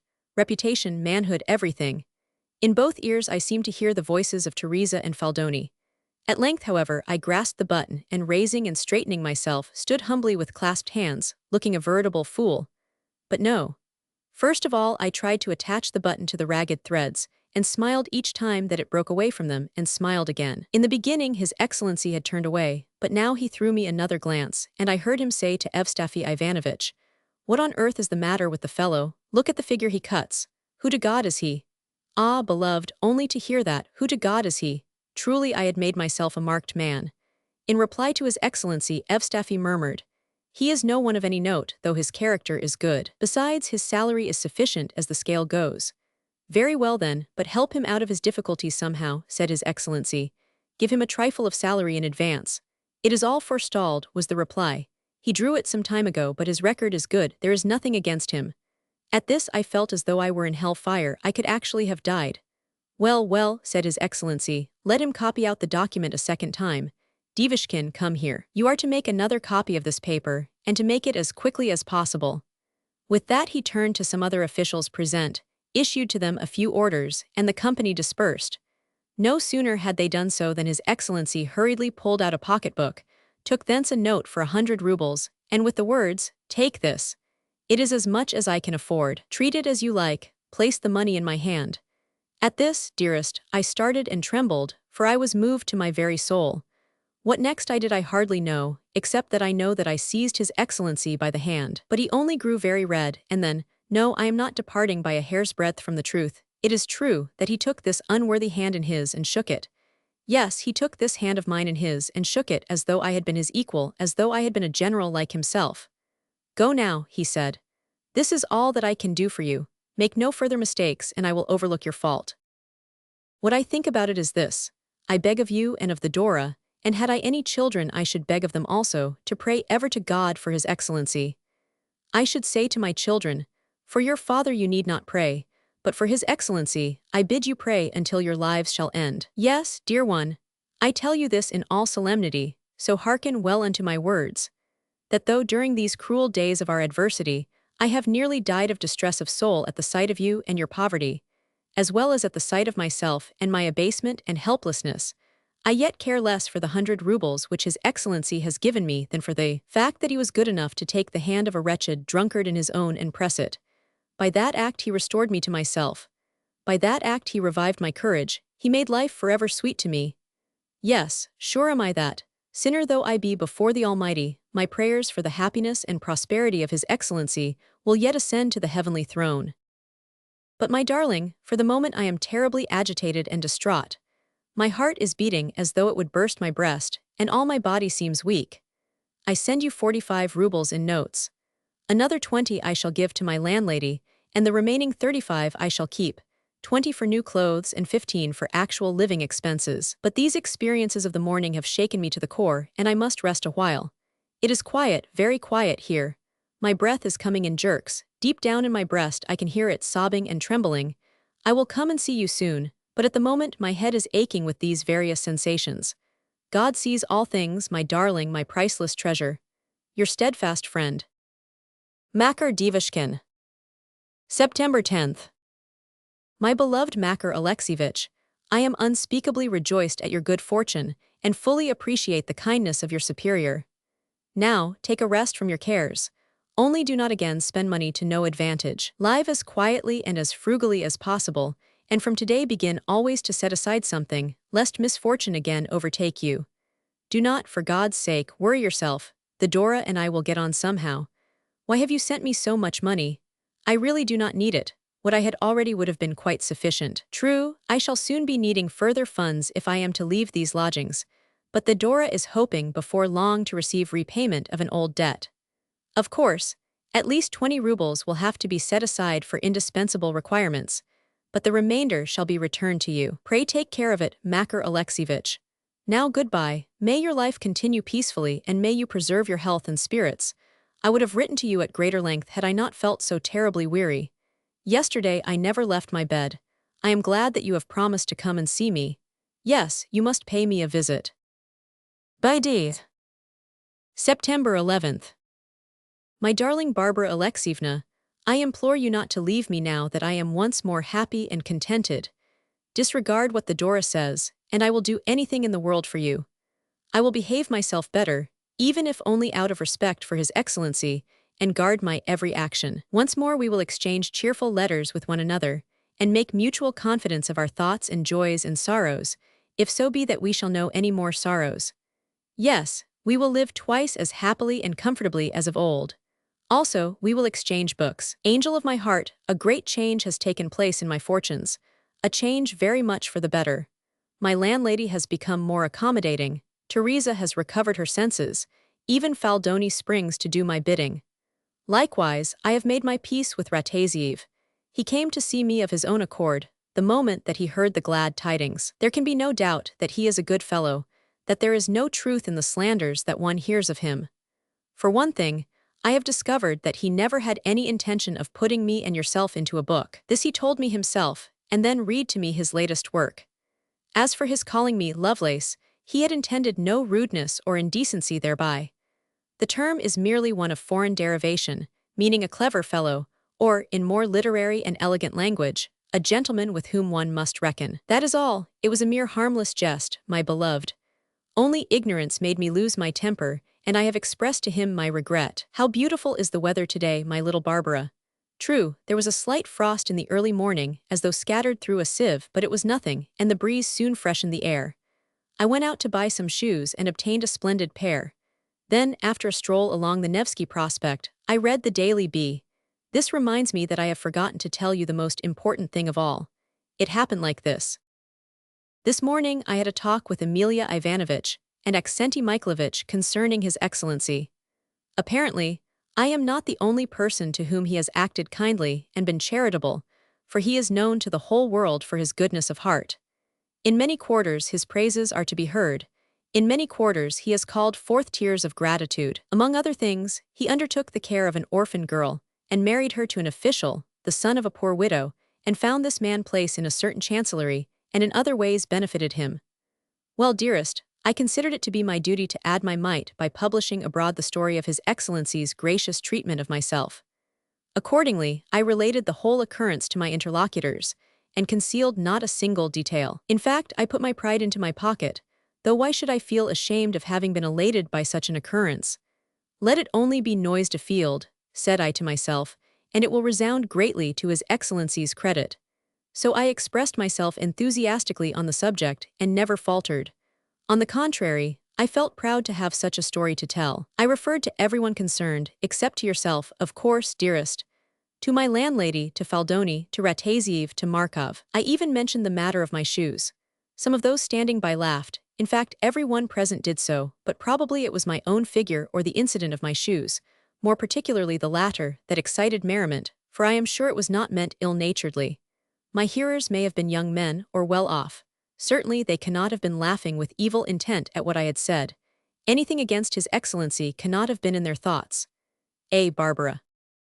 Even now I cannot wholly collect my faculties, so upset am I by recent events. Have you any fuel to go on with, Barbara? You must not expose yourself to cold. Also, you have depressed my spirits with your fears for the future. Daily I pray to God on your behalf. Ah, how I pray to Him! Likewise, have you any woolen stockings to wear and warm clothes generally? Mind you, if there is anything you need, you must not hurt an old man's feelings by failing to apply to him for what you require. The bad times are gone now, and the future is looking bright and fair. But what bad times they were, Barbara, even though they be gone and can no longer matter. As the years pass on we shall gradually recover ourselves. How clearly I remember my youth. In those days I never had a kopeck to spare.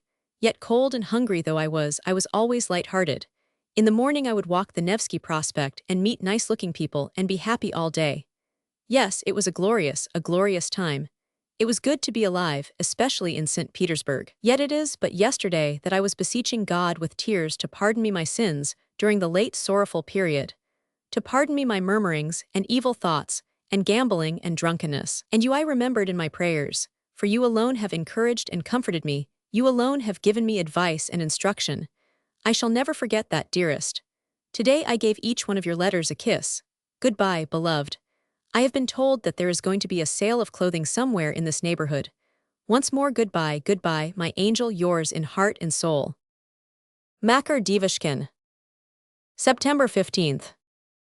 My dearest Makar Alexievich, I am in terrible distress. I feel sure that something is about to happen.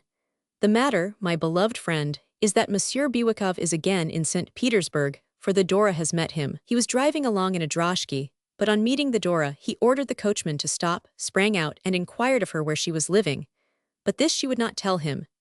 Next, he said with a smile that he knew quite well who was living with her, evidently Anna Thedorovna had told him. Whereupon the Dora could hold out no longer, but then and there in the street, railed at and abused him, telling him that he was an immoral man and the cause of all my misfortunes. To this, he replied that a person who did not possess a groat must surely be rather badly off. To which the Dora retorted that I could always either live by the labor of my hands or marry, that it was not so much a question of my losing posts as of my losing my happiness, the ruin of which had led almost to my death. In reply he observed that, though I was still quite young, I seemed to have lost my wits, and that my virtue appeared to be under a cloud. I quote his exact words. Both I and the Dora had thought that he does not know where I live, But last night, just as I had left the house to make a few purchases in the Gostiny Dvor, he appeared at our rooms. Evidently, he had not wanted to find me at home, and put many questions to the Dora concerning our way of living. Then, after inspecting my work, he wound up with, "Who is this chinovnik friend of yours? At the moment you happened to be passing through the courtyard, so the Dora pointed you out, and the man peered at you and laughed." The Dora next asked him to depart, telling him that I was still ill from grief, and that it would give me great pain to see him there, to which, after a pause, he replied that he had come because he had had nothing better to do. Also, he was for giving the Dora 25 rubles, but of course she declined them. What does it all mean? Why has he paid this visit? I cannot understand his getting to know about me. I am lost in conjecture. The Dora, however, says that Axinia, her sister-in-law, who sometimes comes to see her, is acquainted with a laundress named Nastasia, and that this woman has a cousin in the position of watchman to a department of which a certain friend of Anna the Dorovna's nephew forms one of the staff. Can it be, therefore, that an intrigue has been hatched through this channel? But the Dora may be entirely mistaken. We hardly know what to think. What if he should come again? The very thought terrifies me. When the Dora told me of this last night, such terror seized upon me that I almost swooned away. What can the man be wanting? At all events, I refuse to know such people. What have they to do with my wretched self? Ah, how I am haunted with anxiety, for every moment I keep thinking that Biwikov is at hand. What will become of me? What more has fate in store for me? For Christ's sake, come and see me, Makar Alexievich. For Christ's sake, come and see me soon. September 18th. My beloved Varvara Alexievna, today there took place in this house a most lamentable, a most mysterious, a most unlooked-for occurrence. First of all, let me tell you that poor Gorshkov has been entirely absolved of guilt. The decision has been long in coming, but this morning he went to hear the final resolution read. It was entirely in his favor. Any culpability which had been imputed to him for negligence and irregularity was removed by the resolution. Likewise, he was authorized to recover of the merchant a large sum of money. Thus, he stands entirely justified and has had his character cleansed from all stain. In short, he could not have wished for a more complete vindication. When he arrived home at 3 o'clock, he was looking as white as a sheet, and his lips were quivering. Yet there was a smile on his face as he embraced his wife and children. In a body, the rest of us ran to congratulate him, and he was greatly moved by the act. Bowing to us, he pressed our hands in turn. As he did so, I thought, somehow, that he seemed to have grown taller and straighter, and that the pus drops seemed to have disappeared from his eyelashes. Yet how agitated he was, poor fellow. He could not rest quietly for 2 minutes together, but kept picking up and then dropping whatsoever came to his hand, and bowing and smiling without intermission, and sitting down and getting up, and again sitting down, and chattering God only knows what about his honor and his good name and his little ones. How he did talk, yes, and weep too. Indeed, few of ourselves could refrain from tears, although Rataziev remarked, probably to encourage Gorshkov, that honor mattered nothing when one had nothing to eat, and that money was the chief thing in the world, and that for it alone ought God to be thanked. Then he slapped Gorshkov on the shoulder, but I thought that Gorshkov somehow seemed hurt at this. He did not express any open displeasure, but threw Rataziev a curious look, and removed his hand from his shoulder. Once upon a time he would not have acted thus, but characters differ. For example, I myself should have hesitated, at such a season of rejoicing, to seem proud, even though excessive deference and civility at such a moment might have been construed as a lapse both of moral courage and of mental vigor. However, this is none of my business. All that Gorshkov said was, "Yes, money is a good thing, glory be to God." In fact, the whole time that we remained in his room he kept repeating to himself, "Glory be to God, glory be to God." His wife ordered a richer and more delicate meal than usual, and the landlady herself cooked it, for at heart she is not a bad woman. But until the meal was served, Gorshkov could not remain still. He kept entering everyone's room in turn, whether invited thither or not, and, seating himself smilingly upon a chair, would sometimes say something, and sometimes not utter a word, but get up and go out again. In the naval officer's room he even took a pack of playing cards into his hand, and was thereupon invited to make a fourth in a game. But after losing a few times, as well as making several blunders in his play, he abandoned the pursuit. "No," said he, "that is the sort of man that I am, that is all that I am good for," and departed. Next, encountering myself in the corridor, he took my hands in his, and gazed into my face with a rather curious air. Then he pressed my hands again, and moved away, still smiling, but in an odd, weary sort of manner, much as a corpse might smile. Meanwhile his wife was weeping for joy, and everything in their room was decked in holiday guise. Presently dinner was served, and after they had dined, Gorshkov said to his wife, "See now, dearest, I am going to rest a little while," and with that went to bed. Presently he called his little daughter to his side, and laying his hand upon the child's head, lay a long while looking at her. Then he turned to his wife again and asked her, "What of Petinka? Where is our Petinka?" Whereupon his wife crossed herself and replied, "Why, our Petinka is dead." "Yes, yes, I know of course," said her husband. "Petinka is now in the kingdom of heaven." This showed his wife that her husband was not quite in his right senses, that the recent occurrence had upset him, so she said, "My dearest, you must sleep a while." "I will do so," he replied. "At once I am rather," and he turned over and lay silent for a time. Then again he turned round and tried to say something, but his wife could not hear what it was. "What do you say?" she inquired, but he made no reply. Then again she waited a few moments until she thought to herself, "He has gone to sleep," and departed to spend an hour with the landlady. At the end of that hour she returned, only to find that her husband had not yet awoken, but was still lying motionless. "He is sleeping very soundly," she reflected as she sat down and began to work at something or other. Since then she has told us that when half an hour or so had elapsed she fell into a reverie. What she was thinking of she cannot remember, save that she had forgotten altogether about her husband. Then she awoke with a curious sort of sensation at her heart. The first thing that struck her was the death-like stillness of the room. Glancing at the bed, she perceived her husband to be lying in the same position as before. Thereupon she approached him, turned the coverlet back, and saw that he was stiff and cold, that he had died suddenly, as though smitten with a stroke. But of what precisely he died God only knows. The affair has so terribly impressed me that even now I cannot fully collect my thoughts. It would scarcely be believed that a human being could die so simply, and he's such a poor, needy wretch, this Gorshkov. What a fate, to be sure. His wife is plunged in tears and panic-stricken, while his little daughter has run away somewhere to hide herself. In their room, however, all is bustle and confusion, for the doctors are about to make an autopsy on the corpse. But I cannot tell you things for certain. I only know that I am most grieved, most grieved. How sad to think that one never knows what even a day, what even an hour may bring forth. One seems to die to so little purpose. Your own. Makar Devushkin. September 19th.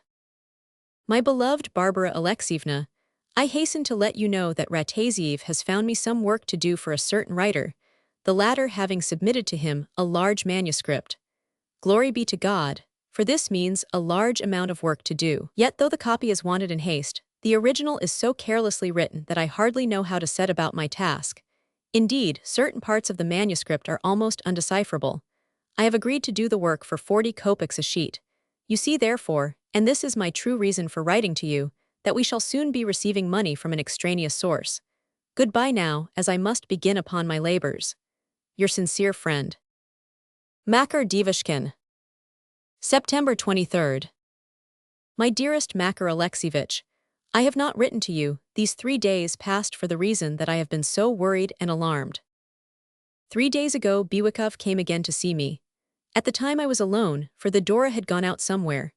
As soon as I opened the door the sight of him so terrified me that I stood rooted to the spot, and could feel myself turning pale. Entering with his usual loud laugh, he took a chair and sat down. For a long while I could not collect my thoughts. I just sat where I was, and went on with my work. Soon his smile faded, for my appearance seemed somehow to have struck him. You see, of late I have grown thin, and my eyes and cheeks have fallen in, and my face has become as white as a sheet, so that anyone who knew me a year ago would scarcely recognize me now. After a prolonged inspection, Biwikov seemed to recover his spirits, for he said something to which I duly replied. Then again he laughed.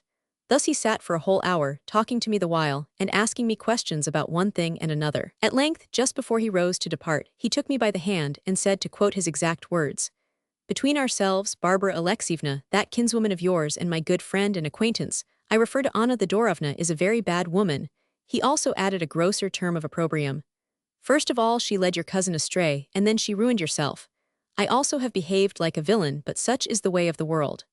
Again he laughed. Next, having remarked that, though not a master of eloquence, he had always considered that obligations of gentility obliged him to have with me a clear and outspoken explanation, he went on to say that he sought my hand in marriage, that he looked upon it as a duty to restore to me my honor, that he could offer me riches, that, after marriage, he would take me to his country seat in the steppes, where we would hunt hares, that he intended never to visit St. Petersburg again, since everything there was horrible, and he had to entertain a worthless nephew whom he had sworn to disinherit in favor of a legal heir. And finally, that it was to obtain such a legal heir that he was seeking my hand in marriage. Lastly, he remarked that I seemed to be living in very poor circumstances, which was not surprising, said he, in view of the kennel that I inhabited, that I should die if I remained a month longer in that den, that all lodgings in St. Petersburg were detestable, and that he would be glad to know if I was in want of anything. So thunderstruck was I with the proposal that I could only burst into tears. These tears he interpreted as a sign of gratitude, for he told me that he had always felt assured of my good sense, cleverness, and sensibility, but that hitherto he had hesitated to take this step until he should have learned precisely how I was getting on. Next he asked me some questions about you, saying that he had heard of you as a man of good principle, and that since he was unwilling to remain your debtor, would a sum of 500 rubles repay you for all you had done for me. To this I replied that your services to myself had been such as could never be requited with money, whereupon he exclaimed that I was talking rubbish and nonsense, that evidently I was still young enough to read poetry, that romances of this kind were the undoing of young girls, that books only corrupted morality, and that, for his part, he could not abide them. You ought to live as long as I have done, he added, and then you will see what men can be. With that he requested me to give his proposal my favorable consideration, saying that he would not like me to take such an important step unguardedly, since want of thought and impetuosity often spelt ruin to youthful inexperience, but that he hoped to receive an answer in the affirmative. Otherwise, said he, I shall have no choice but to marry a certain merchant's daughter in Moscow, in order that I may keep my vow to deprive my nephew of the inheritance. Then he pressed 500 rubles into my hand, to buy myself some bonbons, as he phrased it, and wound up by saying that in the country I should grow as fat as a donut or a cheese rolled in butter, that at the present moment he was extremely busy, and that, deeply engaged in business though he had been all day, he had snatched the present opportunity of paying me a visit. At length he departed. For a long time I sat plunged in reflection. Great though my distress of mind was, I soon arrived at a decision. My friend, I am going to marry this man. I have no choice but to accept his proposal. If anyone could save me from this squalor, and restore to me my good name, and avert from me future poverty and want and misfortune, he is the man to do it. What else have I to look for from the future? What more am I to ask of fate? The Dora declares that one need never lose one's happiness, but what, I ask her, can be called happiness under such circumstances as mine? At all events, I see no other road open, dear friend. I see nothing else to be done. I have worked until I have ruined my health. I cannot go on working forever. Shall I go out into the world? Nay, I am worn to a shadow with grief and become good for nothing. Sickly by nature, I should merely be a burden upon other folks. Of course this marriage will not bring me paradise, but what else does there remain, my friend? What else does there remain? What other choice is left? I had not asked your advice earlier, for the reason that I wanted to think the matter over alone. However, the decision which you have just read is unalterable, and I am about to announce it to Bewikov himself, who in any case has pressed me for a speedy reply, owing to the fact, so he says, that his business will not wait nor allow him to remain here longer, and that therefore no trifle must be allowed to stand in its way. God alone knows whether I shall be happy, but my fate is in his holy, his inscrutable hand, and I have so decided. Bewikov is said to be kind-hearted. He will at least respect me, and perhaps I shall be able to return that respect. What more could be looked for from such a marriage? I have now told you all, Makar Alexievich, and feel sure that you will understand my despondency. Do not, however, try to divert me from my intention, for all your efforts will be in vain. Think for a moment, weigh in your heart for a moment all that has led me to take this step. At first my anguish was extreme, but now I am quieter. What awaits me I know not. What must be, and as God may send. Bewikov has just arrived, so I am leaving this letter unfinished. Otherwise I had much else to say to you. Bewikov is even now at the door. September 23rd. My beloved Varvara Alexievna, I hasten to reply to you, I hasten to express to you my extreme astonishment. In passing, I may mention that yesterday we buried poor Gorshkov. Yes, Bewikov has acted nobly, and you have no choice but to accept him. All things are in God's hands. This is so, and must always be so, and the purposes of the divine creator are at once good and inscrutable, as also is fate, which is one with him. The Dora will share your happiness, for of course you will be happy and free from want, darling, dearest, sweetest of angels. But why should the matter be so hurried? Oh, of course, Monsieur Biwikov's business affairs. Only a man who has no affairs to see to can afford to disregard such things. I got a glimpse of Monsieur Biwikov as he was leaving your door. He is a fine-looking man, a very fine-looking man, though that is not the point that I should most have noticed had I been quite myself at the time. In the future, shall we be able to write letters to one another? I keep wondering and wondering what has led you to say all that you have said. To think that just when 20 pages of my copying are completed, this has happened. I suppose you will be able to make many purchases now, to buy shoes and dresses and all sorts of things. Do you remember the shops in Gorokovia Street of which I used to speak? But no, you ought not to go out at present. You simply ought not to, and shall not. Presently, you will be able to buy many, many things, and to keep a carriage. Also, at present the weather is bad. Rain is descending in pailfuls, and it is such a soaking kind of rain that you might catch cold from it, my darling, and the chill might go to your heart. Why should your fear of this man lead you to take such risks when all the time I am here to do your bidding? So the Dora declares great happiness to be awaiting you, does she? She is a gossiping old woman, and evidently desires to ruin you. Shall you be at the all-night mass this evening, dearest? I should like to come and see you there. Yes, Biwikov spoke but the truth when he said that you are a woman of virtue, wit, and good feeling. Yet I think you would do far better to marry the merchant's daughter. What think you about it? Yes, 'twould be far better for him. As soon as it grows dark tonight I mean to come and sit with you for an hour. Tonight twilight will close in early, so I shall soon be with you. Yes, come what may, I mean to see you for an hour. At present, I suppose, you are expecting Biwikov, but I will come as soon as he has gone. So stay at home until I have arrived, dearest. Makar Devushkin. September 27th. Dear Makar Alexievich, Biwikov has just informed me that I must have at least 3 dozen linen blouses, so I must go at once and look for seamstresses to make 2 out of the 3 dozen, since time presses. Indeed, Monsieur Biwikov is quite angry about the fuss which these fripperies are entailing, seeing that there remain but 5 days before the wedding, and we are to depart on the following day. He keeps rushing about and declaring that no time ought to be wasted on trifles. I am terribly worried, and scarcely able to stand on my feet. There is so much to do, and perhaps so much that were better left undone. Moreover, I have no blonde or other lace, so there is another item to be purchased, since Biwikov declares that he cannot have his bride look like a cook, but on the contrary, she must put the noses of the great ladies out of joint. That is his expression. I wish, therefore, that you would go to Madame Chiffon S. in Gorokovia Street and ask her in the first place to send me some seamstresses, and in the second place, to give herself the trouble of coming in person, as I am too ill to go out. Our new flat is very cold and still in great disorder. Also, Biwikov has an aunt who is at her last gasp through old age, and may die before our departure. He himself, however, declares this to be nothing, and says that she will soon recover. He is not yet living with me, and I have to go running hither and thither to find him. Only the Dora is acting as my servant, together with Biwikov's valet, who oversees everything, but has been absent for the past 3 days. Each morning Biwikov goes to business, and loses his temper. Yesterday he even had some trouble with the police because of his thrashing the steward of these buildings.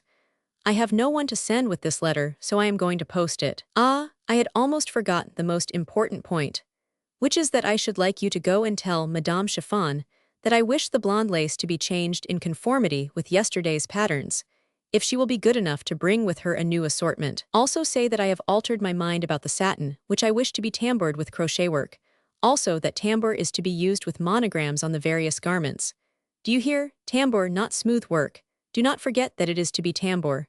Another thing I had almost forgotten, which is that the lappets of the fur cloak must be raised and the collar bound with lace. Please tell her these things, Makar Alexievich. Your friend. By D. P.S. I am so ashamed to trouble you with my commissions. This is the 3rd morning that you will have spent in running about for my sake. But what else am I to do? The whole place is in disorder, and I myself am ill. Do not be vexed with me, Makar Alexievich. I am feeling so depressed. What is going to become of me, dear friend, dear, kind, old Makar Alexievich? I dread to look forward into the future. Somehow I feel apprehensive. I am living, as it were, in a mist. Yet, for God's sake, forget none of my commissions. I am so afraid lest you should make a mistake. Remember that everything is to be tambour work, not smooth. September 27th.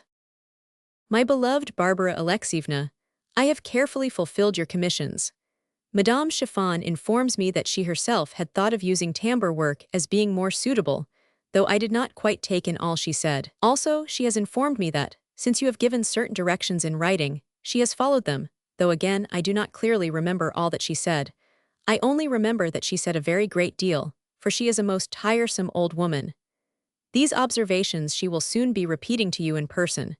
For myself, I feel absolutely exhausted, and have not been to the office today. Do not despair about the future, dearest.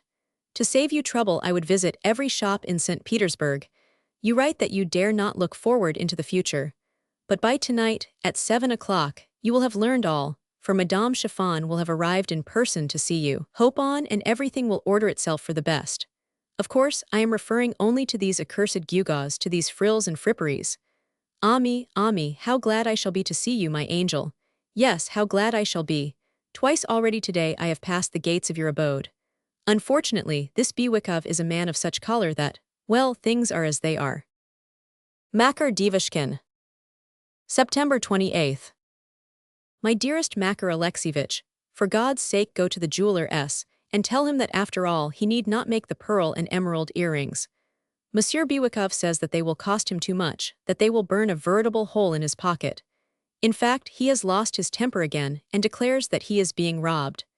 Yesterday he added that, had he but known, but foreseen, these expenses, he would never have married. Also, he says that, as things are, he intends only to have a plain wedding and then to depart. You must not look for any dancing or festivity or entertainment of guests, for our gala times are still in the air. Such were his words. God knows I do not want such things, but none the less Bewikov has forbidden them.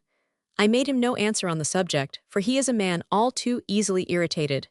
What is going to become of me? By D. September 28th. My beloved Varvara Alexievna, all is well as regards the jeweler. Unfortunately, I have also to say that I myself have fallen ill and cannot rise from bed. Just when so many things need to be done, I have gone and caught a chill, the devil take it. Also, I have to tell you that, to complete my misfortunes, His Excellency has been pleased to become stricter. Today he railed at and scolded Emilia Ivanovich until the poor fellow was quite put about. That is the sum of my news. No, there is something else concerning which I should like to write to you, but am afraid to obtrude upon your notice. I am a simple, dull fellow who writes down whatsoever first comes into his head, your friend. Makar Devushkin. September 29th.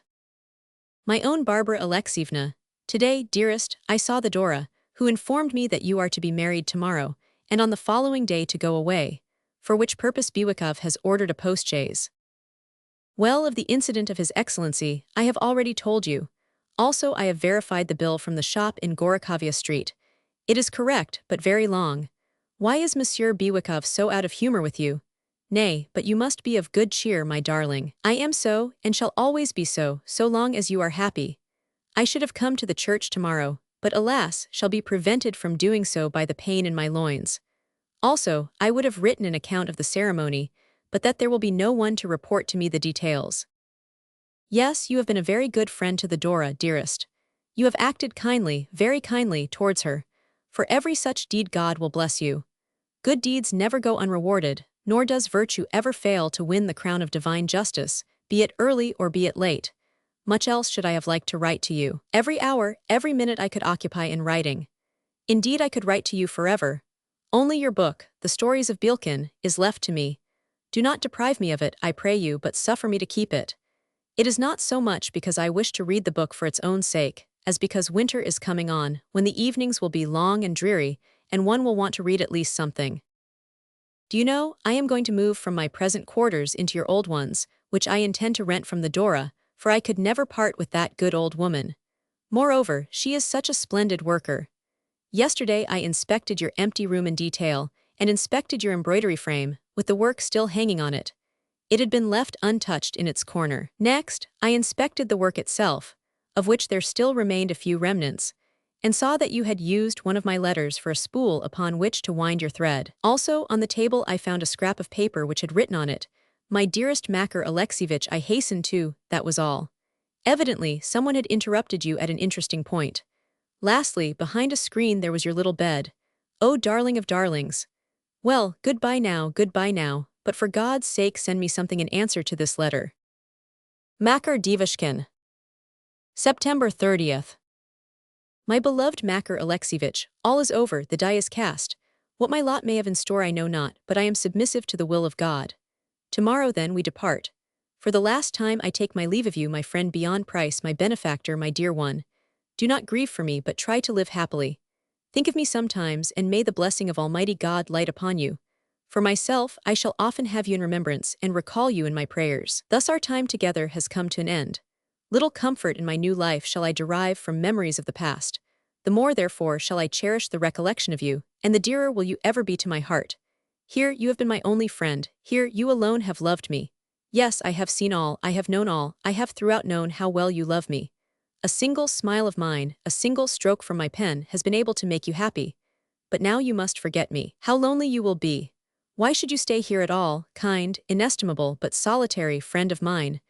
To your care I entrust the book, the embroidery frame, and the letter upon which I had begun. When you look upon the few words which the letter contains, you will be able mentally to read in thought all that you would have liked further to hear or receive from me, all that I would so gladly have written, but can never now write. Think sometimes of your poor little Varvara, who loved you so well.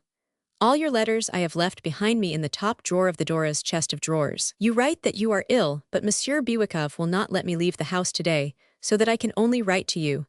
Also, I will write again before long. That is a promise. Yet God only knows when I shall be able to do so. Now we must bid one another forever farewell, my friend, my beloved, my own. Yes, it must be forever. Ah, how at this moment I could embrace you. Goodbye, dear friend, goodbye, goodbye. May you ever rest well and happy. To the end I shall keep you in my prayers. How my heart is aching under its load of sorrow.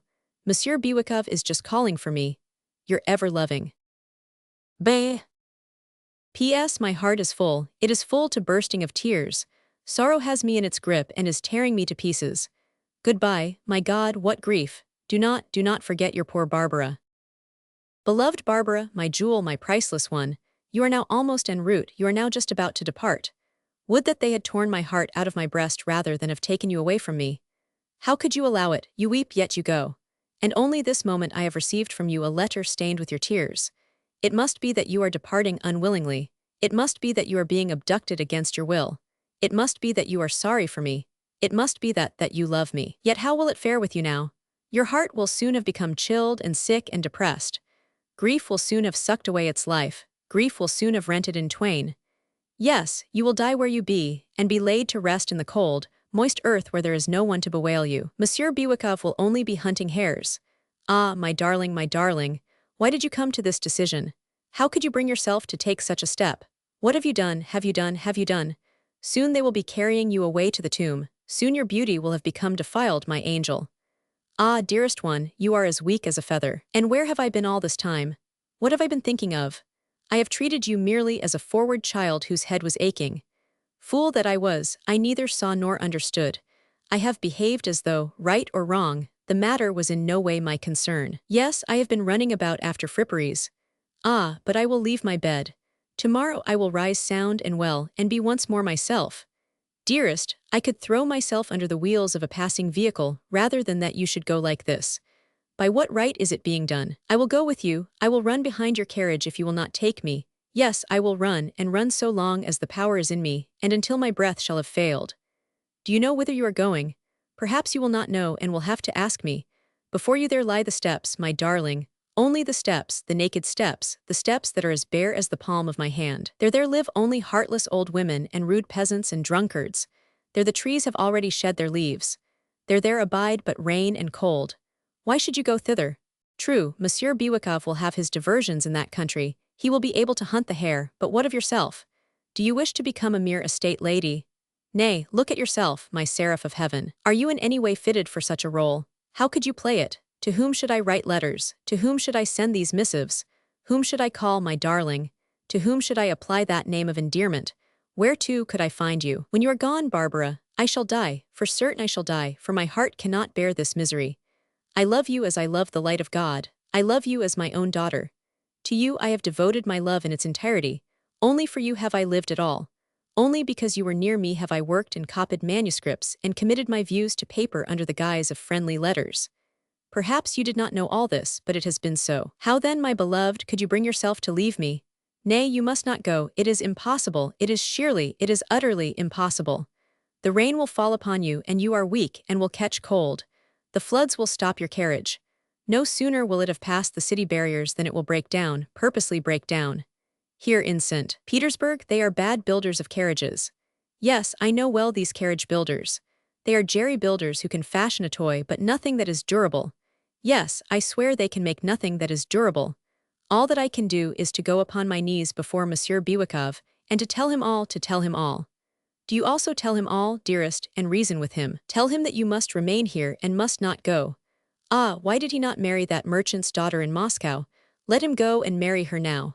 She would suit him far better, and for reasons which I well know. Then I could keep you. For what is he to you, this Monsieur Biwikov? Why has he suddenly become so dear to your heart? Is it because he can buy you gewgaws? What are they? What use are they? They are so much rubbish. One should consider human life rather than mere finery. Nevertheless, as soon as I have received my next installment of salary, I mean to buy you a new cloak. I mean to buy it at a shop with which I am acquainted. Only, you must wait until my next installment is due, my angel of a Barbara. Ah, God, my God! To think that you are going away into the steppes with Monsieur Biwikov, that you are going away never to return. Nay, nay, but you shall write to me. You shall write me a letter as soon as you have started, even if it be your last letter of all, my dearest. Yet will it be your last letter? How has it come about so suddenly, so irrevocably, that this letter should be your last? Nay, nay, I will write, and you shall write. Yes, now, when at length I am beginning to improve my style. Style? I do not know what I am writing. I never do know what I am writing. I could not possibly know, for I never read over what I have written, nor correct its orthography. At the present moment, I am writing merely for the sake of writing, and to put as much as possible into this last letter of mine. Ah, dearest, my pet, my own darling,